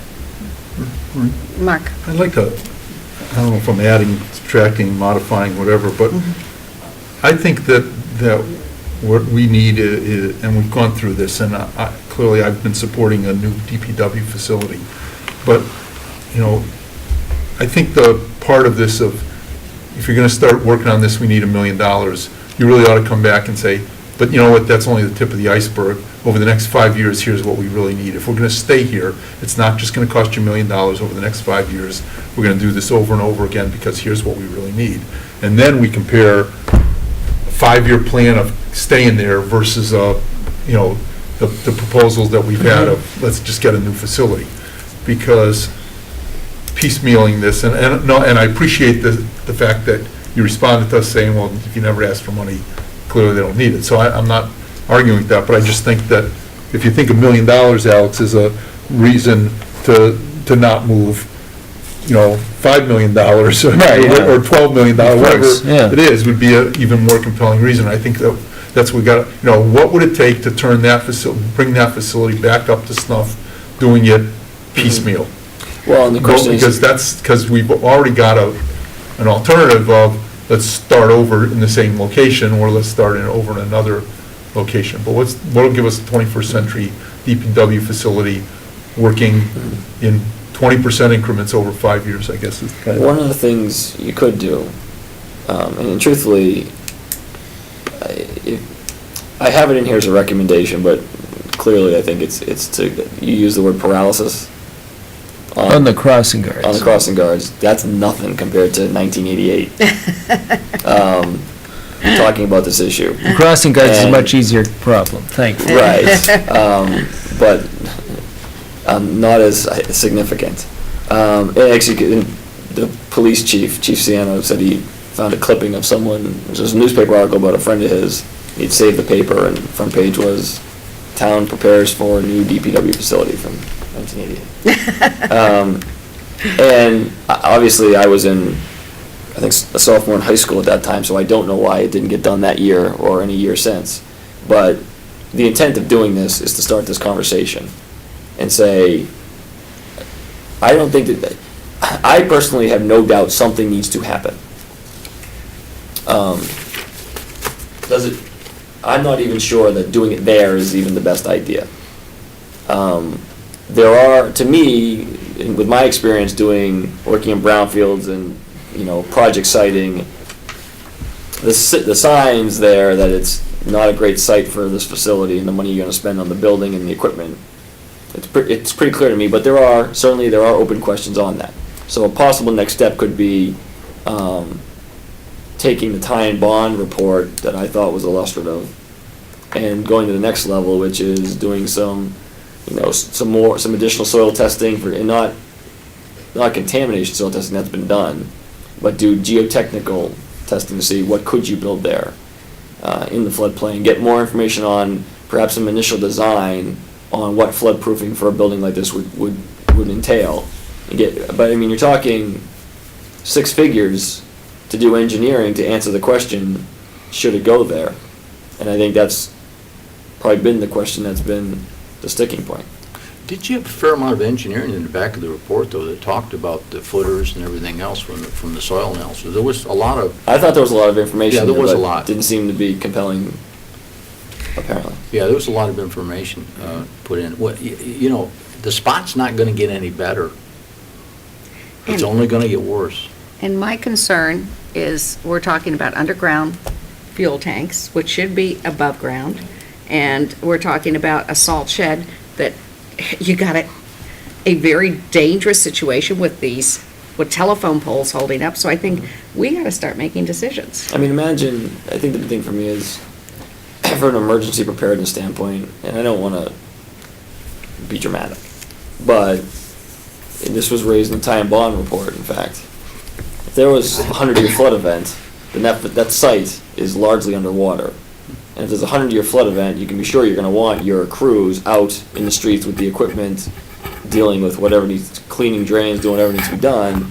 And if their workplace is underwater, that's a pretty difficult situation. And I know it used to be no one ever really thought about the 100-year event, but it seems the way, you know, the October storm seemed like a 100-year event. Nobody, you know, I think that's a clear, fresh memory of what you need to do to be prepared for things like that, and it can happen. So, I mean, setting aside the fact that as a workplace for people who go there every day, every week, and practically live there during snowstorms, it's, obviously it's not a workplace I think any of us would love to go to every day.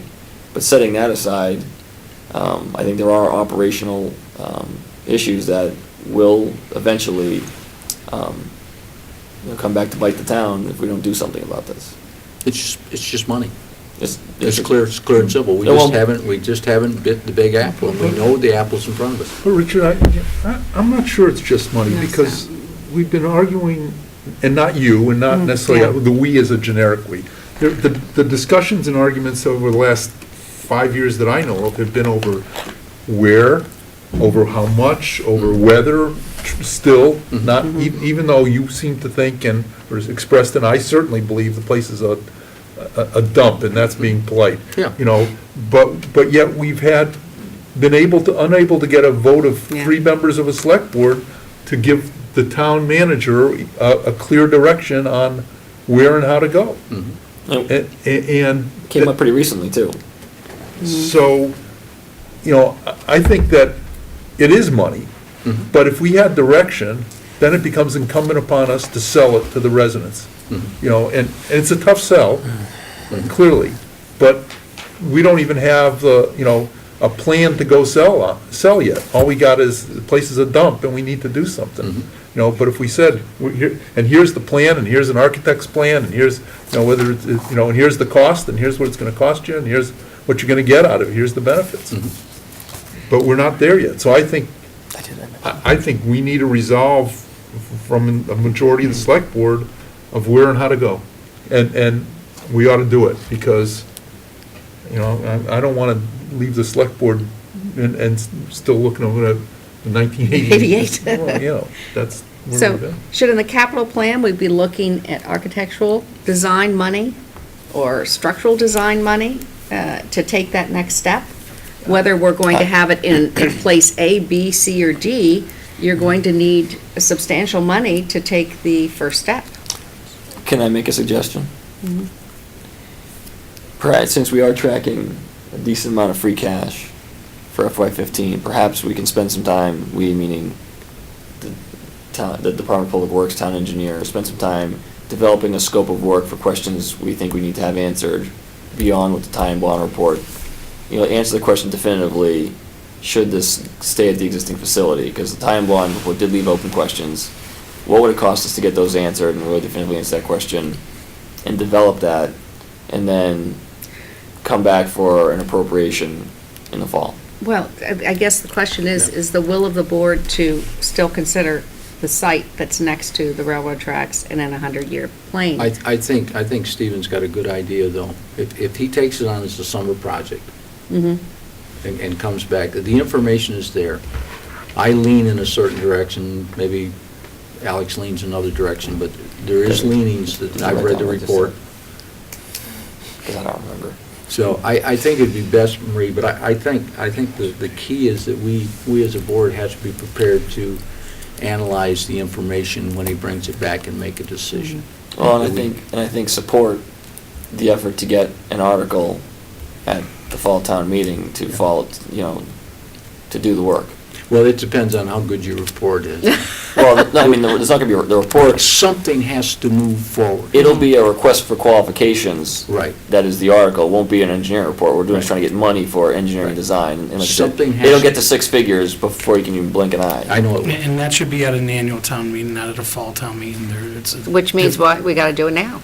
And can I just, I want ready. to say, Mark, you talked about, it's just, and Richard said it's a matter of money. And it really isn't, it is and it isn't. Because when you talk about working conditions down there, and where the guys sleep, and, when there's a snowstorm, not sleep, but Yeah. where they pretty much are for their snowstorm, or on a daily basis, and when they go to work. Those are the kind of things that I question that prior to 4 years ago, there was no, and I understand in 1988, there might have been a discussion. I wasn't here and I didn't see it, but prior to that, my time on the board, there was no discussion of the DPW facility. There weren't things that were looked at, like working conditions, and we've oversized the fleet for obviously what that building was built for. We haven't justified one way or the other whether we oversized the fleet, good or bad, as to what, fitting in those garages. When we did the tour, you saw things in there like the old ambulance, which is the emergency food vehicle now, or whatever, it's a disaster vehicle parked there. And what my point to you is that 8 years ago, that wasn't a priority of the board, nor were there any requests to upgrade the facility. So it isn't something that just happened. It isn't something that's just money. It's been a thought process, and the tenure of the DPW director precedes me coming onto this board. Not by much, but by probably about a year or two. And my point is, during that time, the town manager then and the DPW director didn't come back and say, look, the working conditions for my guys are horrible. We need 50 grand to upgrade the facility. We did replace carpet, okay, in the house down there where the offices are. But my point is that it hasn't been, it wasn't a priority 8 years ago, 9 years ago, 10 years ago. So during that time frame, we haven't heard that. Now we're hearing, well, maybe there's $1 million that could improve it. Mark had an idea that said, come back and say, well, it's not just $1 million, it's going to be $1 million, $2 million, $8 million, whatever, over a period of 10 years.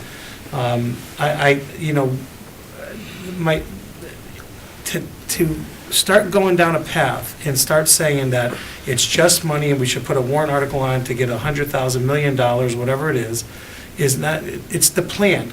Come up with the plan of what it is. Not a study of what it's going to be like. What do we want? We haven't talked about outsourcing for plowing, which would adjust the fleet, which would adjust the, we don't want to talk about that, but we want to sit down and talk about a $12 million facility. So when we talk about the needs of the town, and whether outsourcing plowing, maybe not all of it, but some routes, and what that does to the size of the fleet, which then reflects on the size of the facility, I'd rather have that type of discussion before we start saying, we're going to have the, and I understand, if it floods down there. You can get your trucks out, but you're not going to get the equipment out to work on the trucks. I get that. But we haven't talked about the things that will affect the size of the fleet. And I think that's important, because before you start to, understanding the size of what we need, and we do understand there's a need, but before we start understanding the size of that need, we have to understand the size of what we want down there. Right. And I'm talking about vehicles. This was a How do we discussion, understand that this better? was a discussion we had in September, No. and we had in October, and we decided, okay, in order to decide what we need for a 21st century operation, we should get a consultant in to do an When you evaluation. talk- you don't We're need- not you in don't a need consultant. to talk about But whether or not you every outsource single plowing. year, we have to say, we need more No. information, we need more information. If we really want to design something, it's going to cost money, and let's put money on the Springtown warrant, if that's when it should be, and let's do it now. Why put it off for another year? In that case, then I'm going to strongly push for us to take care of those fuel tanks, to take care of that salt shed before someone's injured, like it happened in Eastern Mass, where someone was killed with a faulty salt shed, and take care of the base where someone has to sit out in the cold. So either we go in there and we take care of the issues that are there now, or we move forward in a very determined way with a design plan. You are aware the tanks are safe. They're dual-line tanks. They're designed for underground usage. They have been replaced since the original tanks. They are not leaking. There is leak detection mechanisms on there. They are safe. There's a system that analyzes the air 24 hours a day. All of that is safe, but above ground is fantastic, but what's there is safe. I want to make sure you're aware of that. Yes, yeah, they're not deficient, they're fine. Right. It's- Oh, so actually, there's no truthfully, reason to it's replace the pumps. It's the pumps and the antiquated software for tracking fuel usage and things like that, that's the stuff that truly needs upgrading as well. But Paul, I did want to follow up with a couple of questions, because you talked about understanding what the needs of the facility are, understanding, what the site needs are. How do we get to better understand that? Stephen, I'm going to say it one time, and I'm going to say it again. 3 years on the board, Marie, I've talked about outsourcing, you haven't supported it. Mark hasn't supported it. First come to me and say, hey, we talked about outsourcing plowing. Guess what? We don't need to buy the big trucks, because I am told on this board that we need the big dump trucks to plow along Meadow Street. That's what I've been told by DPW director. You can't use the little ones, you'll burn them out, so we have to buy the big ones. We don't do construction work that would really utilize those big ones during the summertime. We're not doing the pavement management, we're not doing fields reconstructions and things like that. So we haven't talked about whether or not, and when I talk about outsourcing, you talk about plowing, you talk about what's the fleet that you would go out and bid, which would save you from vehicle purchases. So we have 4 big dump trucks, I think it is, at 180 grand a pop roughly. Okay, that's $720,000 of vehicle equipment purchases that we may not need. So you're saying if we outsource plowing, we won't need a new DPW facility? I didn't say that. Don't put words in my mouth. Well, What I said, okay. please, no, he asked me a question, you're asking a question. What I said was, if anybody was serious about the operation of the DPW facility, you would go out and bid out, investigate the bidding of outsourcing plowing. That's not, you don't need a study to do that. Chicopee does it, Springfield does it, the Mass DOT does it. Mass DOT does not have the fleet to plow the highways. So they contract, and they contract different sized trucks.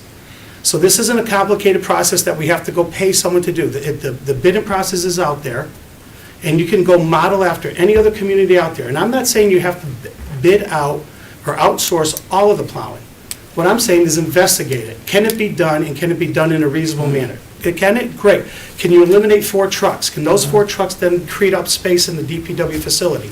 Not from the standpoint of, oh, now you don't need to replace it, but that's four big trucks you don't need to garage, which means it's a different type of garage you want. So before we go down the road of saying we need a new DPW facility, that's all I've been asking. And everybody has rejected it in the sense that outsourcing plowing doesn't work, but yet it works for the Mass DOT, it works for cities around here, and we just keep justifying buying these trucks at 180 grand a pop because we have to plow the main roads. And we get the same old argument about, this is what it is, this is what we need. And it doesn't take a lot just to say, look at that one thing that can change the size of a garage at a DPW facility.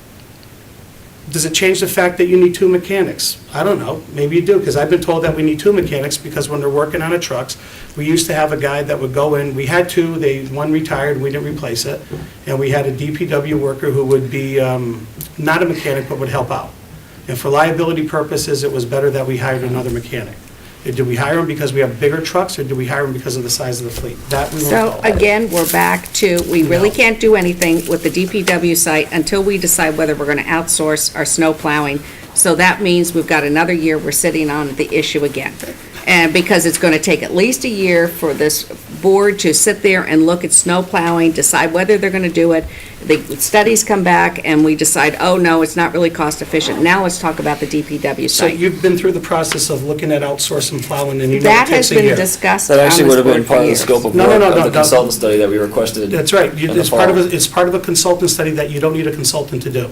You do not need a Oh. consultant to figure out whether or not you can outsource plowing. Okay, so I guess, That is not, the How do you know that to be true?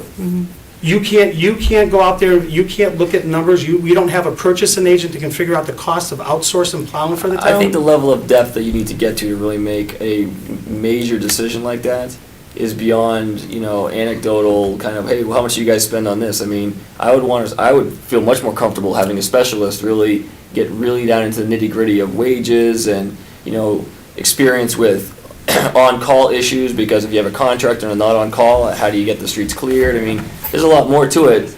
And I don't think there is, and that's where I disagree with you. Well, that's because- why I'm in municipal administration. all right, so obviously, is there a will on the board to spend any money on DPW design, DPW objects down there, anything? Questions? Or are we back down to being paralyzed? I think we're back down to what Stephen recommended, aren't we? You had No, said, we're not. well, I mean, we moved away from it. I have no idea where we are. Okay. I have no idea. Marie, I've got to say that, we've had a good discussion here, but, I mean, this $1 million doesn't seem associated with an overall plan. I mean, that seems like the craziest way to spend $1 million that I've seen so far. I Well, mean, do people feel comfortable spending money on the salt shed? Do you feel it's a worthwhile project, the fuel tanks? Or you want design? Fuel tanks are okay, Oh, there's just the pumps. the pumps, the fuel pump- pumps. Fuel tanks are okay. Oh, okay. They are. It's They're okay. being. That's true. It's- Electronically monitored. Like I said, to some extent, the request has served its purpose and stimulated discussion. I was hoping for some clear direction on a next step in the DPW facility. Evidently, that is not forthcoming. Does anyone have a recommendation on the next step on something that will go on the capital plan to move this project forward? Besides looking at outsourcing plowing. I mean, I'll say I'm supportive of looking into outsourcing plowing. What's wrong with The that? issue was the discussion that of crazy? DPW facility. Well, I mean, as Paul Okay. points out, I mean, the issues are connected. I mean, and I think that was the premise behind the warrant article that this board supported last fall, which was, let's look at what the DPW needs to be doing. That mission ought to drive what the facility ought to look like. This board did not support it, and that was the problem. No, I think we voted for it. We voted for it, but was not supported on floor. Well, I And mean, it was on the recommendation of members of this board, it was voted down. So we are now back